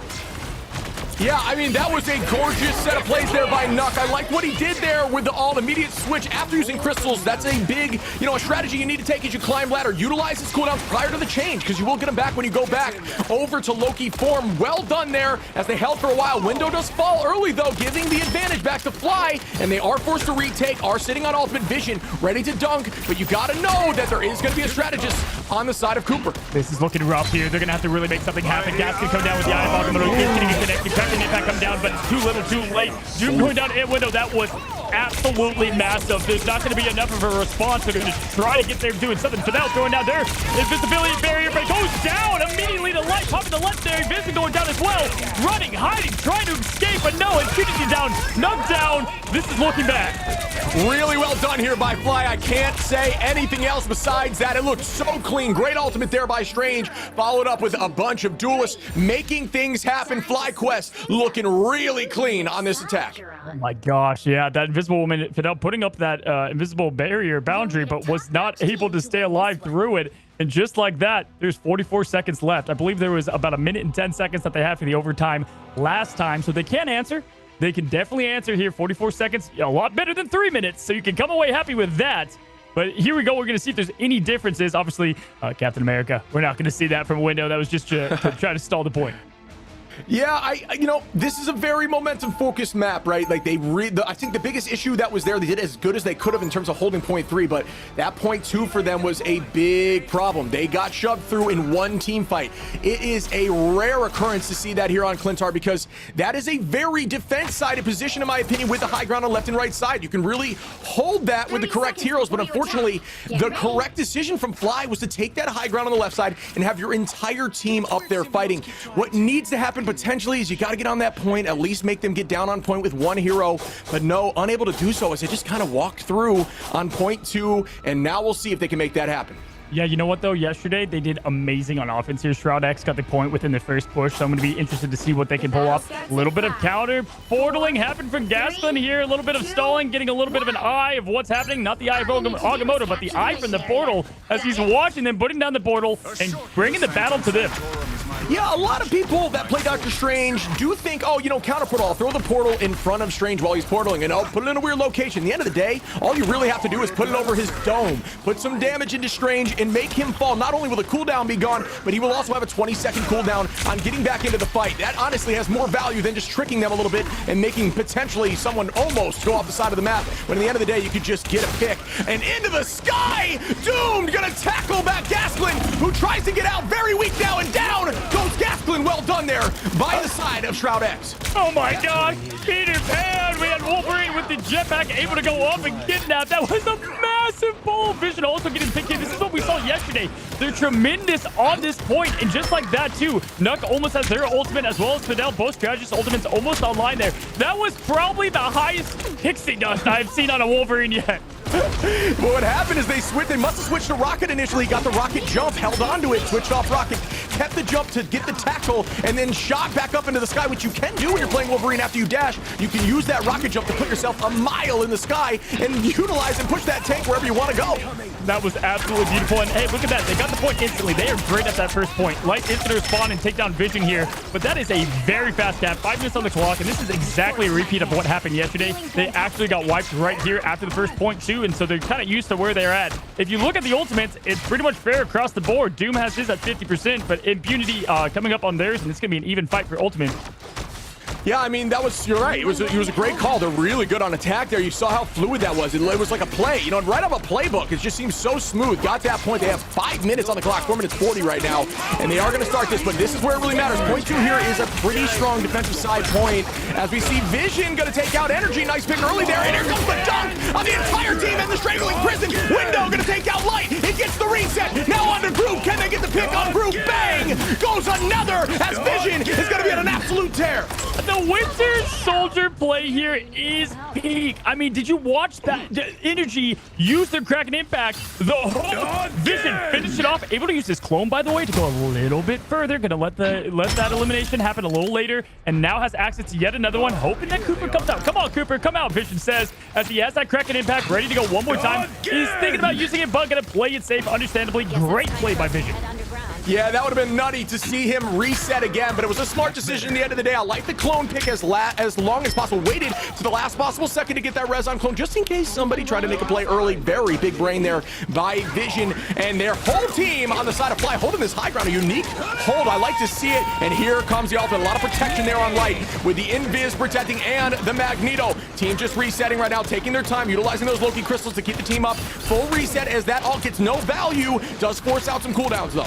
And they only used the crystal there to keep everybody up, which was absolutely huge. Now using the invisible boundary here to get things staying alive, but that was great usage of Loki's abilities. Vision dodging Meteor M, would have died through the boundary, but not today. And this is looking great for SHROUD-X. They're able to keep up the momentum here. We also have access to, this is a beautiful fight standpoint from SHROUD-X's side. Yeah, I liked what you called there. Great call there from Vision. Great movement away, and here comes the Strangling Prison. Are they going to get more value as they're dealing some damage? Doom goes down on the side of SHROUD-X. Spark gets a pick. Nuck is going to copy the Armed and Dangerous and takes out Light. Is there going to be more value? Cooper going to take out Fidel. The Winter Soldier in that moment. I can't believe that. I think at that moment they thought maybe they could snowball and stop it because the pick already happened. But wow, I'm surprised that the strategist ult didn't pop a little bit sooner there to try to keep something alive. But 2 minutes on the clock, still plenty of time to make something happen. But a lot of ultimates used at that moment. Yeah, it was an aggressive decision, right? Like, you know, Bucky's ult is insanely impactful at this stage of the game. And, you know, we thought we were going to see something crazy there. I like the idea. Is it a little risky? Absolutely. But, you know, people at this level of play understand when the opportunity arrives. It just unfortunately did not work out for them. Yeah, risk is reward. Gas like getting a huge pick on Doom window. This is just gonna be a full reset. I mean, that is an absolute full stop from really going into the favor here of Fly because they're able to get the ultimates build up. You know, SHROUD-X did have the advantage there going into the next fight. Now things slowed down by another 30 seconds, which is massive. Yeah, I mean, the amount of space they're able to get from that secondary pick right now, they can hold the door. But the thing they're worrying about right now, and the reason they're dropping back is they could have immediately Strange Portal switch and try to get a cheeky backside grab, forcing them to look backwards. But no, it was just a really smart decision here by Fly. They knew that was potential, so they dropped back, which is something you may not see as you're climbing ladder, right? That decision-making process through the brain, knowing that there was an opportunity for that to happen, allowed them to force back, take the high ground, and Fly's retaking the fight exactly where they won the fight last fight. Yeah, both strategists' ults are pretty much neck and neck. Oh my gosh, Fear Im's going up at the same time. Who's going to get the most out of it? Gasklin is absolutely going to win that trade as they just completely wipe out SHROUD-X with a huge video him. Wow, that was nutty. I mean, I can't believe the amount of value from these Meteor M's, the meatball from the heavens getting dunked have been so insane. Great ultimate there by Gasklin as we are seeing them hold this entirety of the second point like we talked about. Very, you know, it has that defensive side, and there's that teleport onto the backside. Exactly what we were thinking could happen after the last fight. They are holding right now as they start to try to get to the point, get that thing back towards the direction of point 3, and the team just playing a little bit more safe here as they think this could be their last fight. Yeah, and only one strategist ult available for each. They each use one in the last fight here. Light just though absolutely going crazy. We do have the Groot ult going in. Unity going. Light popping there is able to counter. Going into Doom, trying to keep things up. But the healing is keeping them alive, and they're not going to get anything out of this Light ult, which is massive. No, I lied because Vision just goes down. I'm surprised that happened. I believe Invis was still up. Unfortunately, must have peeked it at the last moment or had a little bit of extra damage from someone as Doom gets Doom gets a return, so the numbers are even. Excuse me. Loki on the high side is going to be very difficult to take out. Loki has struggles when it comes to hitting flyers. It is projectile, not hit scan, and they are ulting as it's back and forth. The ult from Energy is going to start the train. Will they keep it moving? Yes, Doom goes down. Energy looking for 2. Make that 3 as Energy is looking to shut this down now and end the game. 2-0 Fly. That is the swan song for SHROUD-X and really the great play that they had. But Energy finding the perfect time to use that Kraken impact. You had the nest of Loki. There was a whole family of Lokis up there to farm that Kraken impact. And honestly, a beautiful defense there at the end, ending this thing early with a 2-0 ultimately.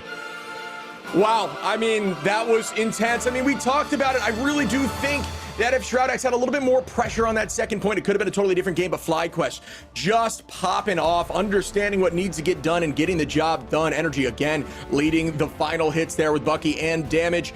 And it just was so back and forth. Really well done by the Vanguards. Look at the stat lines over there on Fly. Spark Chief 34-4, 30-4 on Gasklin. Really well done. And oh my goodness, Cooper with zero takedowns. There's no KOs on Cooper at all. Well done. There's a million ways to survive as a Loki, but to survive against not only just a Bucky Barnes, a Winter Soldier, but Vision playing that is impressive. Let me tell you. Hey, listen, they had a lot of confidence going into today. They told me they are coming out with a win, Fly said, and we saw it there. I mean, great play. Light, fantastic play there. Energy making a name for themselves on every single situation we saw. It was the 2 duelists on each team rising up, stepping up to the occasion. That was insane. And that was the map that they picked. SHROUD-X loves Clintar, but that just did not end up working out in their favor.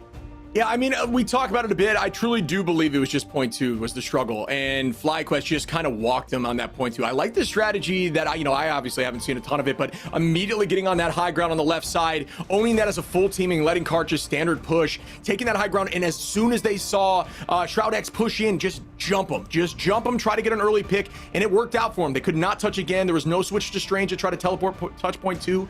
Maybe that could have changed things, but the difficult decision was it would have got rid of those ultimates that they were holding on to. So it was just such a tough mental game for him there too.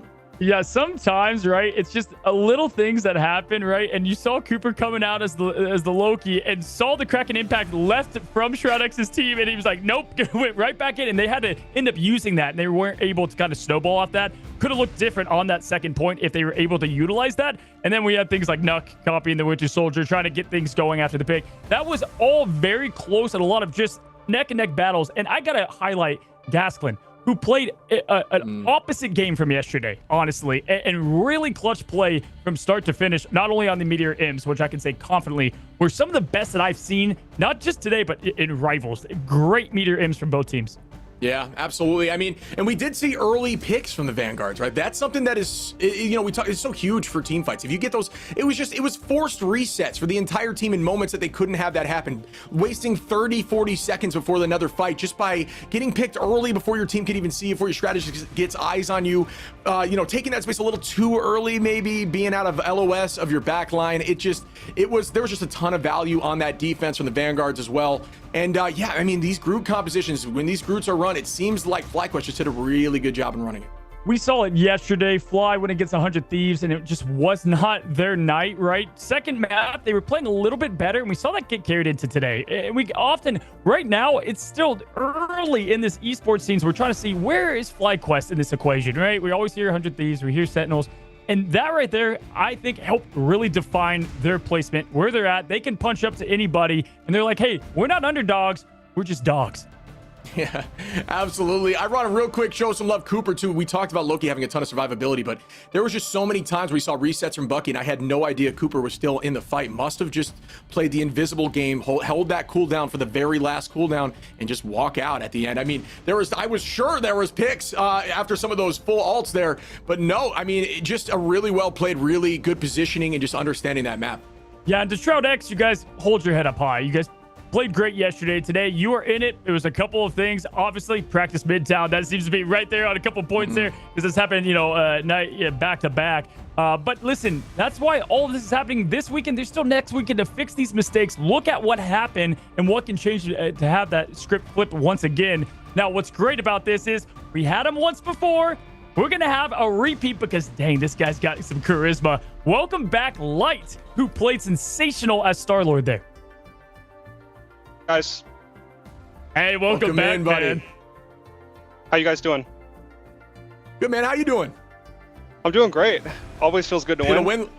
Yeah, I mean, you looked great out there. Those ultimates getting value, even through Invis, I saw a few times. You got to give me a breakdown here. What's those situations looking like? You guys seem so confident on the attack, on the point two, holding that high ground, and then just pouncing when they made their play in. Is that something you guys have pulled? Is that something that's very common for you on that map? Yeah, so we were really, really locked in for this official. We knew that this mattered a lot for our seeding. And Spark Chief just did like a really, really good job of ult tracking, as he always does. And so he just called that he's going to shatter the Groot the moment he comes out, because we knew that the Groot was their win condition. And that was the only ult that they had. So we all just called to burn him the moment he came into the TP. So hey, up top, Spark. Absolute respect, man. And listen, I'm excited to talk to you again. I've got to ask, after yesterday, and I know you guys wish that there was more out there yesterday, how do you reset, right? How do you reset and go into today? You've been here before. We've talked about this. But, after 100 Thieves yesterday, going in and showing this performance has got to be awesome for you. Just want to hear it. Yeah, no, we feel much better. Like, we sat down and there was just miscommunication about the first map in our draft, and that happens. It's okay. The second map was much, much closer, and I think the guys and myself are still feeling really, really confident going into the MR next week when the actual matches start. I think we have the opportunity and the skill and the potential to beat everybody, and we're really confident in ourselves going forward. So yeah, and it seems like you guys are open to switching comps up. You don't need, like, some teams feel like they have like a niche. You mentioned this a little bit. You're open to whatever, right? That dive, that poke, that brawl as a team. Parker. Yeah, we even saw Penny. That's what I was going to bring up. I was going to bring that up. Just say, like, the idea of Penny, an early pick, that was awesome. Is that something you run on Midtown a ton, or what was the deal with that?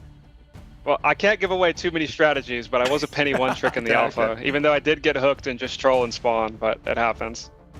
I was like, this man's playing Spider-Man. He's like, okay, if I can't play Spider-Man, I'm playing a little Piggy Parker, something with the webs there. Love to see that, man, definitely. And it looked like all of you guys were just lined up and ready to go. You know, listen, Star-Lord is what I've seen you play a lot of there. When it comes to what they brought to the table, was there anything that surprised you? I think we were surprised how they played Sentinels yesterday, but for you guys, was there anything that surprised you? Well, I was surprised that they didn't group mirror us. Like, we thought going into it was just going to be a Bucky Wolf group mirror the entire game, but they opted to play the Thing, and I don't know if anybody noticed during the spectator, but I was literally just sitting in spawn, just playing Overwatch 2 with impunities. Just if he goes Groot, I go Wolf. If he goes Thing, I go Star-Lord, and we just played that game the entire series because that's just how it works. So, but yeah, I'm feeling really good. I think we got them downloaded. For sure. I was going to say, I did see the swap from you. I mean, it's just tough with the Wolf when you have Wolf out in group mirror. I mean, besides, just out of curiosity's sake, for the people at home, obviously Wolverine disgusting in a group, scratching post. I see that you guys, I see more Bucky and Rocket combinations. As somebody climbing ladder, I see Punisher in a group, right, to help burn the walls. But is it just the Bucky and then Wolverine? Is that what you guys play? Yeah. Yeah, so with Rocket's team up, we just call it Z. So with if you're playing Bucky Punisher or Rocket Punisher, it's a really good counter to the group because you can break the walls really fast. But Wolverine is just like really, really strong. So most of the time, if you're going to pick a Wolverine counter, you're going to pick if you're going to pick a group counter, you're going to pick Wolverine. And also there are other problems that are coming when you're playing Rocket Punisher. Like Punisher is really, really vulnerable. He doesn't get shields when he uses abilities like Bucky. He doesn't have the pick potential. His ult is worse. Loki's really strong, so that makes Bucky naturally strong because his ult can reset off the clones, as you guys see a lot in matches. So there's a bunch of reasons, but yeah, basically Wolverine is just a little bit better. Yeah, the casting cam was perfectly on you whenever you were walking back to spawn each time. We're like, oh, there goes Light. He's about to switch back over there. And we love seeing that from this side. Listen, I said for you guys that you're not underdogs, all right? You're just dogs. You guys have what it takes to win this whole thing. And this is a great way to go into next weekend, kind of ride this high and get ready to reload, man. And we're just happy for you. Thank you, guys. I really appreciate it. Yeah, it's been a pleasure to watch, Light. Thank you so much for being here with us, man, and taking the time to talk to us. Obviously really well versed in doing this kind of stuff. You seem great up here, so appreciate you dropping in. Yeah, thank you guys. Before I go, I just want to say thanks to FlyQuest to giving us the opportunity to compete. And I think it's really, really cool that we've got this community together so early in the game, and everybody's watching these matches and the co-streamers and everything. Like all the boys just sit in Discord for 6 hours after our matches and just watch the co-streams, and everybody's hanging out. It's great. So thank you guys. Awesome. Oh man, you're calling me impressed, man. I love just the humbleness there and what you guys are bringing to the table. We're excited to watch you here next weekend. Yep. Thank you guys. Have a great day. All right, man. All right, man. That's our second time we got to hear from Light, and yeah, my goodness, that guy, he is on it on camera, and I love to see it, man. And you are trained. Yeah, right. And just seeing how he breaks down the match and giving us a little bit of a closer look into it. Absolutely. I mean, yeah, that was a ton of fun to watch. We talked about how insane these games could be today. It really, at least that first map felt like it could go any way. That map seemed really in the favor of FlyQuest. They kind of just had control, especially on attack, right? Really driving that point through. And it was just, it's just that team vibe. You got that energy, that momentum, and they just kept going. Yeah, listen, the whole thing, we had a treat of just 2 matches here, and that's going to go into next weekend. And I got to say, hey, that was so fun casting with you, my man. We had a lot of fun over here. We hope you guys had a lot of fun. Again, we've got all these teams going again next weekend, but we got 2 more matches today, and they're coming up in a second after the highlights from that last match.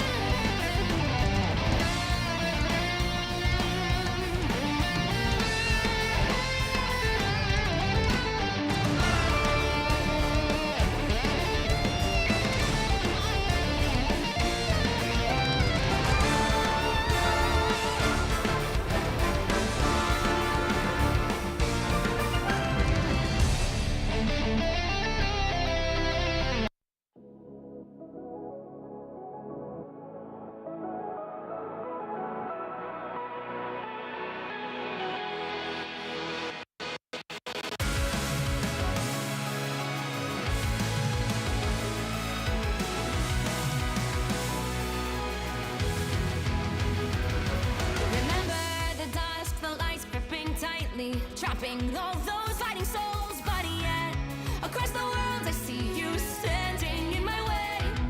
And remember the time, the place we used to fight, like the sun and moon. And I wonder if ever there was a time that we were friends. The night has fallen, shadows looming, and yes, that time has come for me to seek you out. We are set now for our last reunion. Break the chains, find your way, come find me. Do you remember who you really are? Show me that you are still the only one for me. I'll be waiting for you. Wake up, open your eyes, raising up your fist and smashing through time walls. Before the rift splinters again, we are rebels till the end. Rise up, open your mind, hold on to your powers. No one can stop us. We are rivals till the end of time. We will clash, no matter where. We will fight, reaching across time and space. 'Cause you are my destiny to the end.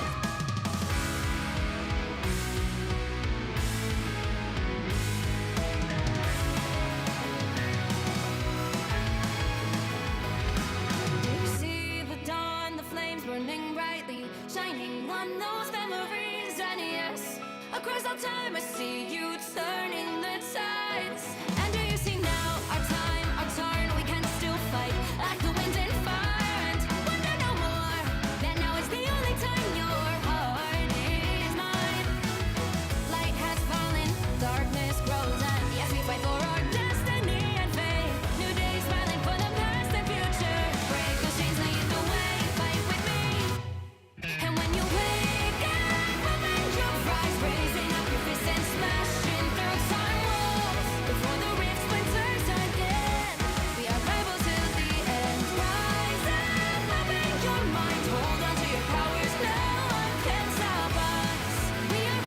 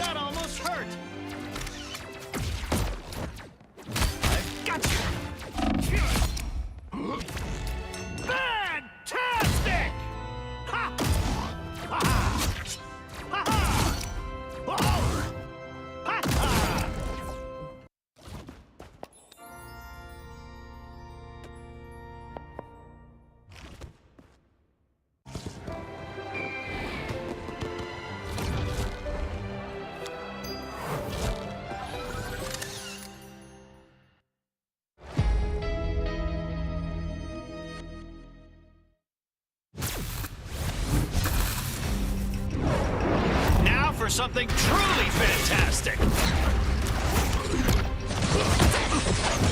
That was simple. I've got you. Double the failure. Maximum. Let me return the favor.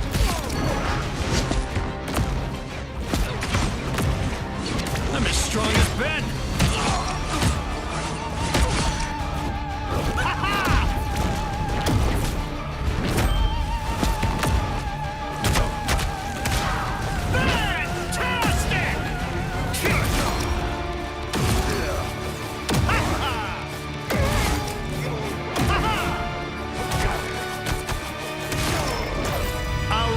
Success.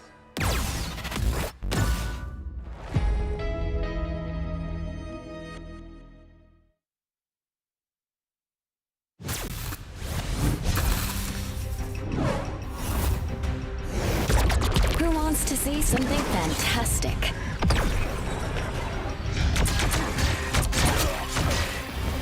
Next. Force burst! They'll never see me coming. Clear the way! You have no clue how long I've wanted to do that, Namor.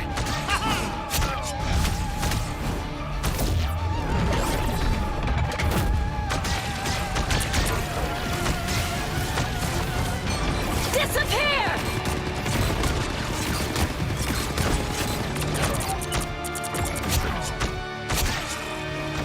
A clear winner.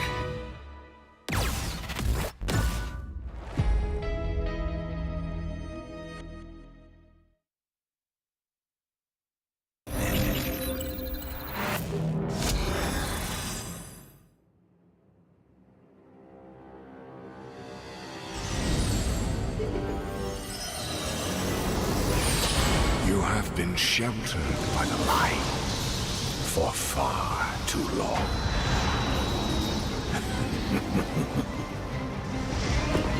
The time has come for darkness to reign. Soon your resolve will begin to crumble. You'll be stretched too thin. There will be nowhere left to hide, and your fire will cease to burn. For no light shall survive in my empire of eternal night.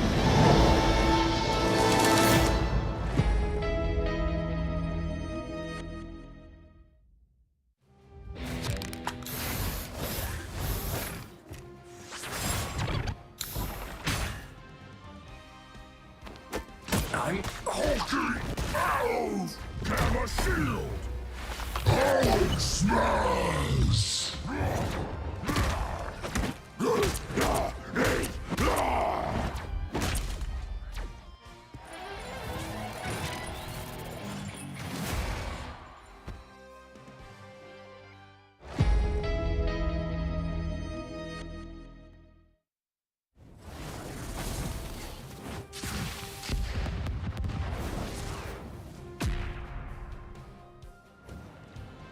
Dodge this! Supernova!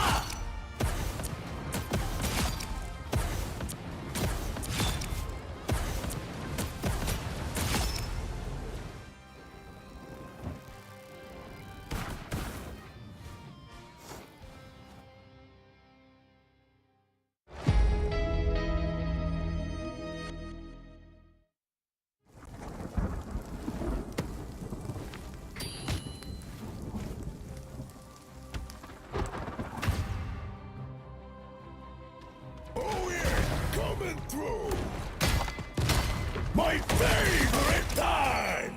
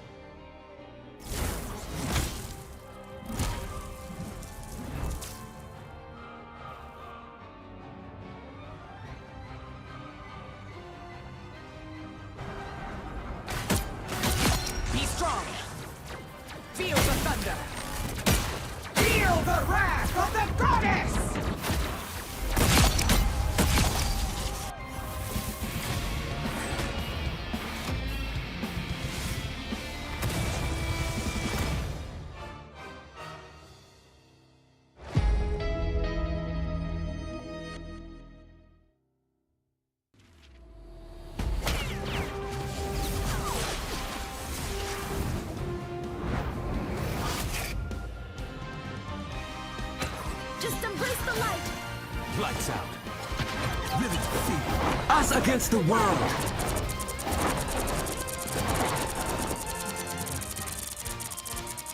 My turn to shine.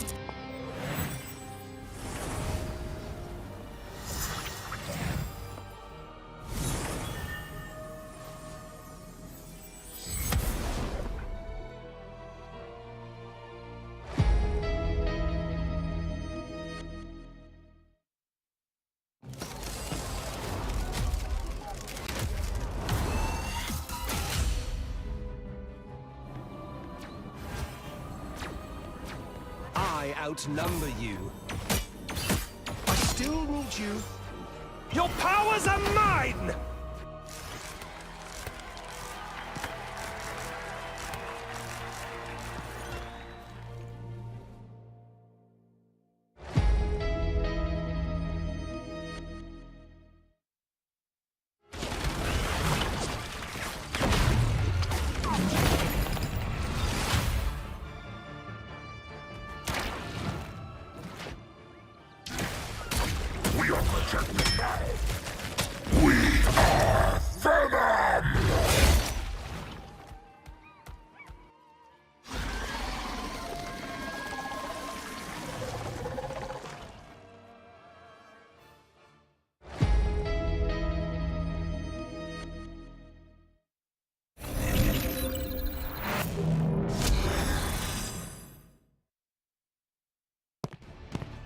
Double the failure.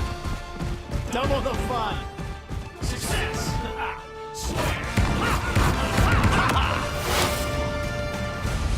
Watch out, turret's armed. Heavy weapons. I'm in love. Flush the other flank out. Denizens of the deep. Typical air breather. Maximum pulse!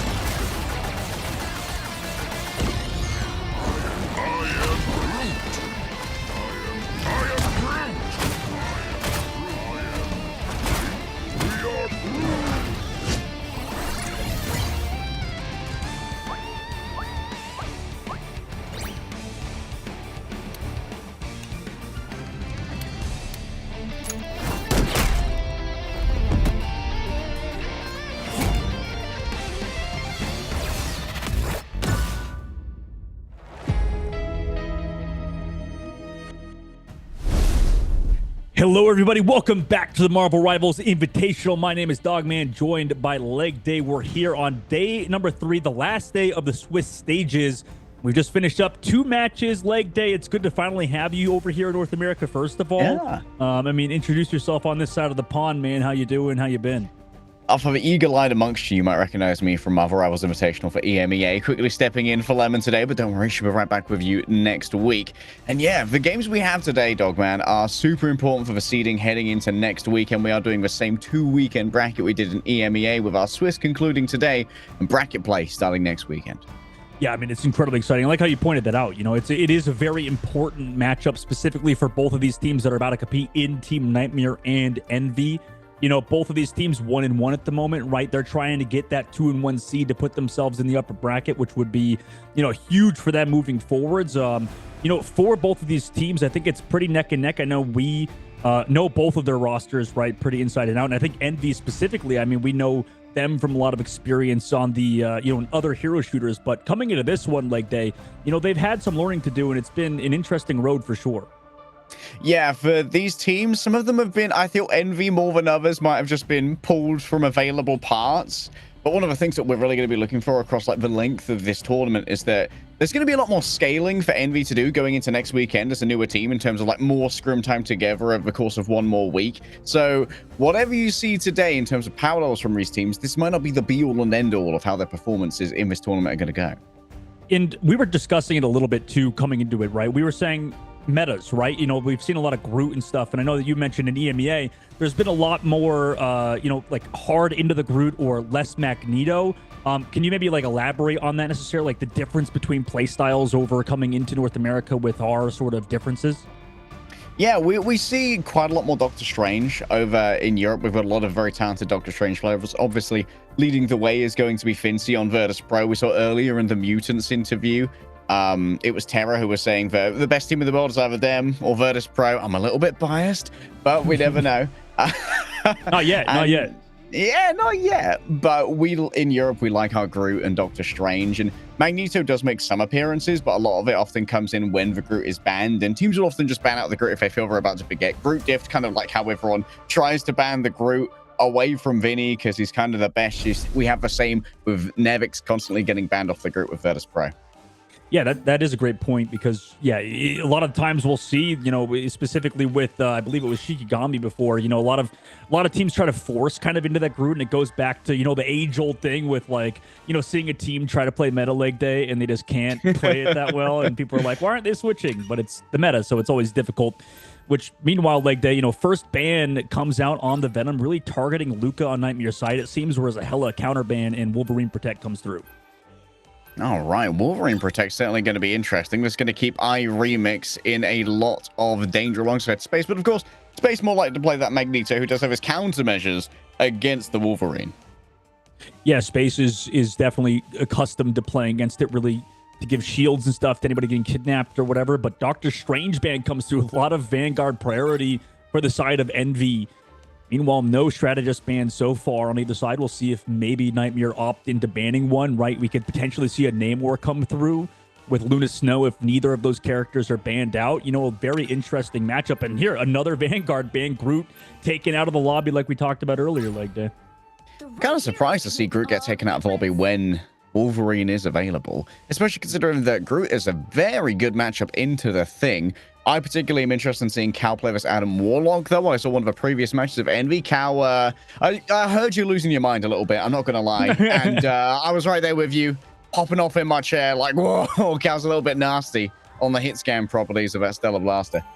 Yeah, he's super good at that hero. And then, you know, on top of that, it's just like they like to play triple strategist. I know that's been sort of a mainstay for Team Envy on specifically Idrisil Path, but, you know, moving on, you know, they decided against it probably just to go around double duelist composition instead of playing the triple strategist, right? Very interesting bans I feel like we don't see, like you said, with that group being removed, with a couple more strategists or Vanguards being removed. It's nice to see, I think, in terms of Envy's side, to prioritize, you know, getting rid of Luca's heroes, because Luca, kind of known for playing a lot of that Hulk, playing a lot of that Venom, forcing him onto maybe something like a Magneto could be fruitful for them.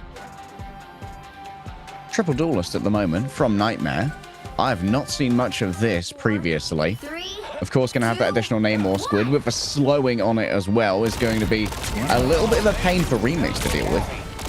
They usually don't see this triple duelist composition except in ranked when, you know, players don't want to swap off their duelist and give another tank, for sure.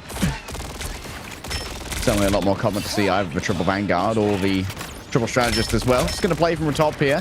Nightmare just making sure they don't put too much out there in terms of flesh on the line. So just trying to kidnap away one of the members of Envy, but it's an easy disengage using that embattled leap for iRemix. At the moment, both playing back and forth, giving a lot of respect to the side of Envy at the moment. Like you mentioned, with iRemix sort of playing towards that cart, locking it down, a lot of cart space given, ultimate charge being built on both teams' sides. iRemix just tries to claim some of this space. All the poke coming through from Astal. It's going to be a little bit brutal. There goes for shield. The classic ult building combo here for Millennia as they move on forward. But still, Space and iRemix continue to erode all of this space away from the side of Nightmare. They need to try and find a pick here. And at the moment, Mace is having trouble actually getting their grabs. And there are no great targets here with both the Magneto and the Thing being unfruitful targets for your Wolverine. However, Sleepy, much more easy to pick up here. Kendrick gets a little bit of mugging with the help of the squids. Envy and Remix try and turn it around in good order. But with Luna dancing away, the survivability's here for Nightmare. A dance floor to give that damage boost to the whale to try to get the elimination. Do not find it, but really the damage might be done via that high ground with Kendrick, really getting those opening KOs in this triple duelist composition. Counter dance floor also comes through to keep this kind of moving forward for Nightmare as they pop the glass over the high ground. Incoming Meteor and onto Kendrick, also hit Millennia somehow. Space, what a huge ultimate from him. Just so much charge. The AoE was extended radius of deadly metal swallowing up Melania. That is a huge fight win to pick up as well, because now so many ultimates were invested from the side of Nightmare that they're going to have a lot of trouble living against NK's Kraken Impact. Great point. It's going to be a difficult challenge considering you're not running your own Winter Soldier. And, you know, like that we saw in previous matchups, how strong Bucky can be. You know, today, NK as well, shown to be one of the better Buckies in the entire tournament. So for Nightmare, that will be a huge, huge task ahead of them. Spied on the other side. Anyone might have to pop the Blessing of a DP just to try and escape, but it's going to be difficult to get out of this one. It's a slow takedown, but you hit the ground real fast when NK's trying to drag you down. Going after the Wolverine here, pops the passive, and that's going to be even more protection given over. The Metallic Bulwark coming through from Magneto means that NK's having the time of their life. Reset after reset as the Kraken Impact scourges the deep. And it's just a disengage here for NK, not wanting to push their luck after space is gained. You gotta be honest, I'm not too big of a fan of this triple duelist comp. I mean, yeah, sure, you could say it's because Kendrick was on that flank and got picked off, but I don't know, like, it seems like they're not able to control any of that space. You talked about it earlier, how they're just corroding, you know, the entire pathway right now. It's so tough to deal with Envy as, again, NK starts off the fight with a hook. And now your single Vanguard is out of position. Luca needs to pop the Meteor M just to survive at this point. It's not going to be really doing that much damage in terms of the pressure. Just bringing up the regeneration from Domain from a Loki was enough. Crazy shot there from NK, taking down Mace. Luca's gone as well. And while there is the reinforcement coming through from the Lunar Ultimate, copied over via the God of Mischief, I think this one's all she wrote already. This could be donezo. Yes, could be donezo. About to clear it out and eventually 4 minutes and 20 seconds in the third phase. It's definitely not impossible for Nightmare, but they're definitely on the back foot right now. A lot of ultimates just used for Envy's side at the very least. Maybe with the copy and the whale out of the books, you can have some solace in that. But, you know, like I said, it's a large hill to climb. That's a massive time thing for Team Envy right now. Space having this Meteor Rem going to be very important for trying to shut down Melania's big frag potential off the back of that Galactic Legend. Look for it to be used more as a defensive ultimate here, and Embattled Leap will give damage reduction over to both Thing and Winter Soldier as the homework's done and the squids are dispatched. Still playing it slow right now. And he wants for here's both of the stranded ultimates to keep everybody sort of healthy on the other side. Meanwhile, Kendrick with the whales on the right side flank, able to find Sleepy on the right side, who just went invisible. And Four, unfortunately, not there to save him with the Fate of Both Worlds. Kendrick still sitting in the flanks, right? You really want to do this on Namor. Make sure you can enable your front line by just controlling these off angles. But Envy are actually doing a good job disengaging into the current moment, staying healthy. Sleepy as well eventually comes back with the copies and the teleports. 3 minutes still left to go. And they're just constantly on this payload where they take down Mace. In the meantime, no save from the rest of his team, as going down there is going to be pretty brutal as the cart's still pushing forward. Melania as well gets staggered. Ultimates available from Pizza. Will get the copy and dance for Fate of Both Worlds out there to stay healthy. But, you know, the damage has been done in this case as we're close to the very end of the map. Touch late from Pizza Demon, but this is going to give chance for those attriting defenders to return. The segment result continues though. NK ready to go with the Kraken Impact. If you're brave enough to use it, that's going to be Bubble expended. Multiple Loki clones going to be reset off of, but Luca hits pay dirt there. 2 Envy Lunar Snow fall to this, but still NK thinks it's winnable. Kendrick's too far away, a touch too much to ask. Nice dodge onto the clobbering time using the Blessing of the Deep, but now you've got nothing to survive the Rocky onslaught of I Remix. It's rock and stone to the bone as Envy bring it home. 2, 3. My God. You know, this might be Remix's best map he's played so far in the tournament. You know, I think so far, you know, on the Groot, maybe on some other heroes, it's been a more difficult challenge for him, I think, so far. But, you know, you pointed out he just was so much of a presence towards that cart, and it's been difficult for the other side, for Mace and crew, to really figure things out, as you can see Envy's targeted bans kind of come through like that, you know, getting rid of Mace's Strange, removing Venom so Luca can't play that hero. So you've sort of tossed their vanguards into disarray at the moment as Nightmare look for a solution.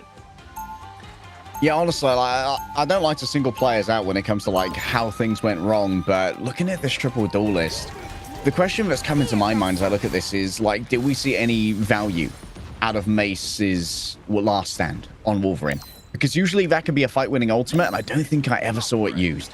not to a point where it was really relevant. And the second that Mace went over onto the thing, and there was more of that frontline presence, it felt like Envy was considerably slowed down. Now it's going to be the triple strategist coming through from Nightmare. They continue to bring out these kind of, let's say, slightly less orthodox comps. Not entirely unorthodox, but this is going to allow Baiza to really get some value out of Adam.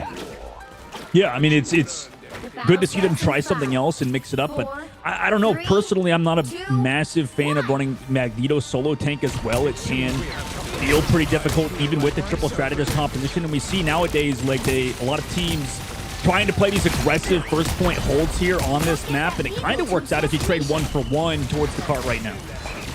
Yeah, in the MEA, we call this pep style. They were all about just getting as many fights out of Spider Islands A as possible. Some homework needs to be done. Squids need to be dispatched. Those Monstros spawn. They do body block, by the way, which can be a little bit awkward for a tank with that wide hitbox. And it feels like it's all about the disengage right now for Envy, but they might lose Cal in the midst of all this. The healing's good, though.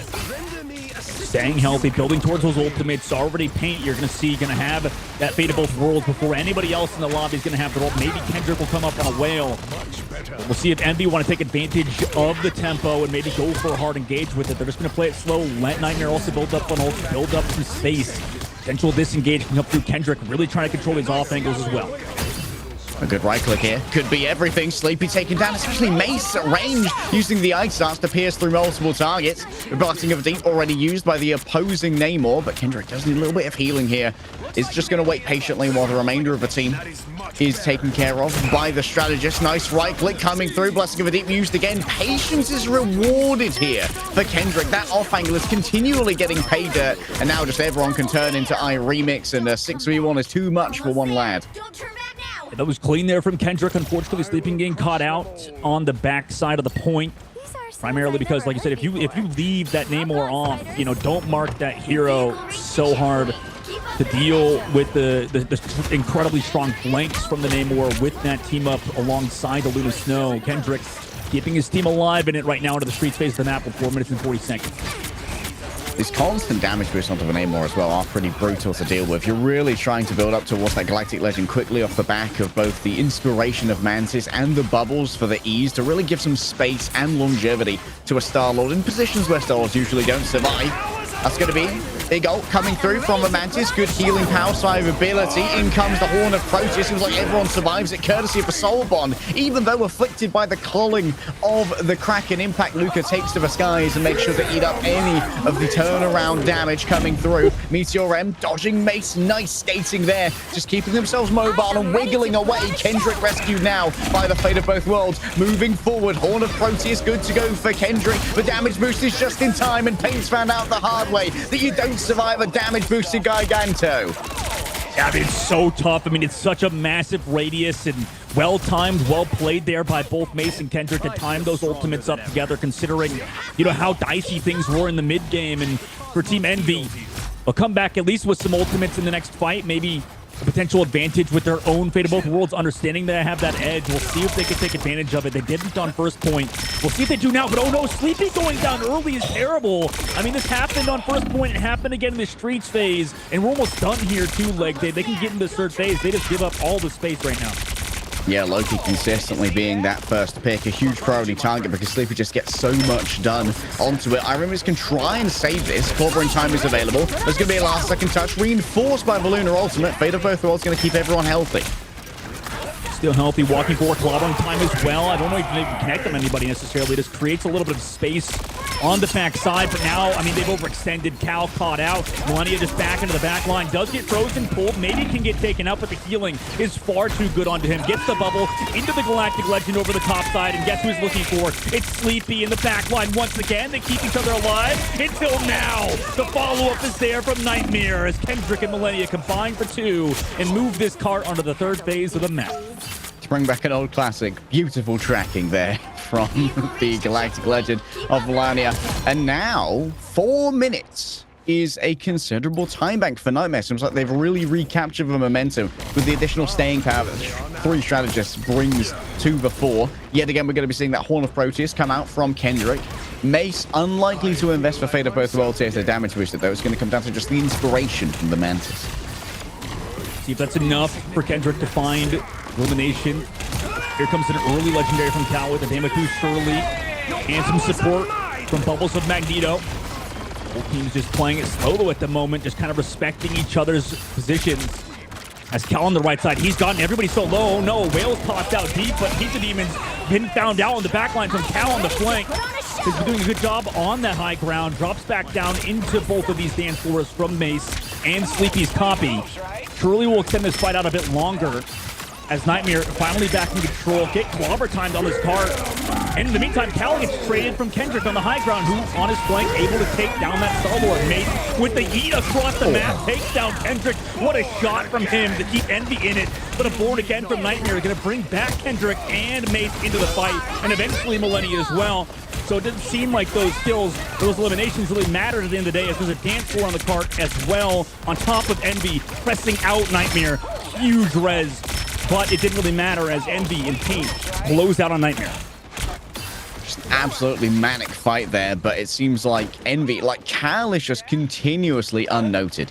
Absolute cloak of invisibility buff here for Cal, being able to really harass around the back line. We saw that Kendrick and Pizza Demon continuously under siege from this Star-Lord, even when they went onto these deep angles where it should be very difficult to dislodge them. Yeah, he's been doing a great job. You know, Envy at the choke point as well. Really not giving any space to Kendrick, who really prioritizes off angles so hard on this last part of the map. There goes that Whale. Immediately met by the crystals from Sleepy, so great timing out of him. Both legendary pop by Millennia on the high ground as well. Sleepy does get the copy on the side to give them some sustain against it, so they have to back up, give up that space. But look where Kendrick is. Oh my god, he went so far into the back line. I mean, if he got an elimination, maybe is that worth it? No, it seems like the answer is not. Kendrick gonna go down very early. Now, this is the name of the game here for Kendrick. Just while there's an amusing sideshow, Bread and Circuses fill the mind of a populace. Just uses the Blessing of the Deep to try and get themselves up onto that high ground off angle. But the thing is, if you use your main escape cooldown for mobility, then it's an easy chase down here for Cal, who also has a Galactic Legend ready to go. Brutal for them. 1 minute, 14 seconds left to go. Ultimate's in the bank. And they want to close out here and now. Kendrick. Nice job from him on that right side. Got the damage boost. Takes down Cal, who wasn't expecting that. Maybe also Baser over the top left. Forcing Sleepy's crystals. Also, Baser getting the elimination is huge. So they have two-person advantage for this fight as well. Control through from NK. They try to continue forward. Clobbering time on the card as well. But for Nightmare, you know, they should have too many people at the moment for Team Envy off of Kendrick's opening pick. Time bank eroded now from the side of Nightmare, but they finally found themselves some momentum. Space executed at the end. Now Kendrick's going to be able to play around this off angle. Being able to set up here without using the Blessing of the Deep could be super important. Sleepy is in danger, but the clearing's good. Forces out that regeneration real early. Oh, Cal, big brain engage right here. Just sees an opening and has the healing that's needed to try and take that Star-Lord versus Star-Lord duel. Kendrick noted too. Cal's going to be chased away, but right now, you just can't try and take this. You've got two players on this off angle, meaning that the remainder of Nightmare is in deep trouble as the mainstay of Envy is going to push up on them. Yeah, I mean, Pizza Demon fell. I mean, that was perfectly played by Cal, like you said, just controlling that angle, making sure two of those members were removed, and now Nightmare, right, it's collapsing, absolutely falling apart at the seams right now. Born Again, though, going to bring back Nightmare and Mace, and then eventually Luca as well. So a little bit of walk back, but it's in too dangerous here from the Kraken impact of NK. Can get reset after reset, right? This is the best time for Winter Soldier when the flashiest plays happen. However, eventually he's not going to find another one, so the reset doesn't eventually come through. Giant Whale from Kendrick connects. Also Bazier with the follow-up on NK is going to remove that Winter Soldier, who has been a threat with the Kraken impact in Millennia. Really trying to make sure they can control this very end. Cal able to trade back Kendrick, and you have Remix in your face. Nice. Mace going to go down. Millennia on the backside is well able to trade back one. Popping the Galactic Legend. Going to get the bubble as well, so Cal will fall. But is he by himself at this point? It's going to be so hard for him to live. Yeah, he gets shut down.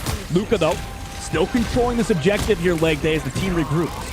Nasty shot from Space. Regen domain has already been handed over here from the side of Sleepy, giving over a bunch of fuels, but now Space is falling low. There's closing to be built up. It's a good sightline here from Kendrick. Ready to throw those tridents down the lane and just keep everyone pressured at the hands of the squids as well. But it seems like this corner is just too much to bear. Mace able to come on back with the Fate of Both Worlds. But the question is, when do you pop it? Cal needs to be answered when their own ultimate comes out. The Galactic Legend almost ready to go. It's going to be Envy making a first move. It's a Fate of Both Worlds popped on out That mace is there to answer. Luca needs to get rid of this Lunar Snow right now, but they're dancing around in the regeneration domains. It's the perfect answer from Sleepy, who's got their own Fate of Birth Worlds to play with now, if only they're so brave as to use it. The God of Mischief is doing some shenanigans of his own. He's quirked up and he's ready to bring it home. Envy defend. 2, 2, 3.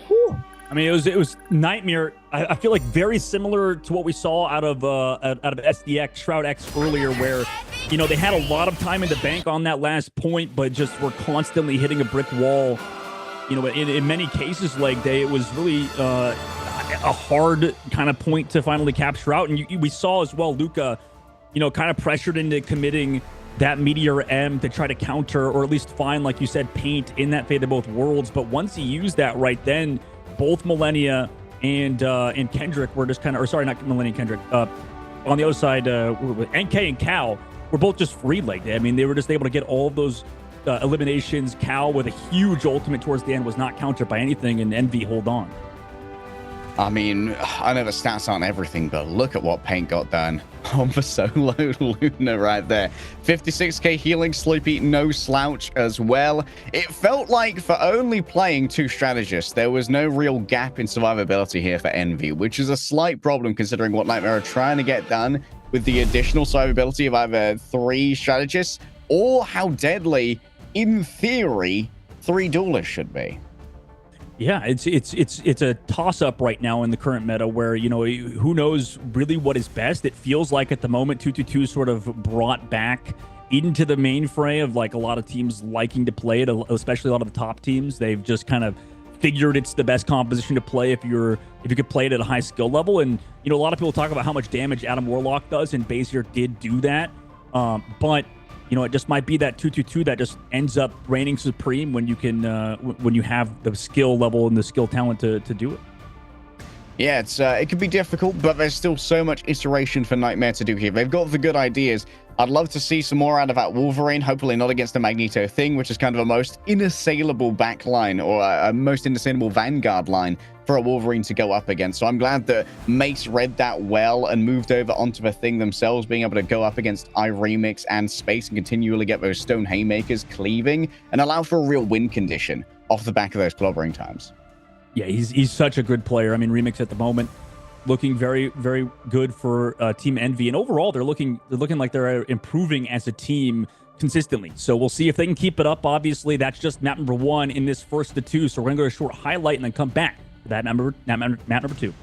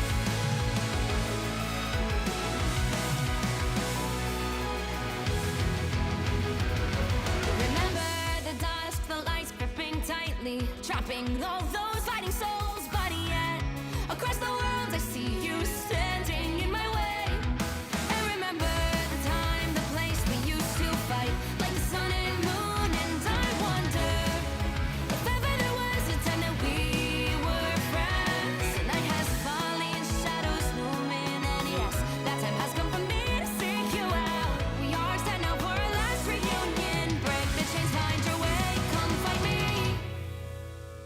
Do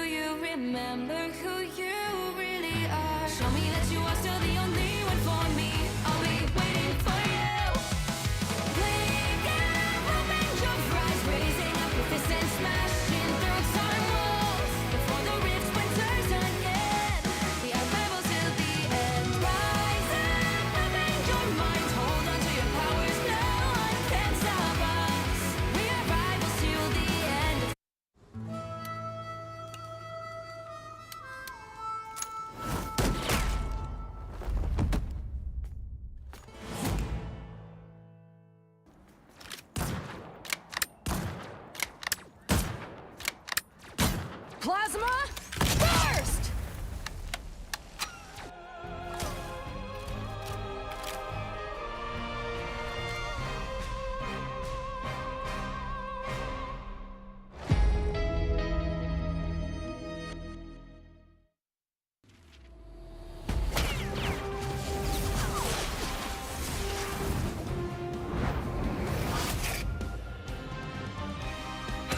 Just embrace the light! Lights out. Vivid feet. Us against the world.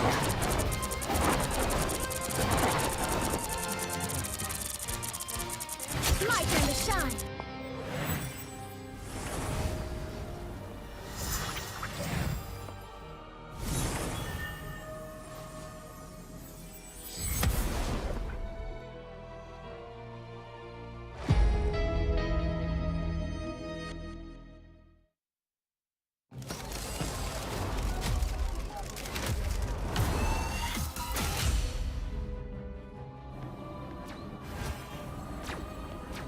I outnumber you. I still ruled you. Your powers are mine!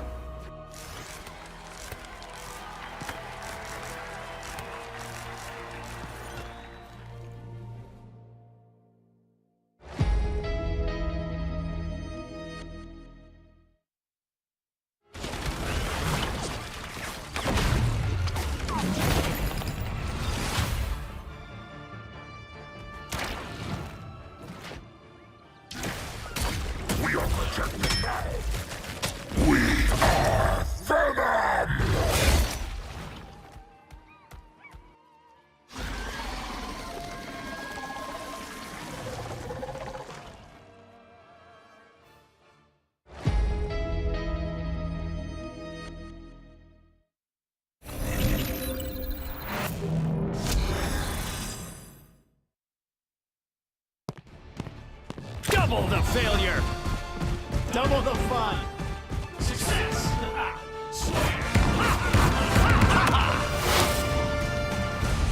Watch out! Turret's armed! Heavy weapons. I'm in love. Flush the other flank out! Denizens of the deep! Typical air breather. Maximum pulse!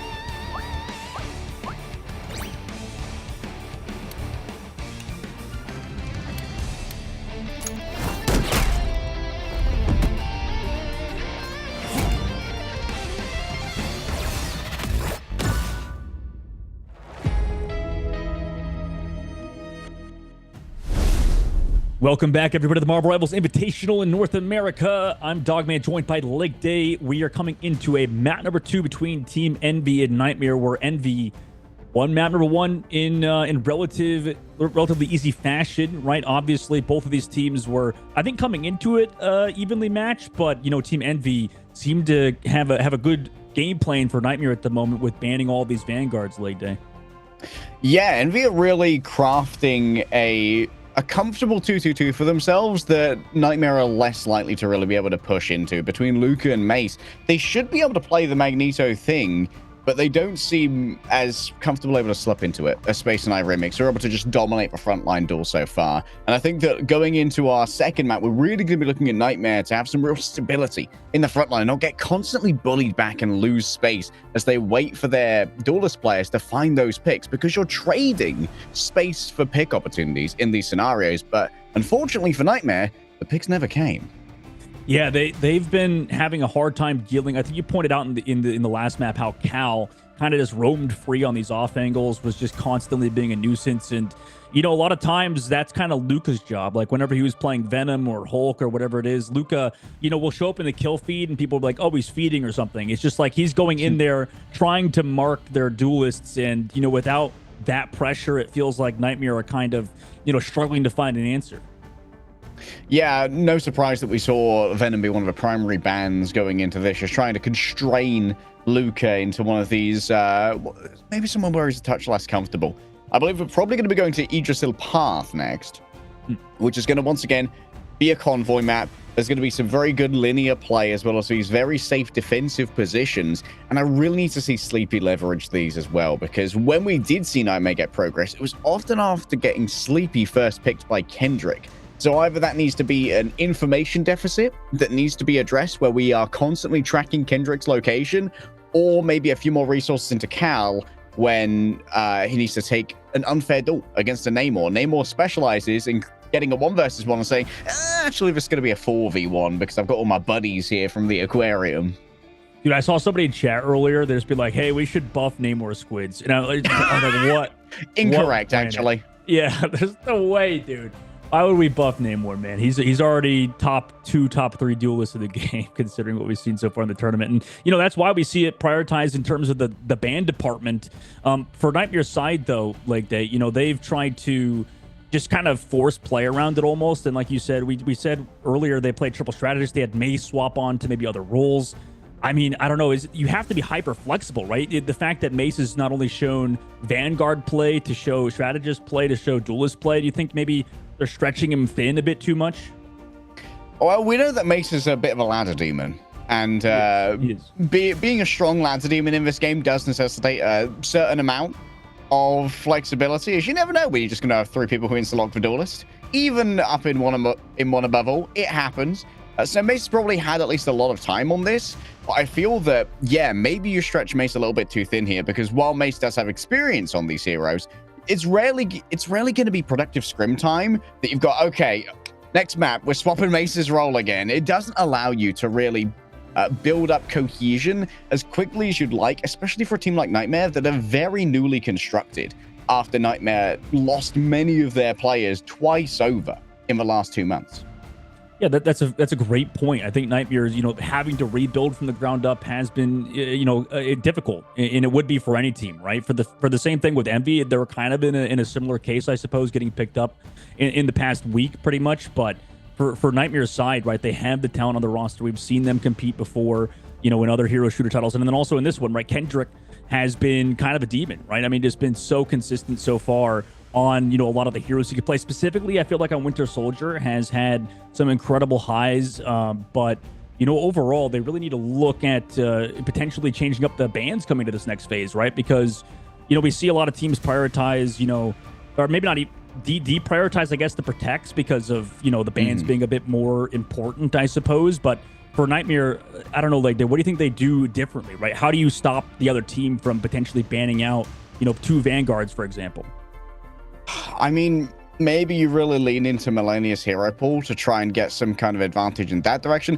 I think we saw Millennia maybe get banned away from Hela in the previous round. I can't quite remember, but something that can really domineer a game here from Nightmare would be great. They're not playing the Bucky, they're not playing the Hela. While they are leveraging the Namor, it does feel like right now Nightmare don't have that hyper carry, which is often necessary if you're gonna go for one of these 3-2-1 compositions. You need that hyper carry to really be the fight turner, because in the neutral, you're often going to be losing out on space, you're going to be losing out on damage or on sustainability. Yeah, I mean, when they play the Star-Lord and stuff, you can like maybe get a bit more space. But like you said, when you run, Namor there in that case, you do lose, I suppose, like a lot of that consistent pressure that a Star-Lord would bring, for example. So, we'll see on this upcoming map what they decide to change on Yggdrasil Path. But for Team Envy to be up 1 in the series is huge, right? Because if they were to win this, you talked about long-term leg day, that puts them into that upper bracket, right, to have a chance in the playoffs for this $100,000 prize pool. Yeah, being in the upper bracket and have that second chance is also great for a team that would love to have that mulligan. The extra life, the pressure being offered. Admittedly, for Envy, it might be less important than for most because there are so many veteran competitors on Envy who are more used to dealing with the pressure. For a team like Nightmare, that second chance would be an absolute lifesaver because most of them are not incredibly seasoned competitors. I know that Pizza Demon's been competing in shooters for probably about 10 years right now. That's an old name for those of you with a deep lore knowledge. but most of Nightmare I haven't personally heard of. I don't know if they're in a position where they've played in $100,000 situations that often. Yeah, it's definitely a team on the rise, full of young talent that are, slowly improving and trying to get a better hero pool because, already Venom ban comes through, Hella ban on the side for Nightmare, showing a bit more of that focus towards Luca yet again. So same strategy for Envy, whereas a protection comes through on the Doctor Strange this time to make sure it can't get banned out. Yeah, previously having protected the Wolverine, I believe, to allow Mace to access that. But this constant constraining of the Venom here is definitely a big win condition from Envy. They do not want Luca to be able to roam around. This looks like it's going to be leaning into a double shield approach here from Nightmare, which is going to be pretty heavily countered by the Thing. Yeah, I mean, Remix so far sort of left to his own devices in the main, and it's been working out for him, right? Nightmare have had a hard time dealing with him. Banning of the Namor comes out to make sure you don't get that team up with the Luna Snow, for example. A lot of people do like to ban Luna Snow over Namor because it's hard to really play the Namor without Luna Snow, but obviously Nightmare showing a preference towards playing it on their side, which, by the way, look at that, dude. Like, they banned both of Luca's heroes, man. That's so mean. Yeah, but we're just gonna make you play what's left. Here we have Lucas just taking a moment. Like, guys, what's left? Honestly, try it. The Thing, 1-star difficulty, bro. It can't be that hard. Yeah, actually, how bad he's a good Hulk. Yeah, he's a good Hulk player, right? Isn't that like the trajectory? Yeah, Thing is just the Hulk, but with less risk. Yeah, I don't. It's Hulk for people without risk analysis. What's he doing, man? Luca, yeah, pick up what Remix is doing, man. He's figured it out, but for their side, they obviously have a very coordinated, plan. They want to put Mace on that Strange as well, so that's a decent protect for them this time. Maybe have Mace on a more familiar role, and starting off on defense, that'll put them in a good spot as well, just to sort of figure things out, maybe set the tempo with the back and forth with the tug and pull. 3, 2, 1. The yin and the yang. The ebb and flow, these can be what decide the Vanguard positional games early on here. Idrisil Path is just going to be a pair of shields put in front of Cal. It's going to be an attempt to try and slow down those bionic hooks and really try and take away the reliability of that win condition. It feels like the insane part of a Winter Soldier and why he's such a good hero is just so much damage that comes through. Onto just your front line and also the hooks, right? And then with the Rocket Raccoon to give that team up. Remix just gets deleted immediately like that. And you were unfortunately a bit too late with those crystals. Nightmare set themselves up for success early. And this is where Doctor Strange really has value against the Winter Soldier in particular. The immediacy of bringing up that shield to block a bionic hook cannot be understated. Yeah, Magneto's got answers for it in the form of the Bulwark, but just being able to block those as they come in is crazy. And you can see the Remix already moved over onto the Thing. No more displacement effects means no more potential for picks off the back of that hook. Already the amplifier coming out here from Pizza Demon. And look at that, a grab, a turn around, space isolated and torn down by the Raccoon. Yeah, but this is exactly what Nightmare needed, right? To put Kendrick back onto Winter Soldier, maybe on the Namor was still solid, but in this composition, it just seems way more up Nightmare's alley, right? Running that Star-Lord alongside the Winter Soldier seems to be a clean decision so far, but Envy have ults to challenge in this upcoming fight. Yeah, there's a lot coming up and very little to answer it. Melania's actually just going to try and go first here. The Galactic Legend answered in kind by NK, a big disengagement. That's going to be a defensive use of a Meteor M, sucking up some of those bullets, going to try and convert it into burst. It seems like the remainder of Envy have actually found themselves in a fairly safe position to be able to avoid that incoming damage. Unlimited ammo now, though, and NK's found it out the hard way. Envy are kind of been scuppered here as Kendrick's still sitting back, waiting with the Kraken impact.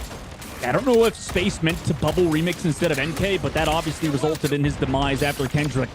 With that Z team up, just able to constantly do pressure into NK early on. That's huge, especially moving forward into this upcoming fight. Remix trying to create some space towards the left side of the statue, then drop the cover, and time the crystals used. Won't be able to save Mace. Meanwhile, the hooks come back through, and NK opens things up, although the BRP will bring back Mace into the fight. The fate of the worlds as well, and it keeps sustaining Envy into this fight, and obviously, Winter Soldier with these constant resets with the See You Later, they're going to have the damage to finally come back through after the Luna Snow ultimate runs out, and the damage, the follow-up is there from Nightmare. Great work from them.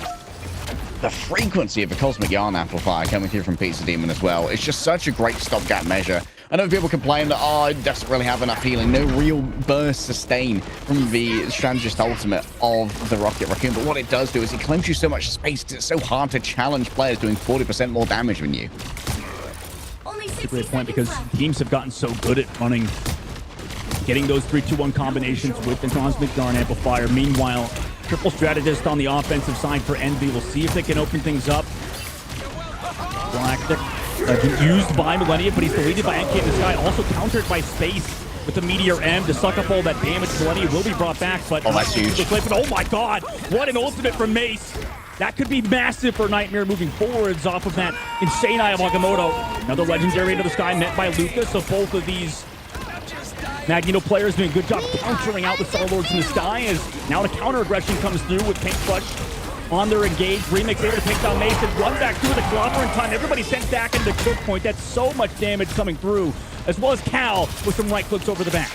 And the second you're caught in that choke, you're exactly where Remix wants you, and Cal as well. The right click, Stellar Barrage is heading on down. The Cosmic Yarn Amplifier, though, this is where we see the damage that can be done off the back of the Rocket Raccoon. It boosts up Melania's damage, and they're not touching the convoy. Oh, an unthinkable fumble here from the side of Nightmare.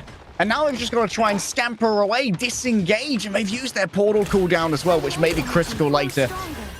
It was looking so good for them too there, Leg Day, man. I don't know how often we see those sort of not touching the payloads last second situation, especially these days. I feel like teams have gotten so good at it compared to other titles. NK, though, getting staggered out by Millennia too. Nightmare really trying to put on, or at least come back into this after, you know, such an unfortunate situation has happened on the first objective. Having to leap away here. Remix can't stand up to the infinite ammo and increased fire rate of Bucky when stimulated by the Rocket Raccoon.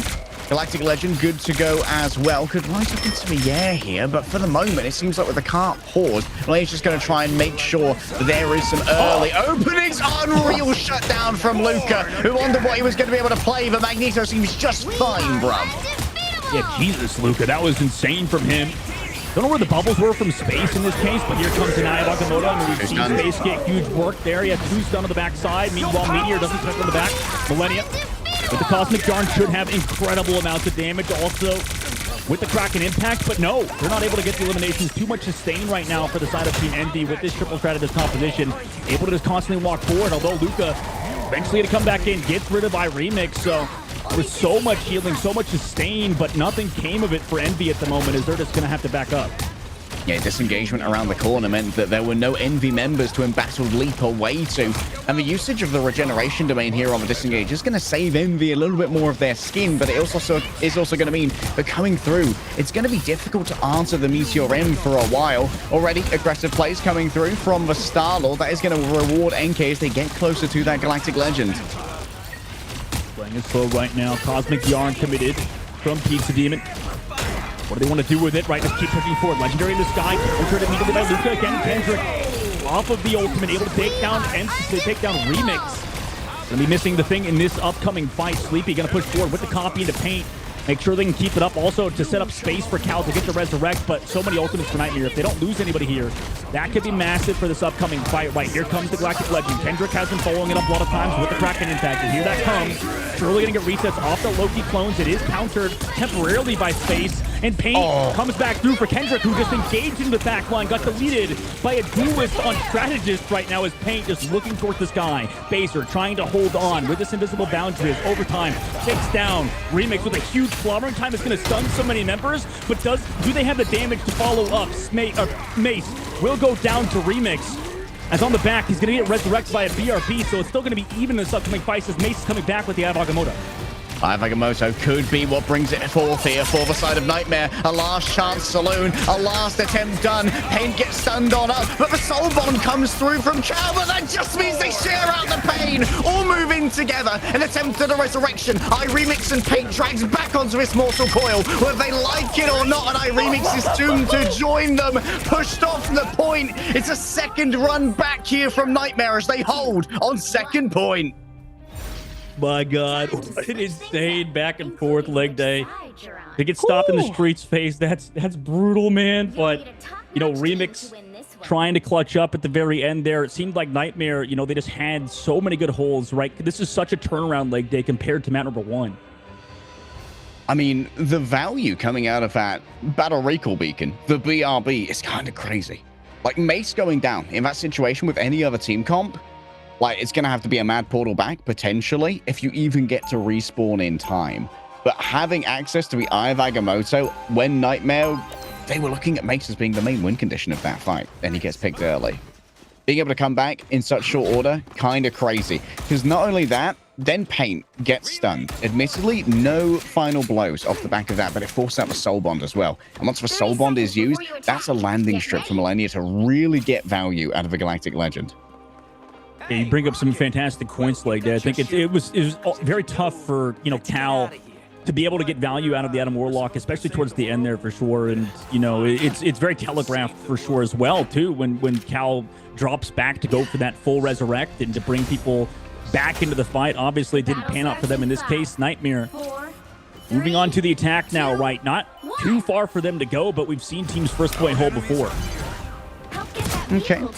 Just a bit of early quirkiness here from Kendrick on the Widow. Of course, we'll swap over and keep some of that out charge, so you know what? It's freebies.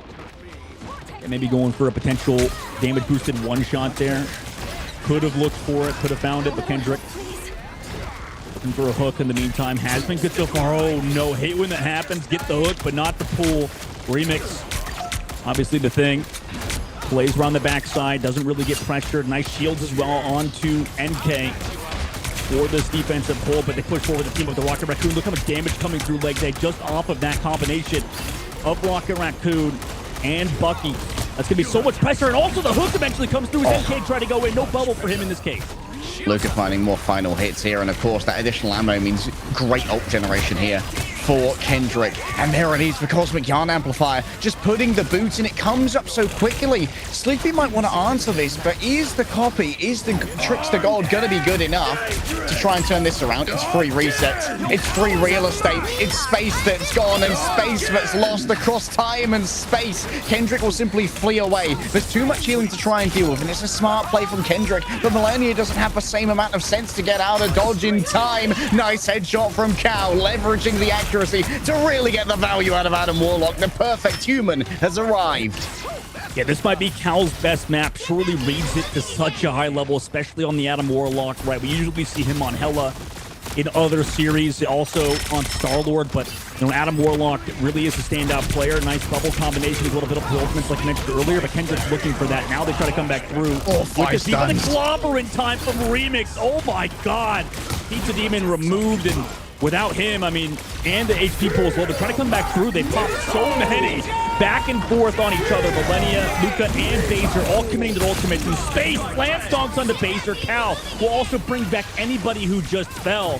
So right now, this defensive hold is looking strong. 3 ults there from Nightmare. When they were so close to their spawn, they'd already been 5 stunned. They were so behind in healing. Hard disagree with their choice to take the fight there. However, the pressure has remained. Cosmic Yarn Amplifier deployed now. Oh, nice block coming through from space. Completely shut down. Mace never stood a chance. This Vanguard line is simply too strong, and Byes is finding out exactly what Cal can do. Right click into left click. It's a symphony of death and destruction brought forth from the Adam Warlock, and he's not slowing down. Oh my God, what a team series right now, for what a team that Envy is becoming, I suppose, because they're so coordinated. Everybody's popping off. Cal, Remix, and Space right now, especially when it matters most. You mentioned how they have a lot of that veterancy, a lot of that experience on the side of Envy, and it really is showing right now versus Nightmare.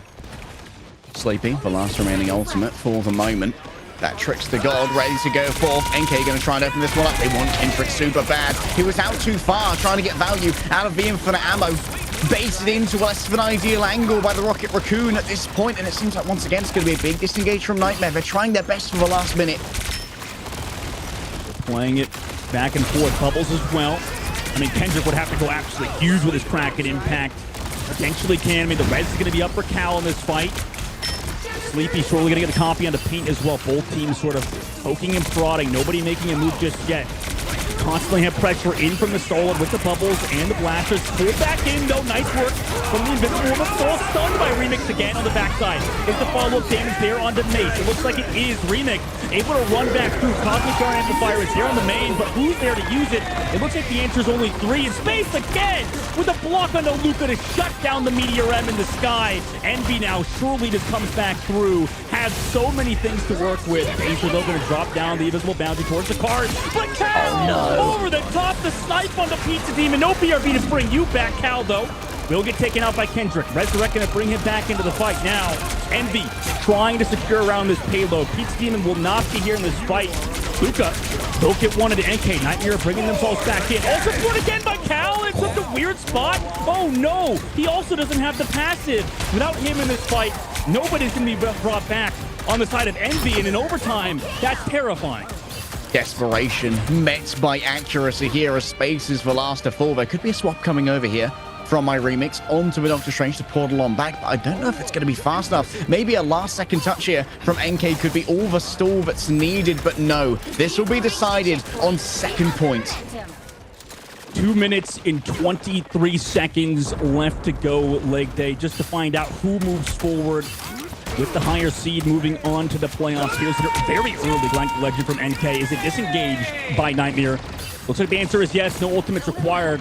That was a bit of an early press of the gas pedal there, in this case, leg day. So this is early space control, and it's about buying Cal the angle you currently see him peaking, but it is actually being given up a little bit preemptively here by the side of Envy. Just too much damage coming out of Kendrick. The Kraken Impact ready again as for Stellar Shift. The Blaster Barrage just doing everything and more to get NK already 50% of the way to their next ultimate. That Galactic Legend builds so fast, so low. Mace gets it done. Remix caught out of position. Stun Soul separated from rock and body and bone and sinew. They're chewed through in full by Nightmare. 4 ultimates. Luca could end it with an insane Meteor M, but it's going to be tough with all the overhelp that is provided from Paint. Cal also coming up with the Resurrect. I mean, it could happen. Remix has been big with these clobbering times. 1 minute and 15 seconds left. If Nightmare closes it out now, that were to close it out now, that would be huge.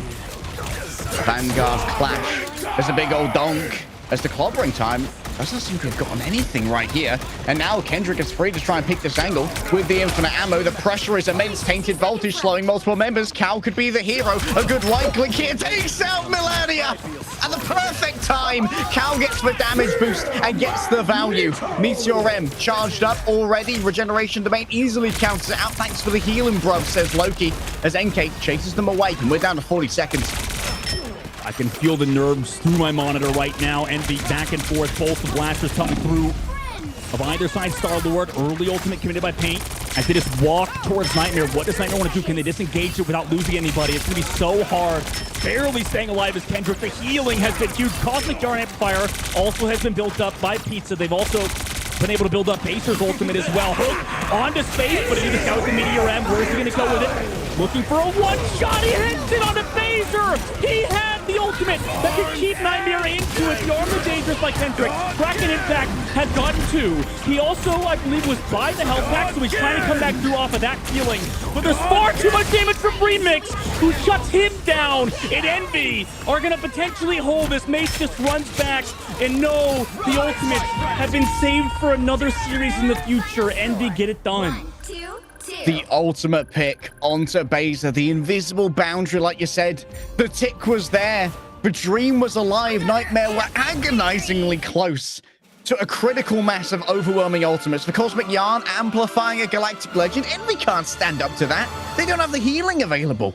But no, a turnaround at the optimal moment. A fully charged Meteor M just absolutely desiccating Beza and removing Nightmare from contention in this map. And that's going to put Envy in the upper bracket. 2-1 in our Swiss at the close of this game. I mean, that's just crazy. I mean, they've had, I would say, honestly, they've had like kind of a lucky sort of go at things a little bit. Envy, obviously to, have the run that they have and also with the players they have, but to go against Rad Esports, then to go against Nightmare and to win 2-0 is huge for them. So, shout out Team Envy, the whole organization, the players as well for putting in the time and the practice against Nightmare, who are a storied franchise in their own right? There's Nightmare has been previous MRC champions, obviously changing rosters over to Sentinels, but with this new roster, they have a bright future, but for Envy to get the job done is massive. Leg day, I mean, what a series that was. I mean, nothing sums it up for me more than Cal walking away with the highest final blows on Envy. Well, it may not have been like the gold damage Adam Warlock. It was always about those impactful damage boosted right-click into left-click combos. Just instantly removing a member of Nightmare was super important against this Rocket Raccoon-based roster as well. Because then you burn the BRB, and you're rarely getting those combos onto a Vanguard. And the BRB, in my opinion, gets less value intrinsically if it's rezzing a squishy player. Because it's always going to raise you at full HP, and that means that it's very valuable for a Vanguard like Mace to come back, because that's essentially like a 650 HP burst heal. But when it's constantly burned by Cal with a right-click that has no cooldown, trading that for a 45-second cooldown, that's always good math. It's always good math. I'm sure he's just such a good player on that hero, man. I mean, just Adam Warlock as well. We talk about some of the best ones in Korova. Cal's definitely thrown his name in the hat, at least over in North America. But let's take a look at the highlights from that map and go to an interview in just a little bit. So we'll be right back after this highlight. Just kidding. No, the only highlight we have leg day is us yapping again. That's our highlight. It's just us going back and forth about how, honestly, in terms of Adam Warlock's leg day, I think that, we haven't seen a ton of it besides in these triple duelist compositions, right? Triple strategist compositions. What's your overall take on that, right? Is it similar to, how when you play like a Jeff the Land Shark, to have that as that third strategist? It's not really like a strategist, it's more of like a damage dealer. Yeah, like playing that kind of off healer role, some might say, where like Adam Warlock, a lot of it, his healing is surprisingly good. Like his snaps are excellent triage. They're really good at finding someone on critical health and saying, actually, no, you're full HP now. But where Adam Warlock really struggles is against being poked. And when you've got a thing on your team who only really gets poked, it just sits in the front line, tanks that damage, just absorbs a huge amount, then you need a consistent strategist when it comes to that healing. And that's where you really get some value out of something like the Loki, who has all of those clones to really have amazing uptime and good throughput. Because your other healer, of course, your other strategist is going to be Mantis, who has cooldown-based healing as well. And when you've got only cooldown-based healing, then your tanks are really in trouble. Your Vanguards are just having to tank so much damage in the front line, but there isn't really the resource to keep up with it. So I think that when we see Adam, if it's alongside a Mantis, it's generally going to be in a triple strategist setup. But maybe you could see a world where Adam maybe goes alongside Luna or Loki. Probably not with the Loki, because then you don't have a viable strategist ultimate copy with the God of Mischief, which is why we often see Mantis being copied. And if you can, you'll copy the Invisible Boundary from the Invisible Woman, because it's just a fantastic strategist ultimate, and it has the additional utility of taking away the line of sight. And also, Invisible Woman is a great way to deal with Adam Mantis, because their cooldowns for healing, they're line of sight based. So if someone's inside the Invisible Boundary, you can't actually apply those heals very effectively. And maybe that's where you really can try and counter out this composition. Yeah, there's a lot of different ways to potentially match it. And, for the side of Nightmare, obviously, it's tough to go down to an Envy.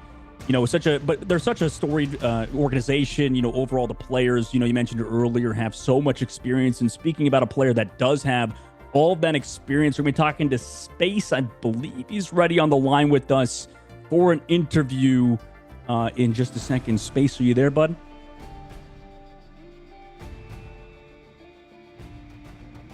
There he is. What's up? What's up, Space? How you doing, dude?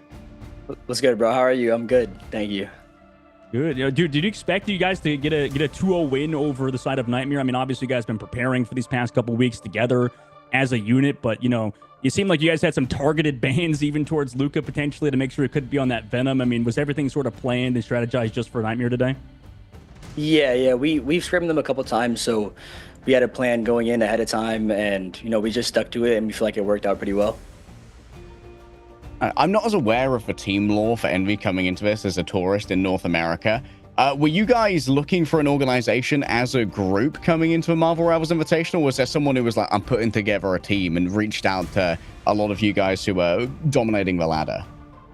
Yeah, it was mainly Tasmo who reached out to me. I think Paintbrush and Sleepy were in talks with NV before, and then Tasmo reached out to me. I live with Remix, and me and him have been grinding a lot. So he's actually in the back right now. That's his setup right there. Hold up. Yeah. So yeah, we have me and Remix were looking for a team, and Tasmo, it all kind of just worked out, and that's how the roster came together. But yeah, Tasmo was really the main guy, I think. Dude, that's kind of sick. Did Remix get you sick? You sound like sick, man. It was your voice sounds so groggy right now. What happened? It's probably because we were just like super hype after the last map. Like we were getting pretty crazy on the last map, but yeah. So I feel that. And that puts you guys in that upper bracket, by the way, too. I mean, obviously, there's a lot of expectations for, I think, a ton of these other teams. But what does it mean for you guys to go into that upper bracket off of, maybe a lot of people doubting potentially how far you guys could go in the tournament? Yeah, I mean, it feels good. We definitely feel like we didn't play well in that first series. There was a lot of nerves. Like, it was our first match ever as a team after only 2 weeks of scrimming. So we just have to, like, grind hard for these next couple weeks, and then we can kind of prove ourselves again in the playoffs is what we're looking forward to. But yeah, it feels really good to make it, to the upper bracket. In terms of scrim time you guys have had, do you think your team is going to scale really well with the extra week of scrims you're going to get before the bracket, or have you kind of nailed all of your teamwork stuff already and now you're just trying to figure out your comps and your swaps? Yeah, there's definitely still like a lot we need to synergize on in terms of like comps and just team synergy. I think the biggest thing was getting used to playing in matches for us. But after that, I think it's going to be like a smooth riding for us, and we're just going to keep getting better and better, for sure. I mean, just to get your take on it, Space, because I know you're a fantastic player at these type of characters, but for Mag specifically, I think that you've been a very stand on that hero. Is there anybody else? I think me and Leg were talking about how in North America there's so many good Mag players. Is there anybody else besides yourself that you could shout out or point out as somebody that can play Mag to a high level like you've been able to? I think Windows pretty good on Shroud's team. Oh, I'm actually like beefing pretty hard right now because there's a lot of adrenaline still, so I can't really think of it. But I think basically like every team has a pretty good Mag player for sure. Like everyone's pretty good. TTK is good on 100 Thieves. Nightmare has 2 really good Mag players. Luca and Mace are both good at Mag. There's just a lot of players, but I feel like it's just kind of whoever shows up on that day and hits their ults is probably the biggest one, I think.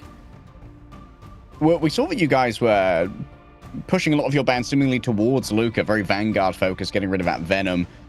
Is that a threat to mitigate Luca? Do you guys just not like playing against the Venom? What's the deal with the bands currently? Yeah, Luca is just really strong at Venom, we feel like, and we thought that, me and Remix could kind of cover whatever else the bands were going to be when it came to tank. So we were just really like not trying to play against Luca's Venom because we felt like that was more into their strength. But, regardless of what happened, we were really confident coming into the match. Yeah, and you could tell. I mean, Space, we got to let you go in a second here, man. But do you have any shout-outs or anything you want to say before we let you go? I mean, it's good to see you again. Obviously, good to see Remix in the background, vibing back there. So, I mean, what's the vibes like? Any shout-outs or something you want to say to the audience before we let you go? Yeah, I mean, shout-out to everyone for watching. Thank you guys all for watching and supporting our matches. Shout-out to the stream. Today I hit my ults. My stream usually keeps track of my Mag ults, so I'm sure I did good today on that one. But yeah, thank you guys all for watching. Thank you to all my teammates, the organization, and yeah, I appreciate you guys for sure. Shoutouts. Thank you so much for joining us, Space, and good luck next week in your matches. Never give up, bro. We're Thank you for having us. Okay? We're number 1. I'm coming for confidence, Dustin. He was about to go crazy. Remix was about to start ranting how they're the best team in the entire world, for the next 10. Rick and Morty for the next 10 years, Remix in Space for the next 50 years. Who knows with those guys. Yeah, no in and out quick 20-minute game. Well, they're going the whole way, of course, and they do have that extra life now because they will be starting in the winner's bracket. That's the reward for going 2-1 in our Swiss. Unfortunately, that reward is not on offer for our next game up, as we do have both our 0-2 teams going up against each other, I believe. It's going to be Rad Esports versus Shikigami. I'm less aware of this team, but I do know that Manually is a monster on hit scan, so I'm looking forward to that in particular.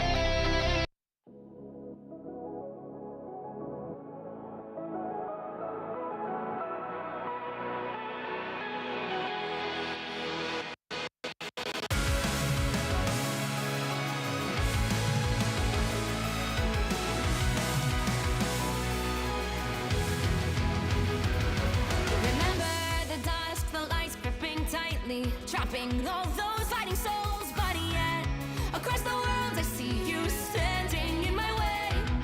And remember the time, the place we used to fight like the sun and moon. And I wonder if ever there was a time that we were friends. The night has fallen, shadows looming, and yes, that time has come for me to seek you out. We are set now for our last reunion. Break the chains, find your way, come find me.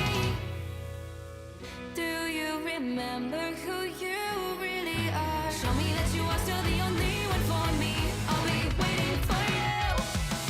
Wake up, open your eyes, raising up your fists and smashing through time walls. Before the rift splinters again, we are rebels till the end. Rise up, open your mind, hold on to your powers. No one can stop us. We are rivals till the end of time. We will clash, no matter where. We will fight, reaching across time and space. 'Cause you are my destiny to the end.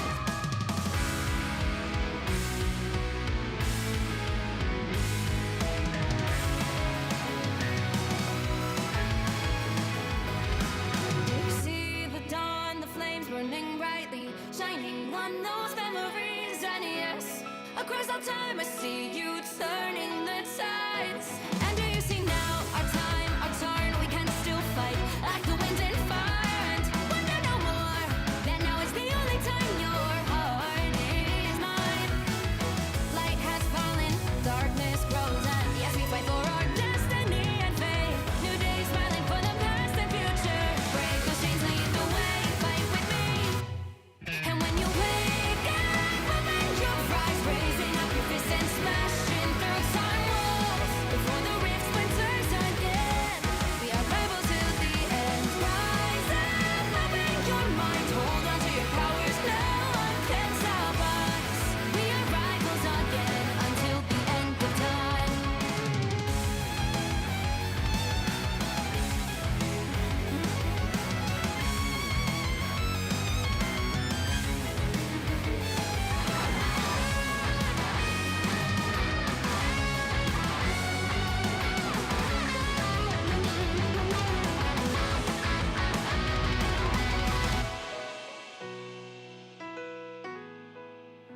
Show me that you are still the only one that matters for me.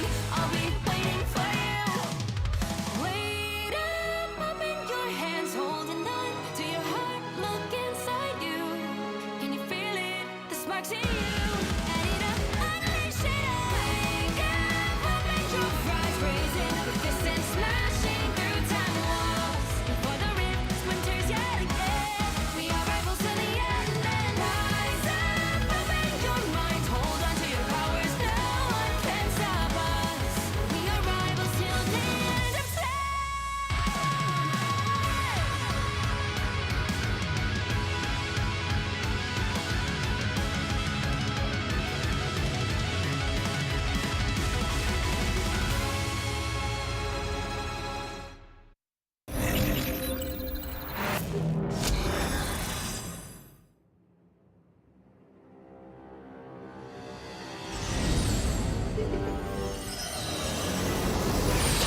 You have been sheltered by the light for far too long.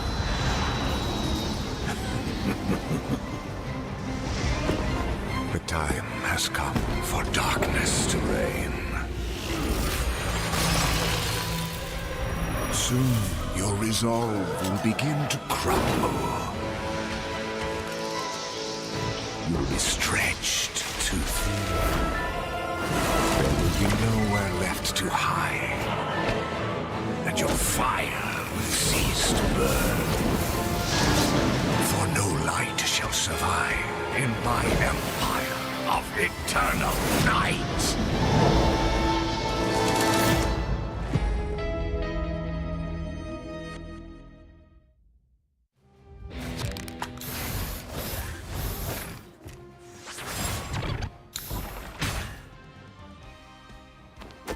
I'm hulking arrows! Gamma shield! All smash!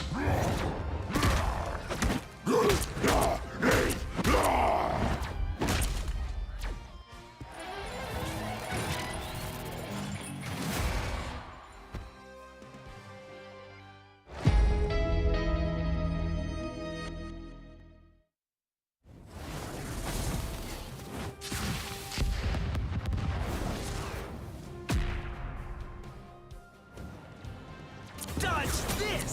Supernova!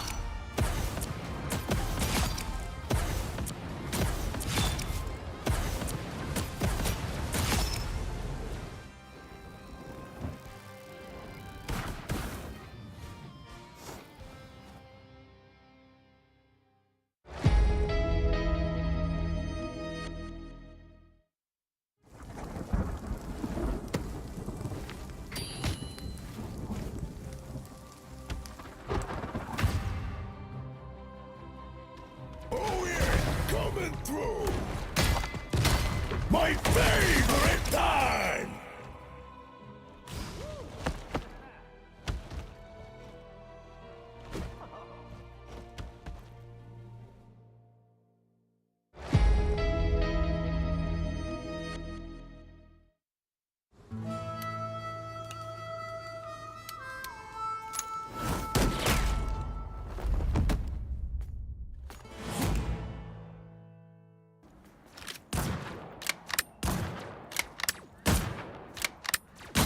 Plasma burst!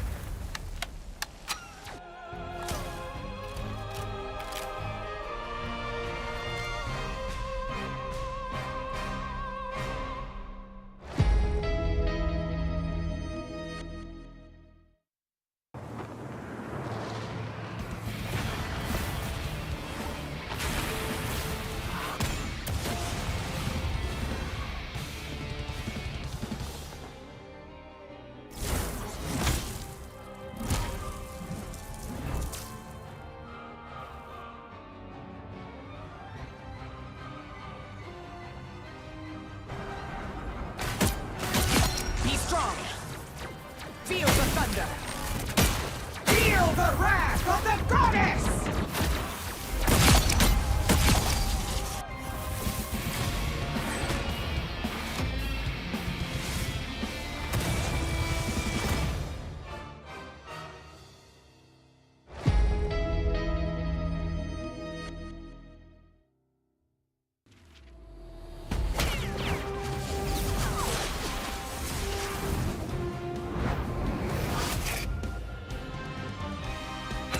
Just embrace the light! Lights out. Vivid feet. Us against the world.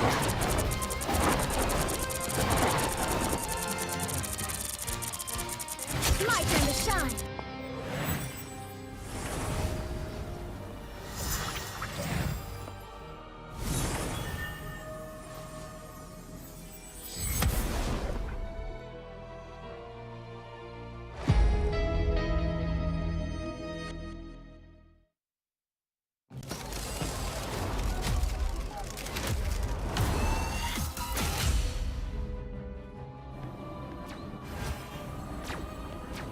I outnumber you. I still need you. Your powers are mine!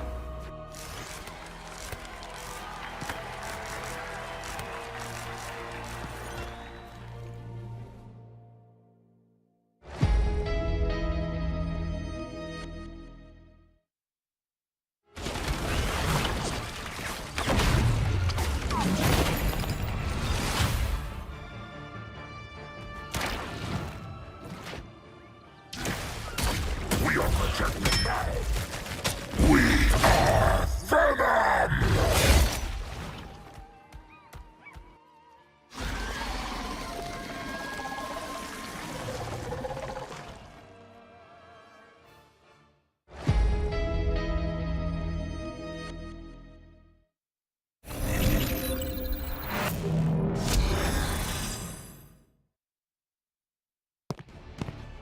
Double the failure! Double the fun! Success!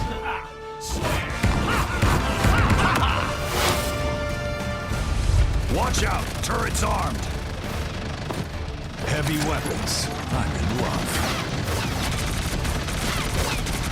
Flush the other Frank out! Denizens of the deep! Typical air breather. Maximum pulse!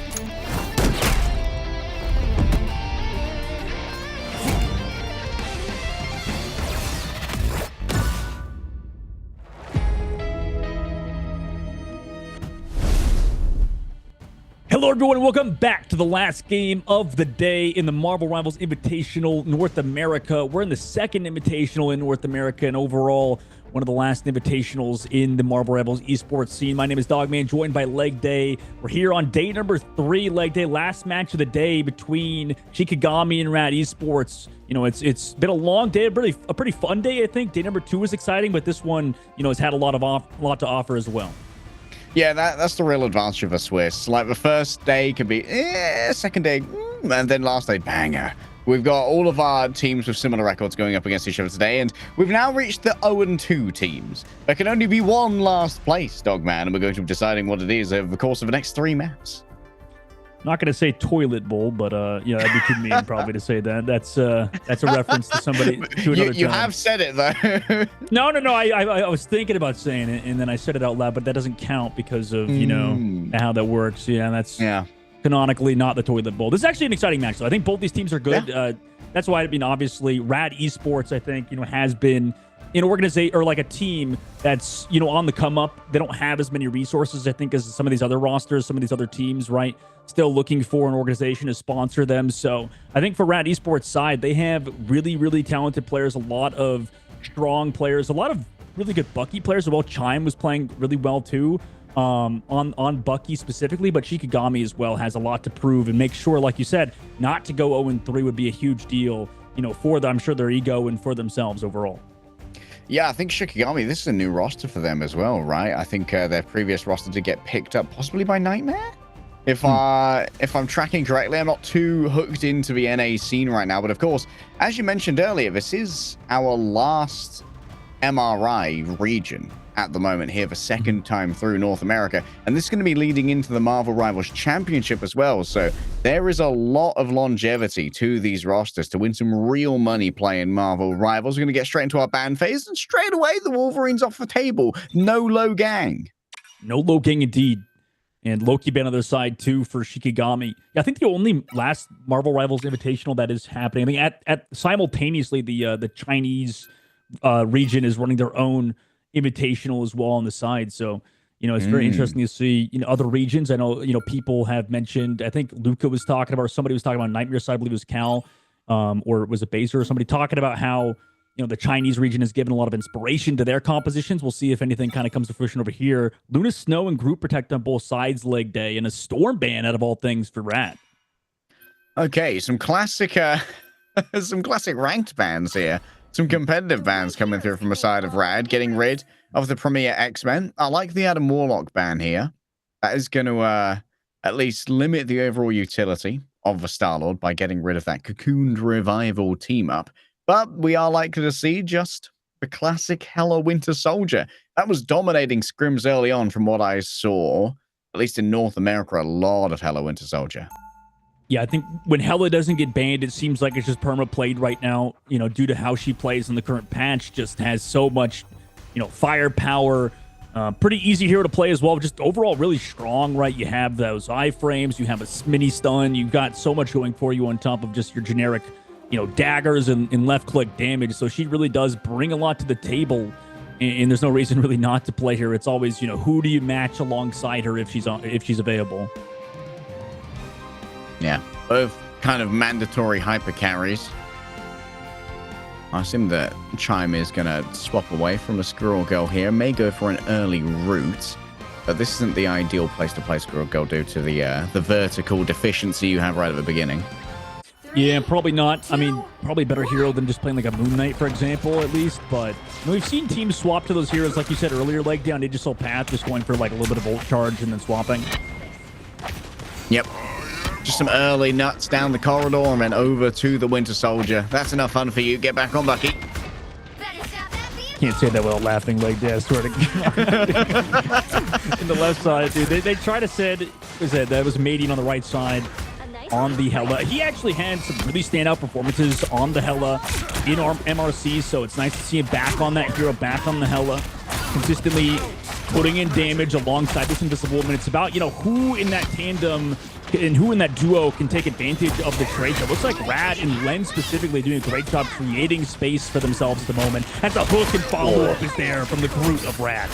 Nice backboard brought up as well, taking advantage of that longer cast range on the iron, on the Thornlash walls. Nice. The Dark Maelstrom racks Magneto's veins with dark magic, and he's sent to the Dark Dimension for a little timeout.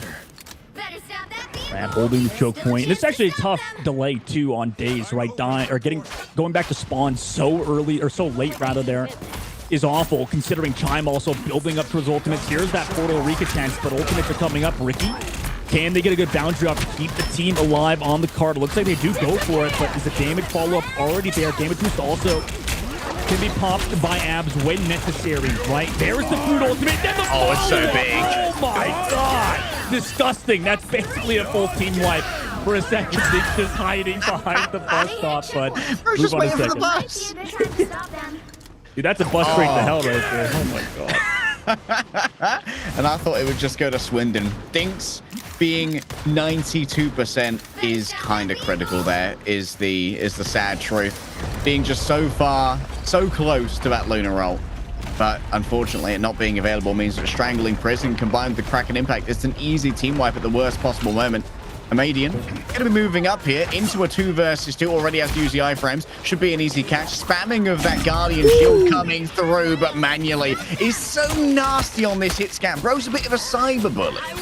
Yeah, I thought he almost made it out of there. In fact, they're actually going for some ultimates here on the backside to follow it up. I have a hook, but they tossed everything, and it's just futile like Dave. All gone just due to a easy disengage from Spenny and crew popping the invisible boundary. Oh, that's so many resources to get absolutely nothing. Disgusting. Actual Greek economy in real time here from Shikigami. Throwing it all down the toilet. Manually going to be playing from this off angle alongside Chime as well. If a Squishy gets caught by this 3-man Merc squad, it could be over. I mean, it's Rad in the driver's seat right now. Oh, it's Spenny doing is sitting behind Amadian, push right into the stun. Poor Amadian, just bullied. But it is traded on the other side. Scatter did a good job finding down Chime, but Len able to take down Dez. I mean, Dink's ultimate again, just a bit too late on that back side. I mean, Amadian has to walk back from spawn. Not a lot of damage here on this back angle, as well as Manually there with the follow-up on the food ultimate. There's so much damage coming through from the Goddess of Death and the team. 4 minutes and 40 seconds. What a blazing fast time for Rad moving on the third point. Yeah, let's talk about the value that Len got there, since we've got a moment, off the back of the Thornlash walls. Not only were they putting out more DPS onto those members stuck within the Tangling Prison, but also it was blocking off the heals that were trying to come through from the side of Ricky, and that also not only blocked off the heals, but also denied Ricky the ability to build up that invisible boundary and save everyone. So huge heads-up play from Len, and a great place to put down that ultimate. Forwards, they put themselves in a good spot. We'll see if they can maintain this aggression, right? Just to move on and cap out the map would be massive for Shikigami, right? They finally built up an ult bank, so maybe this is their time. However, Rad have had some good reads so far on Shikigami. In this case, Connie getting pulled and deleted by Kraz is massive for Shikigami. They play it back as well, but Fate of both worlds here from Abs. Too late to save Connie, unfortunately. And the Strangling Prison could be big here as well. Madian's Goddess of Death eventually going to run out. Still looking for Manually and will connect. So both Hellblades trading back and forth as the passive dealt a little bit extra damage to the Bucky on the left side, flanking the rest of the team of Shikigami, tracking down the main force of Rad to send them back to the spawn. Finally finding some stability, and now they need to tax the geography here for Shikigami. Big value out of a Tangling Prison here would be everything, but you've got to deal with Spenny, who has access to that invisible boundary. Easiest way to do it, grab Spenny out of it, using the Barnet Cook and punch them elsewhere, but it could be a little bit of a crapshoot, just trying to hook into that boundary. Portal play the height. What does Shikigami want to do around this area? Looks like just disengage it, right? Force them to drop towards the cart. A lot of walls come out. There's that group. Ultimate out of the boundary, too. Perfect strangle prison by Kraz. Spenny's boundary just a bit too far away. And he was an absolute hero in this fight. Just 2 ults to get it done as well. That's good, efficient budgeting. They've still got a little stagger coming through as well. Len finally executed from Days, and now once again it's going to be difficult to try and break through the choke because the portal cooldown's gone and Carney's gone as well. Shikigami have really leveled up on this third phase, right? With the backs against the wall, just getting pull after pull with either Winter Soldier or whether it be Invisible Woman. Spenny and Chime really putting the team on their backs at the moment. And, or sorry, on the other side, Days and Ricky getting those opening picks. I mean, that's been beautiful out of Shikigami. Krasman going to be forced to disengage here. Not pulled in at the moment, actually. Rad missing out on opportunities to punish these commutes. Spenny punished in absentia. The Soul Drainer removes all chance Spenny had of escaping, but essentially trades out here for Dave's big usage of the Eye of Agamotto. The entire Vanguard line has their soul denied as Carney just able to try and keep Krasman at range. Doesn't have that shield now, though, to try and block off the healing as it comes on through. Abs caught without any hope, but a prayer frozen up before the mortars. But the strong crows come from the skyline and find themselves soul upon soul to add to Hela's army. Shikigami are really building upon their defense right now and held for nearly about 3 minutes off of some good ult usage, right? Just consistently rotating out both the Madian's ultimate and then Dink with that massive Fate of Both Worlds. So we'll see if Ran can finally come back in and get something going, but it's going to be off of Chime to really get something going with this Kraken impact. Dreams of efficacy here from Chime once again. Early play. Ricky answers with the invisible boundary. Deus ready to try and do it for themselves here in conjunction with a strangling prison. Shikigami get all the ults at just the right time. It's a wild play away from Deus, so it's not going to be a reset, but in the end it didn't matter because Amadian's there to clean it on up. And it feels like Rad are really caught in the weeds. Here they come. They really are. I mean, this angle as well from Daze and the rest of Shikigami just playing around these hooks. I mean, they know Daze is there. Maybe saw his name played around the corner.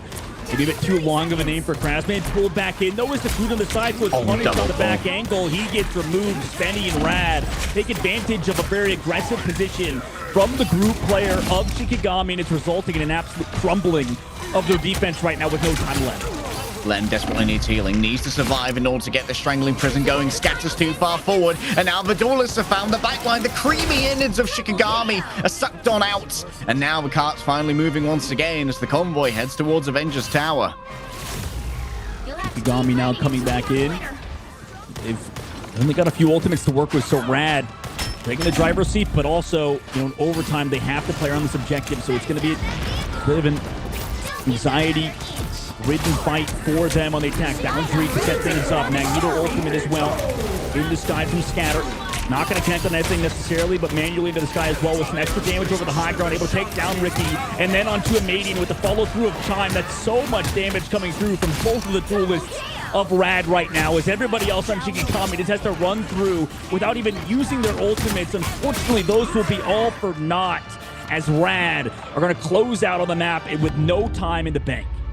Critical massive ultimates found by Rad. They had 5 or 6 for that last fight, and it all came down to a beautiful double pull. This is why teams love Invisible Woman, and part of the reason why teams love Bucky, but he's got a lot to love. The Bionic Hook into the Force Physics, just continually taking Krasman away and away. And when he tries to escape again, guess what? Trooper's Fist is there to push him back in once more. It's enough time to burn through 800 HP, even with all of the walls for protection. And it's around the corner as well. So the remainder of Shikigami, they have to put themselves out of position in order to try and rescue Krasman. And when you're out of position, no ultis need to wipe you. It's down to just raw mechanics. And despite Rad losing a lot of their time back, they're going to be very happy with how clean that finish was. Yeah, I mean, I liked what Shikigami was at least trying to do and, you know, up the tempo. But once that game plan is spoiled, right, once Rad read that, like you said, like they, I mean, just ready to go with that pull, with the double pull onto that tank player, it's going to be tough, right? You need to kind of maybe adapt, realize when you're caught out. In this case, you know, back up, maybe give a little bit more space. And for Rad, like you said, I mean, they surely feel good on the defensive side now after, you know, it was such a back and forth affair with 4 minutes to go on their third point. Credit to Shikigami, at least. After a disastrous A and B, they do finally find stability and efficacy on C, but attacking. A lot of people would say that this map is quite attacker favored. I think after you get halfway through B, that stops being the case. An early attempt at a hook on through here, but it's well shielded. A metallic curtain raised by Magneto, and that's going to get in the way of the win condition. Nice freeze, but there isn't really going to be too much in the way of execution on the back of it. Yeah, none yet. Rad trying to secure the high ground. Walls come through. Oh my gosh, barely staying alive. There is going to be Daze with his own Magneto on the right side, but Chime really just trying to push the pressure right now onto Shikigami's backline. Oh, look at that Kraz using double walls to get up onto this Hella flank. It may cost him his life, however, as he needs some support from the rest of his team, but Shikigami trying to pressure out these off angles is massive for them. If Manually and Spenny can control them, that's going to be always tough as this cart still pushes forward without any deaths so far. Definitely as well. Ricky playing up on the high ground here could make for a big force physics. I think that maybe we saw Manually get pulled in there. Amadian able to try and play off the back of this for Trooper's Fist, get some real value, explosive bullets from Rotter Stern of Chime, just tear through. And Rad back in control here. They did give up the high ground, but guess what? They're platforming their way back up. Yeah, the backup indeed. Also need to build more, or build back towards Fate of the Worlds from Abs. I mean, looking for snaggers, constantly looking to make plays with those group walls and hooks. Amadian throwing up to the high ground. Still trying to control these angles, right? 2 minutes, 50 seconds left. How do these two teams play this matchup right now? Looks like Rad trying to play around the top. Oh my god, and Candy comes down on the bottom with a huge follow-up on Daze. Just catches him with his pants down in the main side, and now with that Rad just secure even more delay kill. Carney just so good at taking these tactical peeks, swinging the corners with a fully charged Dark Maelstrom. Doesn't even need it going up against Dinks. It's just a whip to the bottom as they leave, and they're sent back to spawn for a while. However, 6 ultimates now available for Shikigami. They need to ration these effectively. They really do, yeah. And at the moment, I'm just impressed with Abs to be able to build back up towards his own ultimate, lapping Dinks right now. But like you said, like this is a huge fight coming up, and both of these teams, you know, will have ultimates on both sides. It's going to be a smorgasbord. It's going to get fast. Prepare your eyes for the pixelated mess of potentially 12 ultimates ready to go. For now, it's going to be the Eye of Agamotto already taking down 2. Amadian and Ricky, they're already down, so this one's already called for sure for Shikigami. 1 ultimate, that's great efficiency. Candy's timings have been impeccable. Just so good at positioning, making sure he's in the right place at the right time, taking out the Bucky earlier, and then with that Eye of Agamotto, just when nobody expected it, Shikigami, you know, they got to sort of tighten up right now, really get a hard engage going on, because I'm a little worried for them at the moment. The information needs to get better.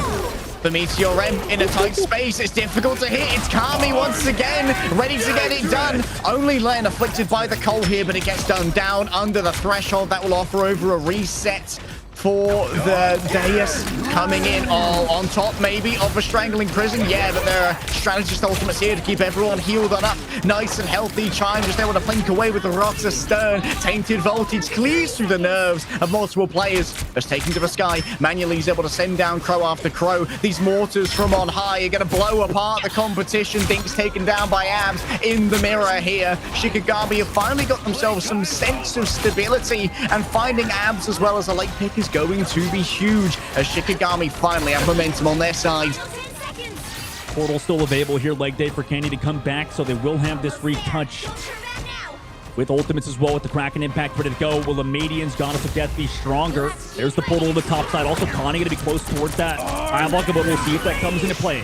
Median to the sky with the Hell Unleashed. Also, Abs with the follow-up on the side of the Kraken impact. The Hell Unleashed is actually just removed as he's trying to live on the backside. Abs is going DPS mode right now on Amadian, scaring him off the off angle. So that strategist aggressive play is working right now for Rad Esports. Overtime ticks down. Can anybody even touch in time? Leg day, they can't, and end the match on Midtown. Scatter was isolated all by himself. The walls were erected and the healing could not reach the Vanguard in time. So Scatter died with no friends. The frag was found, and the push was finished. Raz, despite a couple of stops on their attack, they were all about the defense. Stalwart and unbreakable. Whew. I mean, Rad looking good so far in this matchup, and also, you know, against a franchise such as, or an organization such as Shikigami's huge for them. So, you know, Manually, I've heard a lot about this guy behind the scenes, and in general, right, has been a top Hella player, has been a top duelist player in general. But, I mean, that was such a T performance out of them. I think Abs had some standout plays there, forcing off a Median. And, you know, overall, they look a lot better in this Invisible Woman Hella composition, it seems like, leg day, and as well playing around their, you know, Doctor Strange. They seem to be more comfortable today in the meta. Yeah, it seems like their win conditions are being a lot more effectively parceled out as well. We're seeing a lot better combinations of the Strangling Prison and the Kraken impact. We're also seeing great usage, in particular of a Strangling Prison, to drag people out of the invisible boundary. That's something that's really been the difference maker as Invisible Woman has come into meta and Groot has stuck around. Dragging people out of that cone of healing and safety while you're invisible has really been a big difference maker, especially if you can get the burst to convert on those drags, and that often comes from the Kraken impact. Yeah, it's a great point considering how, you know, that ultimate is so impactful if you can find those counterplays. And, you know, overall, that's why we see a lot of developments in the meta too. Like we saw earlier with Rocket Raccoon, you know, sort of making his print on the meta, you know, making sure you can get those timings off with one shots, right? Understanding those break points almost for health pools, right? That's sort of a thing that even the pro players are still figuring out. And, you know, that's why the meta is shifting even to this day. Yeah, like we all know about the breakpoint, but you can get like, you can get Black Widow damage boosted by a Mantis, but that's too much investment. But sometimes it's all about finding the breakpoints to get to the culling part of Kraken impact as well. Just finding exactly where you need to get to find that reset and continually start bringing those ones together. And we've seen that as well from Envy. The inspiration on Adam Warlock, meaning that you constantly get these 5 taps on the barrage alongside the left click, is just enough to get those final blows on those squishy members. It is going to be down to Shikigami to decide where we go now. They can really tailor the game. They can manufacture a great opportunity for themselves to get into the series. There are no more mulligans. The lives are nearly down to 0. Match point right now for Rad.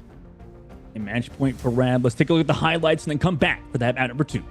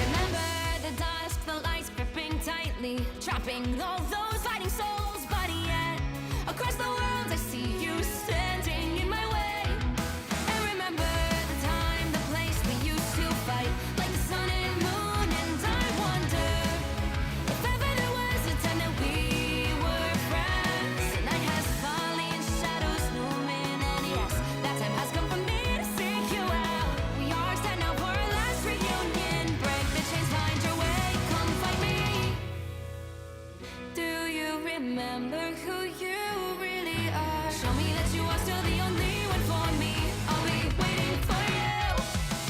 Blink and open your eyes, raising up your fists and smashing through time walls. Before the rift splinters again, we are rebels till the end. Rise and open your mind, hold on to your powers. No one can stop us. We are rivals till the end.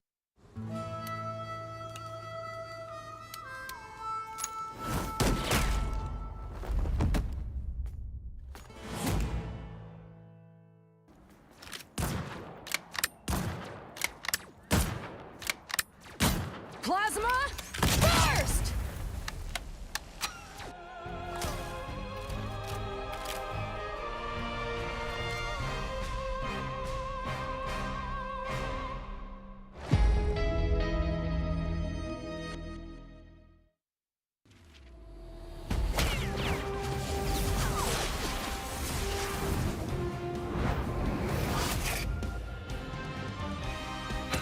Just embrace the light! Lights out. Vivid feet. Us against the world.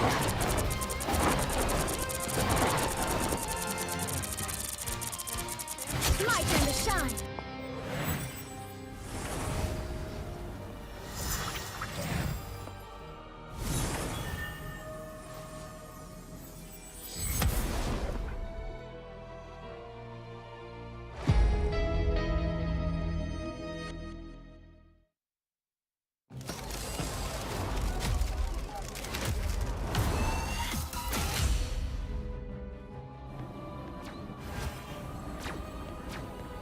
I outnumber you. I still ruled you. Your powers are mine!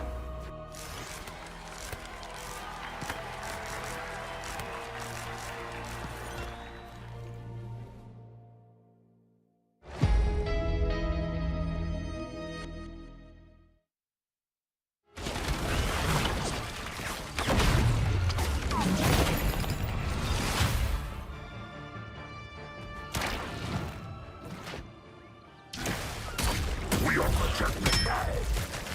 We are Venom!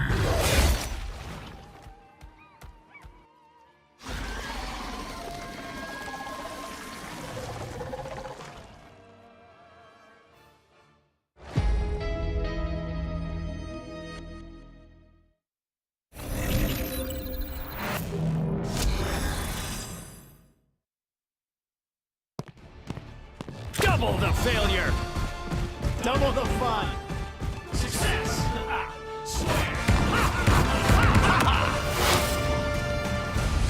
Watch out! Turret's armed! Heavy weapons. I'm in love. Flush the other flank out! Denizens of the deep! Typical air breather. Maximum pulse!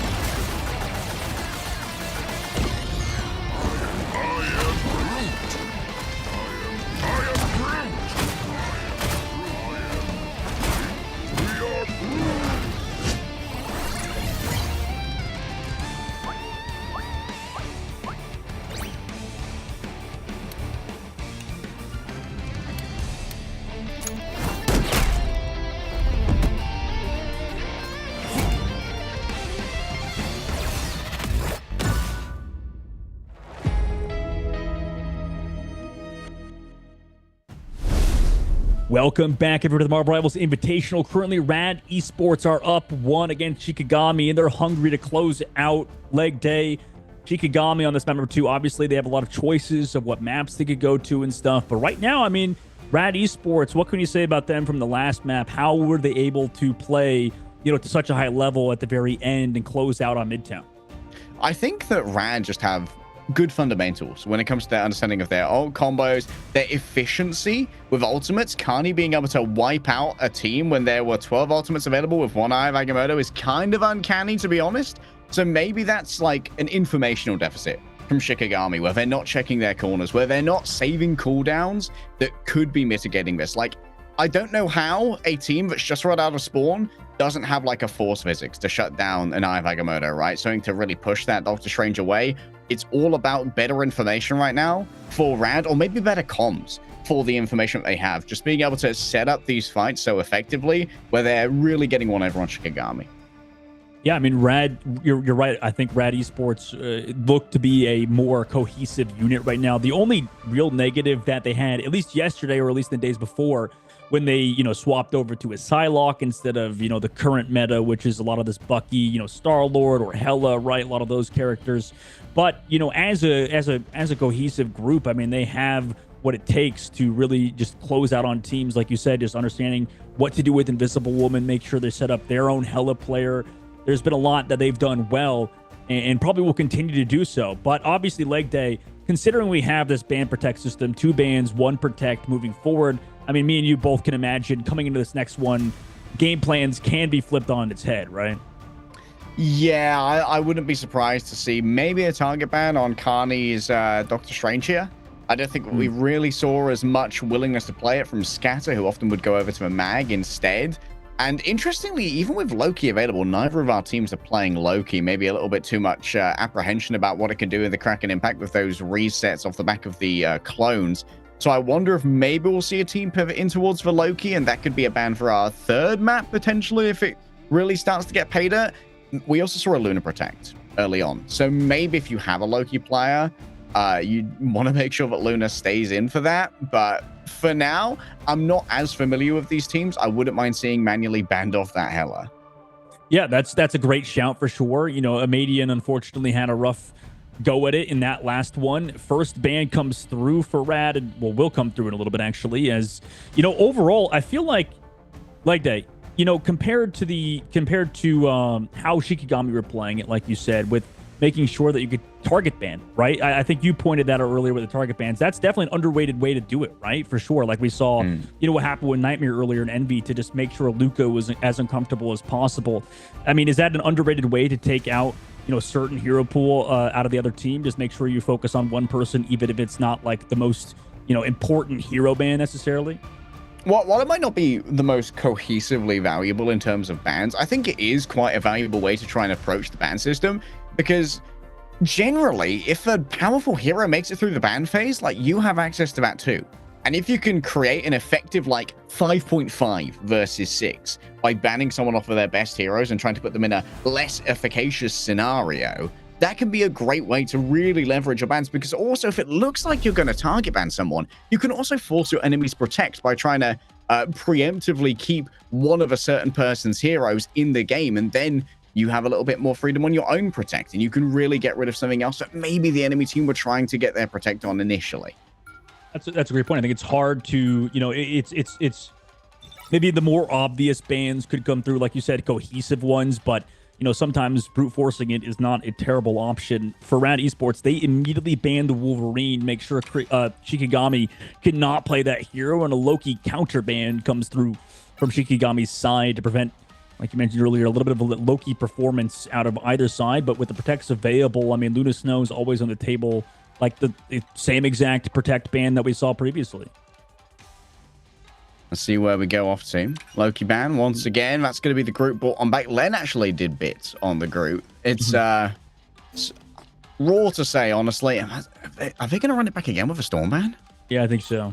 I mean, I guess Rad is just happy for the most powerful characters to remain in, because they're confident in Chima manually, so they don't really feel the need to swap up their ban phase. I'd be surprised if Shikigami, they're going the same route again, which is interesting, because personally, I think that if you don't ban out a Morlock here, like, what's the downside? Like, maybe Rad get rid of either Hela or Winter Soldier to try and play like a triple strategist and Star-Lord composition? You are losing in the mirror of the Hela and the Winter Soldier. At this point, you're just kind of nerfing your own options. Yeah, I think my take on this is, like, when we look at the top teams and we look at 100 Thieves, we look at Sentinels, right? They were constantly changing back and forth those bans, like you said. That seemed like the right play for both Shikigami and Rad. You know, maybe with investment into the scene, maybe with more coaching staff coming through, they could maybe see through that. Because I imagine as a player, you never want to accept a loss was because of a certain hero or whatever. You always think, oh, okay, we can mirror them. We're better than them, right? Yeah. That's probably an ego thing for sure to keep that going on. Maybe if Shikigami, you know, were to have some of those stats in front of their eyes and maybe somebody that can be an authoritative figure, I would not be surprised to see more bans go in their favor. Because if they lose it now, leg day, I mean, that's GG. That's brutal moving forward. You're the only team to go 0-3. Yeah. It'll be sad. 3. Credit here, though. They may be trying to just run it back with a similar matchup on a better map for them. Because this was the choice of Shikigami. Maybe they are particularly adept at Shin Shibuya. This is a map where all the little different minutiae of the geography can really make the difference, especially when defending first point. I'm going to open up with a portal here to claim the back high ground for the attacking team. Yeah, very deep portal for their side, dropping down below. Interesting as well, not a lot of mag for both sides, right? Really enjoying playing around that Doctor Strange. Freeze on the Len, make sure he can't come down to the point immediately. We see Mainduli still controlling that off angle over the top side. We'll see how much value he can find, whereas Amadi on his team side and Scatter able to just deal with the front line. Connie dropping down with the team, and now you have this Winter Soldier on the outside. Instead of 1v1 with the Doctor Strange, you're not going to win that, so Scatter and Shikigami hold on for now. Good bend, but don't break defense here from Shikigami. Now there's a couple of hostages in the back. Leonard Nab's taken out. Spends the last one. And now they are going to have a final portal coming up towards the last fight, which is maybe something that will come up later for Kani. For now, they have to try and make their way through the choke manually now. And that means braving the poke of Amadian and Deus. And that's scary when Deus is coming up on that crack and impact. They're just going to hold right in. They're just going to run straight into the right side of the objective. Deus swing on his ult. I mean, obviously, no strategist ultimate here and available. Long rotation for Shikigami. They went into the right room. Now they're going all the way around. and they're going to leave. It looks like they're Hella in main. Maybe think that they've forgotten. Shikigami's side has forgotten about that Hella sitting back in main and Emmanuel. But now Emmanuel's alone. Does have the guard. Able to barely stay alive with it on him. But now into the water is Amadian. Smelt blood. Emmanuel's going to fall. And into that strangling prison as well. It's a huge advantage for this defensive side as Amadian is set to roam free. Abstinence is winnable though. Pops the fate of both worlds to turn around here potentially as a strangling prison comes on in. It's a cracking impact from the top. It needs to be something big from Amadian, and it's just in time. Shuts down the invisible boundary the moment that it's summoned. And now Amadian is just flying 3 above this. Yes, Spider Zero is going to be catching a couple of the strong crows that have gone elsewhere. But you're also keeping manually out of this fight, keeping them suppressed inside that zone. The ice darts will cleave through so many. It's an absolute critical mass of healing and damage as Shikigami batten down the hatches. Rad maybe being a little bit too quirky with their offense at the moment. A minute and 30 seconds left. Sure, they got a tick, but that was brutal to lose Spenny's ultimate in that instance. Ricky now with the boundary. I mean, they're sitting with such a big advantage on this defense in terms of strategist ultimates. Yeah, like defensively, this is going to be very difficult to break here. By itself, I'd love to see a catch-22 here. Oh my goodness. Not too much gained off the back of that. Chime grabbed, incoming the Eye of Agamotto. It only gets Krasman for now. Manually takes to the skies, eye to eye with Cadian, staring at each other across this, can slowly descend, and they burst through that Goddess of Death already. The defensive ultimate was more than enough. Manually's isolated themselves, but it could be a bait. A big play there from Deus. Multiple players afflicted by every single ability. Days just dazes the competition. This is a brutal hold so far. Shikigami absolutely strangling Rad right now as they try to walk in, right? Len and crew and Rad Esports, maybe they can figure something out on their offense. They will have that boundary available. It was really tough versus Ricky and his team as they were ready to go with their own strategist ultimates. Rad now trying to walk in, but they're going to have to build all these ultimates without getting picked. The strangling prison's ready to go. Dropping in from the top. Could be brutal here. Question is, who's going to fall up? Strangling prison on top of multiple squishies. Oh, the invisible boundary has already been used, but you can't contest the point off the back of that. The healing's going to be taken elsewhere. Strangling prison in towards the back yet again. Dink starts dancing to save everyone's life. They need to catch up with Krasman here and keep them alive. And indeed, Krasman has been reborn, regrown. Chime into the back. Galactic Legend surely solo onto the back line here. Ricky first to fall on down. Dinks is surely next to go. Scatter noted on the disengage, but it's Krasman who's turned upon first. At the last moment, Rad have finally found their openings as Chime rings a bell of death. Chime is so good. I mean, he just brought the team that win by himself. I mean, really did. Rad now moving to the Streets phase. Obviously, it was dicey. I mean, they spent so long their leg day just capping out that first point, but you know what? Better late than never, right? Yeah, but certainly better late than never. Shikigami were on the edge of a real mental resurgence there as well. Being able to first point hold, taking the same mirror again, would have been a huge turnaround. But now you've got a new geography to deal with. And this might necessitate splitting up Rad. So it looks like they're going to try and run on a squish who's down on the low ground. Waiting for it, Kenny. Locking up Ayavagamota, almost available as well. That built it up. It's the only ult for them right now. We'll see what they opt to do. Cart still pushing as well. No stop necessarily for Shikigami, who are sitting with the advantage at the current moment. Chime on the flank again. Able to deal with Amadi and that tracking. Absolutely beautiful. Ayavagamota on the front line. Meanwhile, Krasman able to follow it up. And Len with his own ultimate, armed and dangerous. Down on the low ground. Ace trying to bring it back in their favor, right? Whereas Rad in the sky manually just looking for this invisible woman. Cannot hide forever from the Goddess of Death in the sky. Also tossing down the boundary just on top of it to secure another win for Rad. Okay, but that's a big ult gone from Spenny now. Question is, how do you deal with Amadian's Goddess of Death? It's got to be target focus here. This is going to be the last tool available in the box to try and stop this convoy before it reaches its goal. On the right, too. I mean, he was huge with his Galactic Legend earlier. We'll see if he can do it again manually as well. I mean, everybody, there's 3 people of Rad Esports. Half of the rosters on this right side pulled into it. Manually, no! Oh, no! Are you kidding me? Just right past the shield. It is traded back by Daze, however, as the Galactic Legend on the backside. And all the group balls actually disrupted Graz away from the team. So Len doing a good job disrupting for Chime. Meanwhile, on the low ground, a lot of damage boost coming through to give Chime even more damage under Ricky to get the elimination sees through the fate of the both worlds, and Chime has been absolutely beautiful so far for Rad Esports. The rest of them close out and move on to third phase with time in the bank. I think we saw Ricky fall within the fate of both worlds because the healing was being blocked off from the source by Carney's shield. Great heads-up play there from Rad to get them through this area in much faster time. They're really making up for a time bank that was so heavily drained on first. And Amadian couldn't even find an opportunity to use the Goddess of Death. It was all about initiative here. And Rad are continually fighting on their own terms by manufacturing unfair fights on the flanks using the force physics.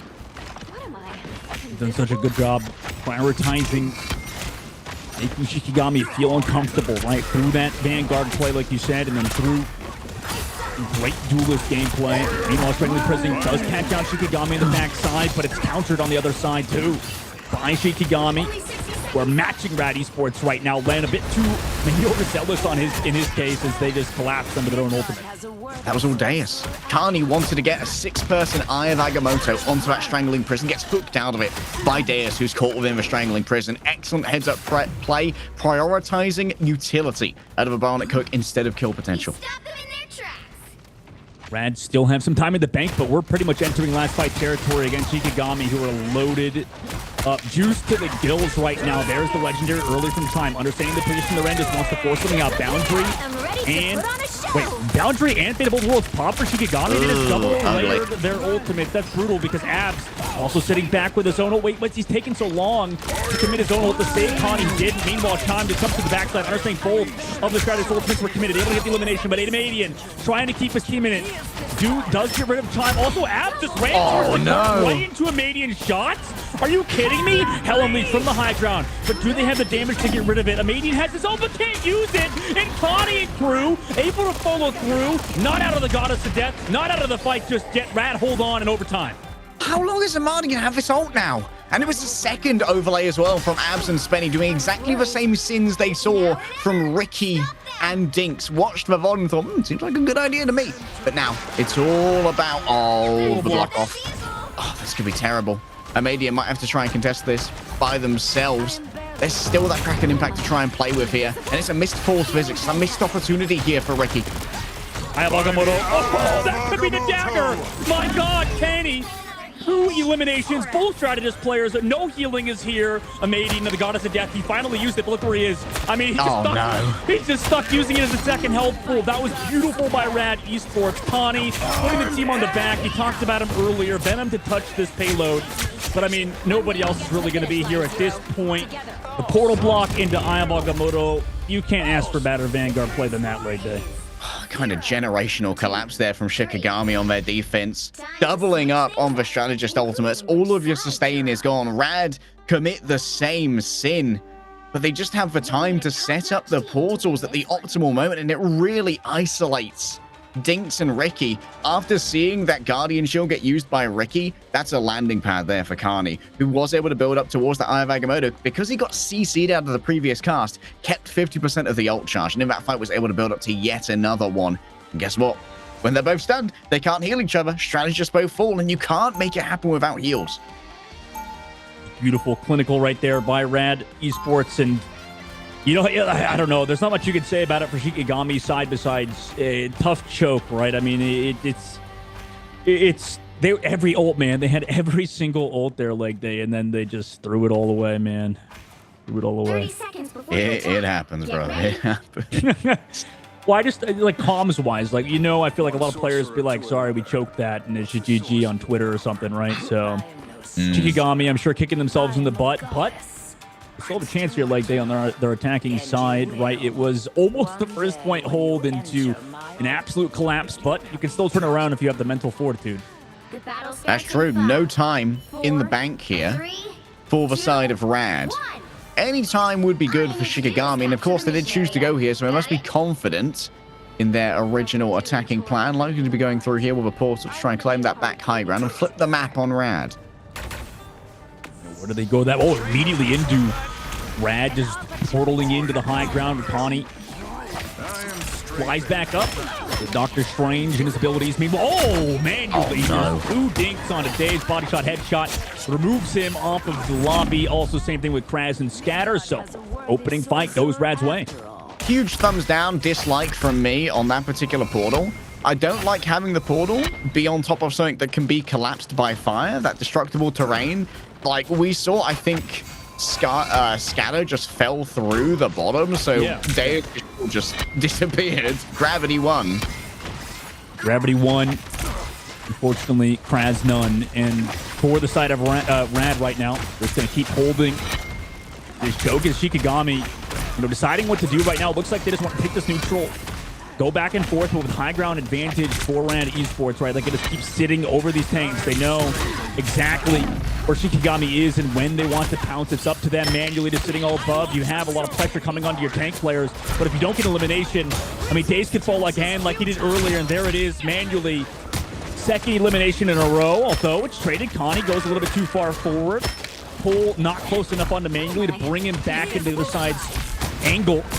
As ultimates available, Ricky's going to have to pop his boundary. Boundary comes back through. Or sorry, Fate of Both Worlds comes back through for Abs, so it's traded back and forth. The boundary, usually you kind of want to use second.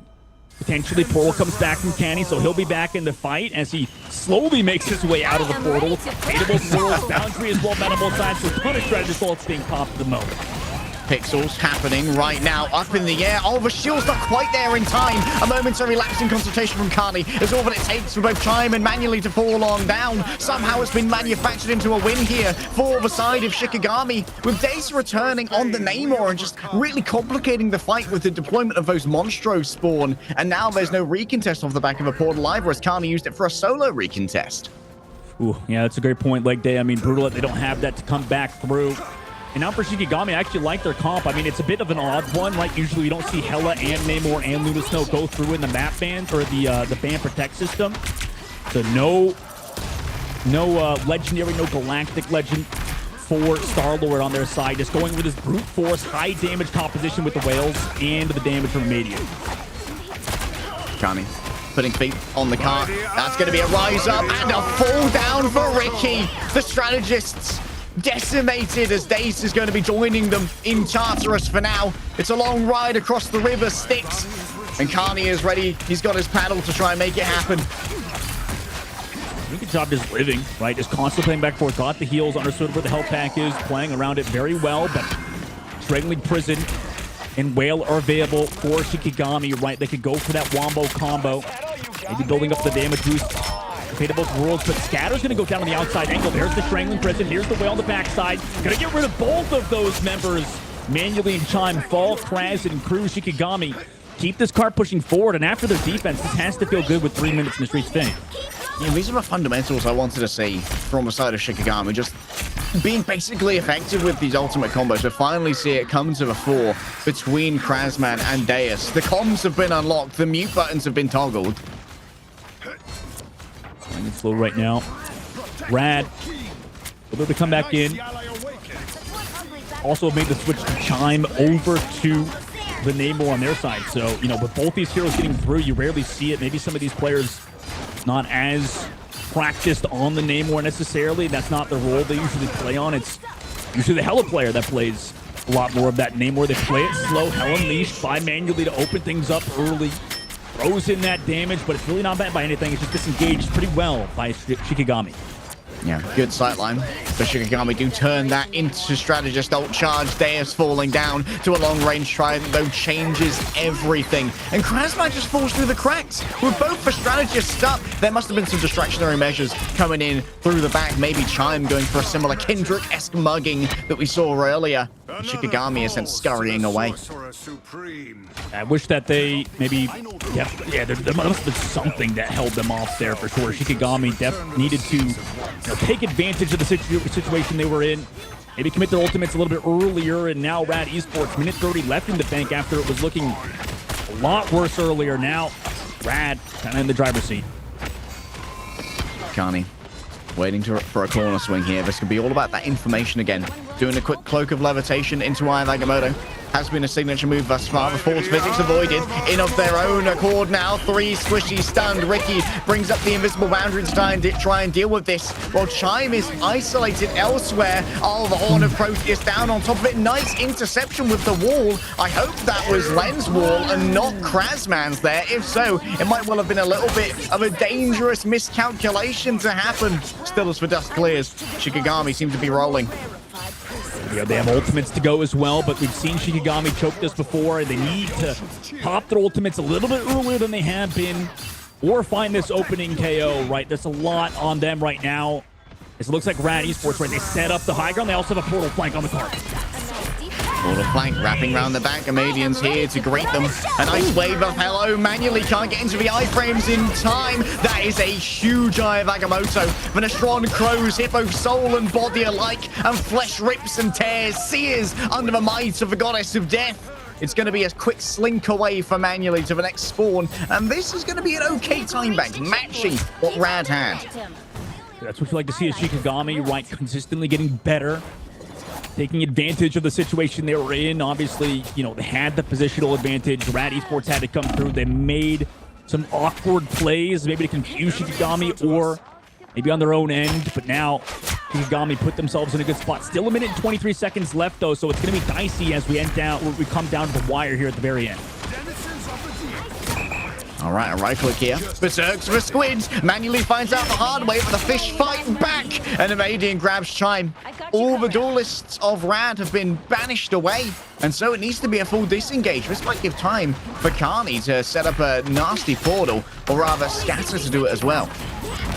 See if that is a play. For sure available. Scatter very aggressive, though, right? Pressing back this front line right now.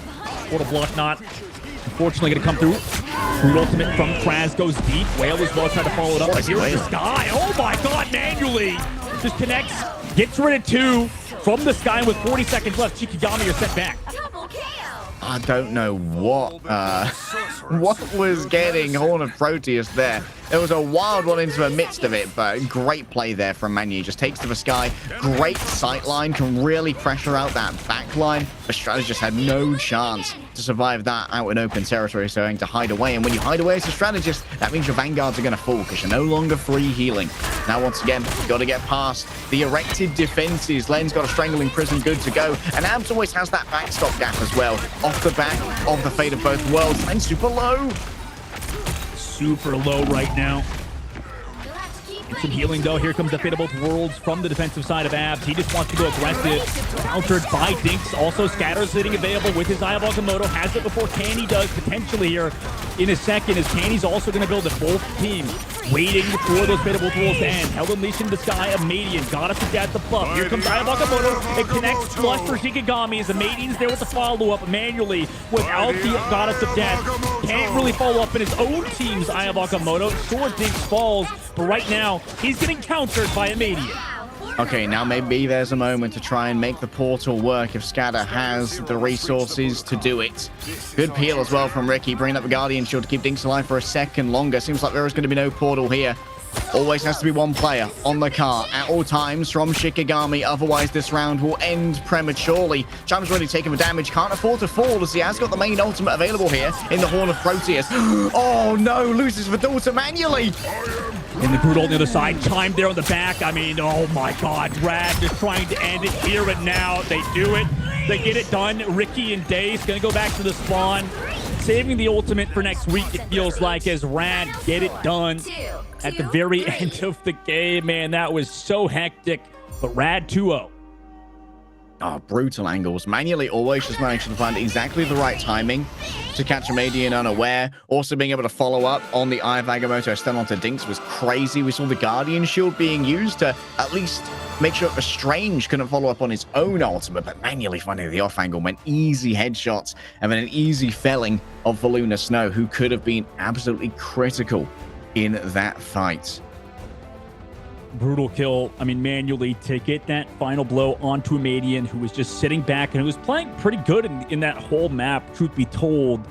But, you know, at the end of the day, Manually, like you said, just right place, right time. It's not all about stats for a lot of people. And, you know, for him, you can see exactly why just so consistent when it mattered most for Rad. And for Shikigami, you know, I'm sure with time under the limelight, I'm sure they'll get better, you know, understand what to do. Because there was a few ultimates, I believe, like that you called it out, where that, you know, the horn from Daze or one of the members of their team, I think it was Daze, threw it out there because Kraz just yeeted a Strangling Prison across the map towards the spawn. It was just far too far away from that whale. I mean, he couldn't connect, unfortunately, on Namor. Yeah, and we didn't see a world where like Scatter could set up the same kind of portal blocking that Carney got either. Maybe that's all about timing. The shot call needs to be like, okay, Strange, back off this fight, set up the portal. We can 5-man push the people who remain, because we're getting to push because we have a numbers advantage, right? Like, they can't disengage as well once that portal comes up, because they're just going to come out the other side of spawn. If they can't get into those areas, they're just stuck in a zone with no cover. And I think that really just coming down to the minutia and the real grasping of fundamentals is what allowed Rad to continually win out fights. Yeah, I mean, they were about to get first point held. Like, that's insane that Rad were able to just kind of continue on in that series, considering, you know, just shout out to Chime, obviously was MVP in the game, and then and I think my MVP overall for this team, and has been so good, such a flexible player for the side of Rad Esports. As a team, it feels good, I'm sure, to finally get that win moving forward into next week, considering how, you know, Rad day number 1 and 2 didn't really go the way they would like it to. But, you know, when you're a team that's up and coming, this is the best you could probably ask for, just going 1 and 2 in the Swiss stages. Yeah, more time together is also going to be super important. Rad looking for an organization to give them some real support. And of course, there's longevity to this roster as well. They're probably playing MRC. I have no doubt they're 10-0 at the moment, as almost all of our invitational teams are, I'm pretty sure. We are going to have an interview ready for you guys in a little bit. We're just going to prep that one up before we get all of the information and answers we want out of Rad and how they're going to be feeling heading into, unfortunately, the lower bracket straight away. They didn't have an option to get into the upper bracket, being at best 1 and 2, but they have at least cemented themselves as not being the 0-3 team. Yeah. I mean, that's going to put you at a higher seed, not going to have to go, you know, against the tougher teams that will be in that upper bracket later on once they do drop. And, you know, I'm excited. We'll be talking to Canny in a second. You know, Leg Day, you talked about those portal blocks. I mean, that's just like the premier situation that you want to be in, and as a Doctor Strange, get the portal blocks, get the saving eye of Agamotto. It was just beautiful out of him and the team. For Rad Esports right now. You know, it's gonna be a lot of fun to talk to him in just a moment. But, you know, for Rad Esports side, Leg Day, moving forward, you have another week to prepare, right? I mean, that's huge. In terms of bans, in terms of predicts, I imagine you're in the same boat.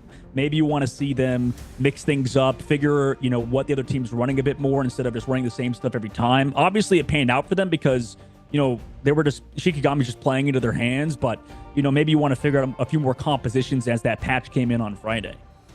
Yeah, I think that alongside scrims, just watching the tape is going to be important here, not just monitoring yourselves, but looking at every team's specialities. Like maybe up against Envy, you want to ban out that Adam because it also can have knock-on effects in nerfing the Star-Lord, because the Cocoon Revival no longer available means that you can't really leverage like how accurate they can be with the Mantis as well. Sometimes there is like Nexus bans. They're like the crutch, like the actual center of a composition. You can really steer a team away from where they are their best just with a single ban. And if you can get that in first, you kind of steer the opponent's protector, like, okay, all that strategy's gone. We need this central character now to deal with our secondary composition as a win condition. And then you can kind of tailor your second ban towards, okay, they've protected that. They likely want to play this. Also, let's say they protected Namor, they protected Luna. We'll ban the other one so that they can't do that triple squid. Or maybe if they protected Loki, we're going to ban the Hela so they can't get those free reses.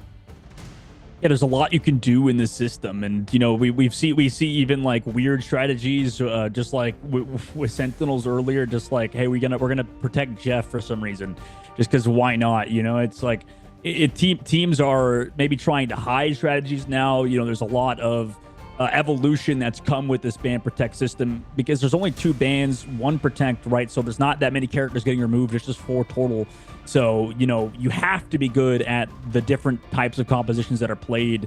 You know, a lot of the teams, I feel like, are sort of figuring out that a lot of the heroes, sure, like in previous Marvel Rivals tournaments, when we played the championship series, I feel like it took maybe 8 months, you know, a long time from the closed beta and stuff for teams to figure out, okay, we really want to play these team ups, right? The team ups are so strong. Why would we ever avoid them? Instead of just focusing on playing these mechanically skilled heroes. Now teams are sort of coming back around. They're like, okay, we don't really need the Star-Lord team up. Like Star-Lord's pretty good by himself with like a Magneto and stuff. So, I mean, it's super interesting to see like how the evolutions progressed so far, League Day. Yeah, the real ones remember Scarlet Witch being the primary ban back in the beta tournament. We cannot allow the metallic fusion to come through by any means necessary. Those were the good old days right there, where the team ups really were an incredibly powerful state. Now you're likely never gonna see it just because you have a couple more powerful characters that really need to be banned on out. And just when we see the occasional like play for the team up, we aren't seeing a huge amount of like Thor alongside things like Loki and Hela, but it has seen a little bit of play in EMEA, mostly from, let's call it, our specialist teams by Twisted Minds that have maybe they have a Squirrel Girl one trick on their team, maybe they got some people who really enjoy a particular hero, maybe they have team captain who just want to always run that Wolverine. But I'd be surprised to see like too many compositions that really focus in on the team ups, but it does mean that you can at least negate the maximum power of a character that your opponent might want to play. That's a great point. Yeah, trying to stop the bleeding where you can. Speaking of which, or stop the bleeding of our yappening League Day, we're going to bring in Canny back into the broadcast. Going to have him live with us in an interview. Canny, how you doing after that win? You had some awesome Doctor Strange plays. Okay, so I'm really glad that I could put up my performance up there.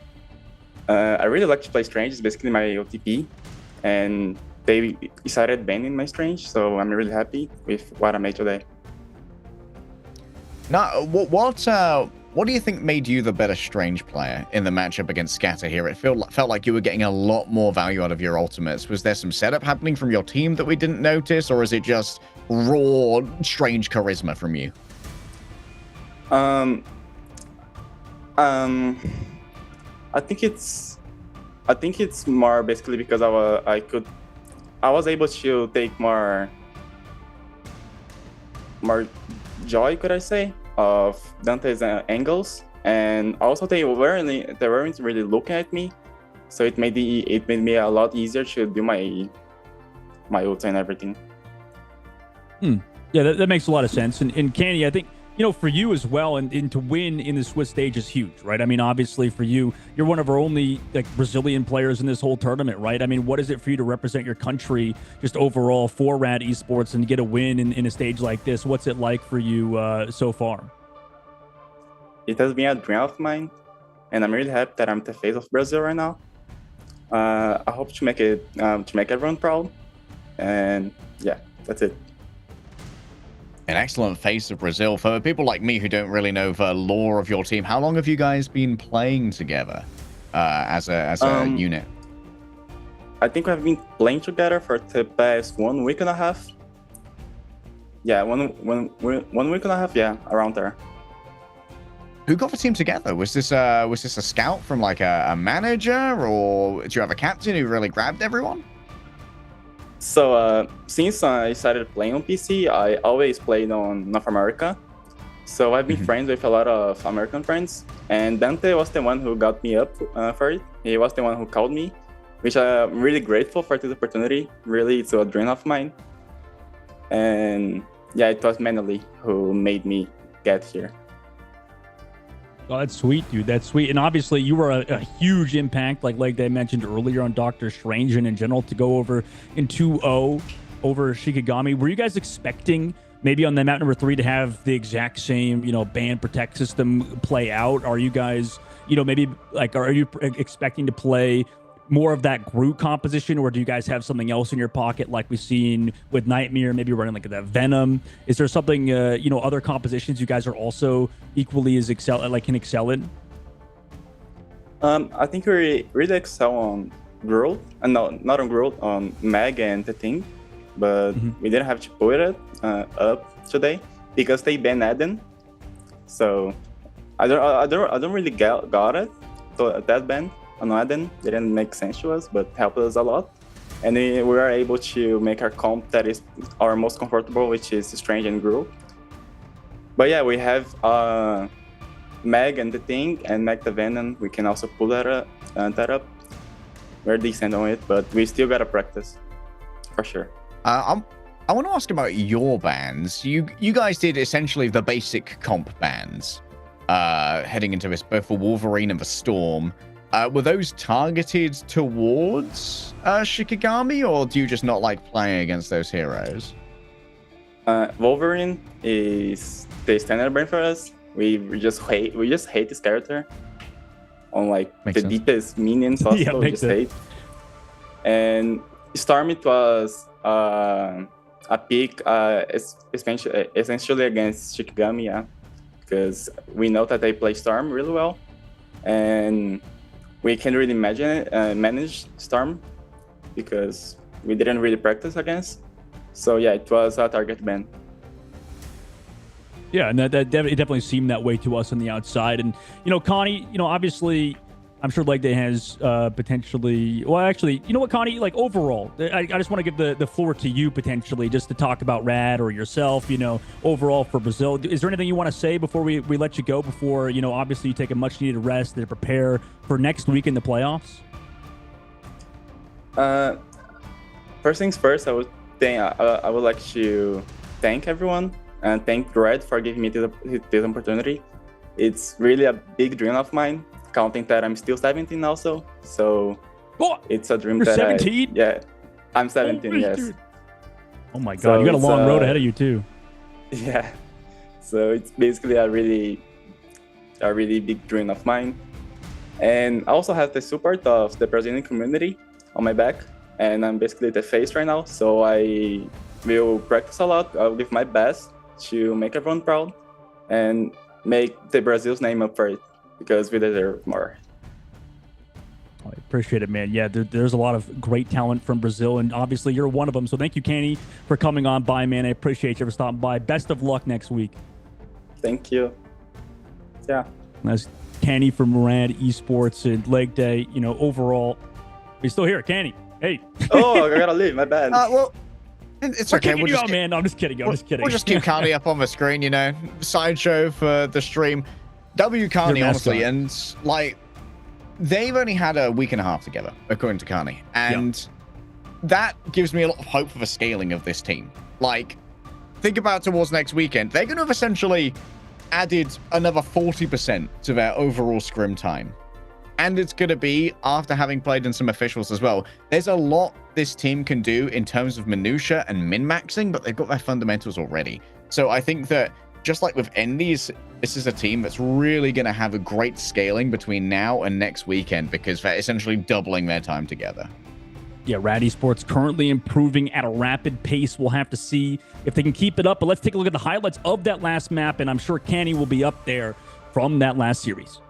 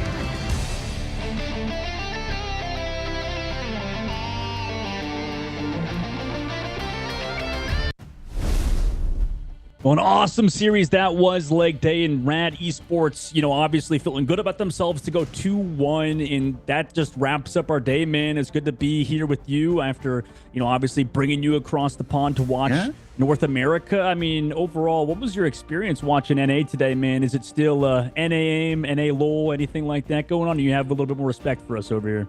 I mean, I can't believe your number one team dropped the map before playoffs. Oh Kinda my wild. God. Oh my! Look at this guy. Look at this guy. Weak B tier region. No, it's actually super exciting to see 100 Thieves drop a map in your Swiss stage. That definitely means that it's going to be a banger bracket heading through here, especially to Sentinels, who, like, we had kind of a tier below. Like, Sentinels, they're a clouted orc, don't get me wrong. But, like, compared to 100 Thieves when it came to the raw gameplay, felt like they might be a little bit behind. But honestly, very impressed with what I saw from Sentinels today. I've got a lot of hope that maybe if those two teams are the ones who meet in the finals, that it's going to be an absolute banger. Of course, we have FlyQuest who's kind of buzzing around in the back and really nipping at the heels of Sentinels when it comes to playing for that second place spot. Still, we've got 100 Thieves as the favorites here, but there's also a lot of room in North America, I think, for dark horse power scaling, where we're really going to see teams like Rad, like Envy come out of the backfield with that additional scrim time and maybe have some new and innovative strategies to surprise people with. Yeah, 100%. I mean, I'm sure we'll see some of those coming into the upcoming weeks. And it's always interesting because, you know, when you talk about Sentinels and 100 Thieves, you know, a lot of people were not as high on Sentinels going into today and this weekend in general, just based on, you know, what was happening in scrims and stuff. And people were higher on FlyQuest, you know, going into it. But, you know, overall, it feels like Sentinels just in like matches when it matters most, always kind of just show up, right? And they'll have a good series with any of the top teams, no matter what it really feels like.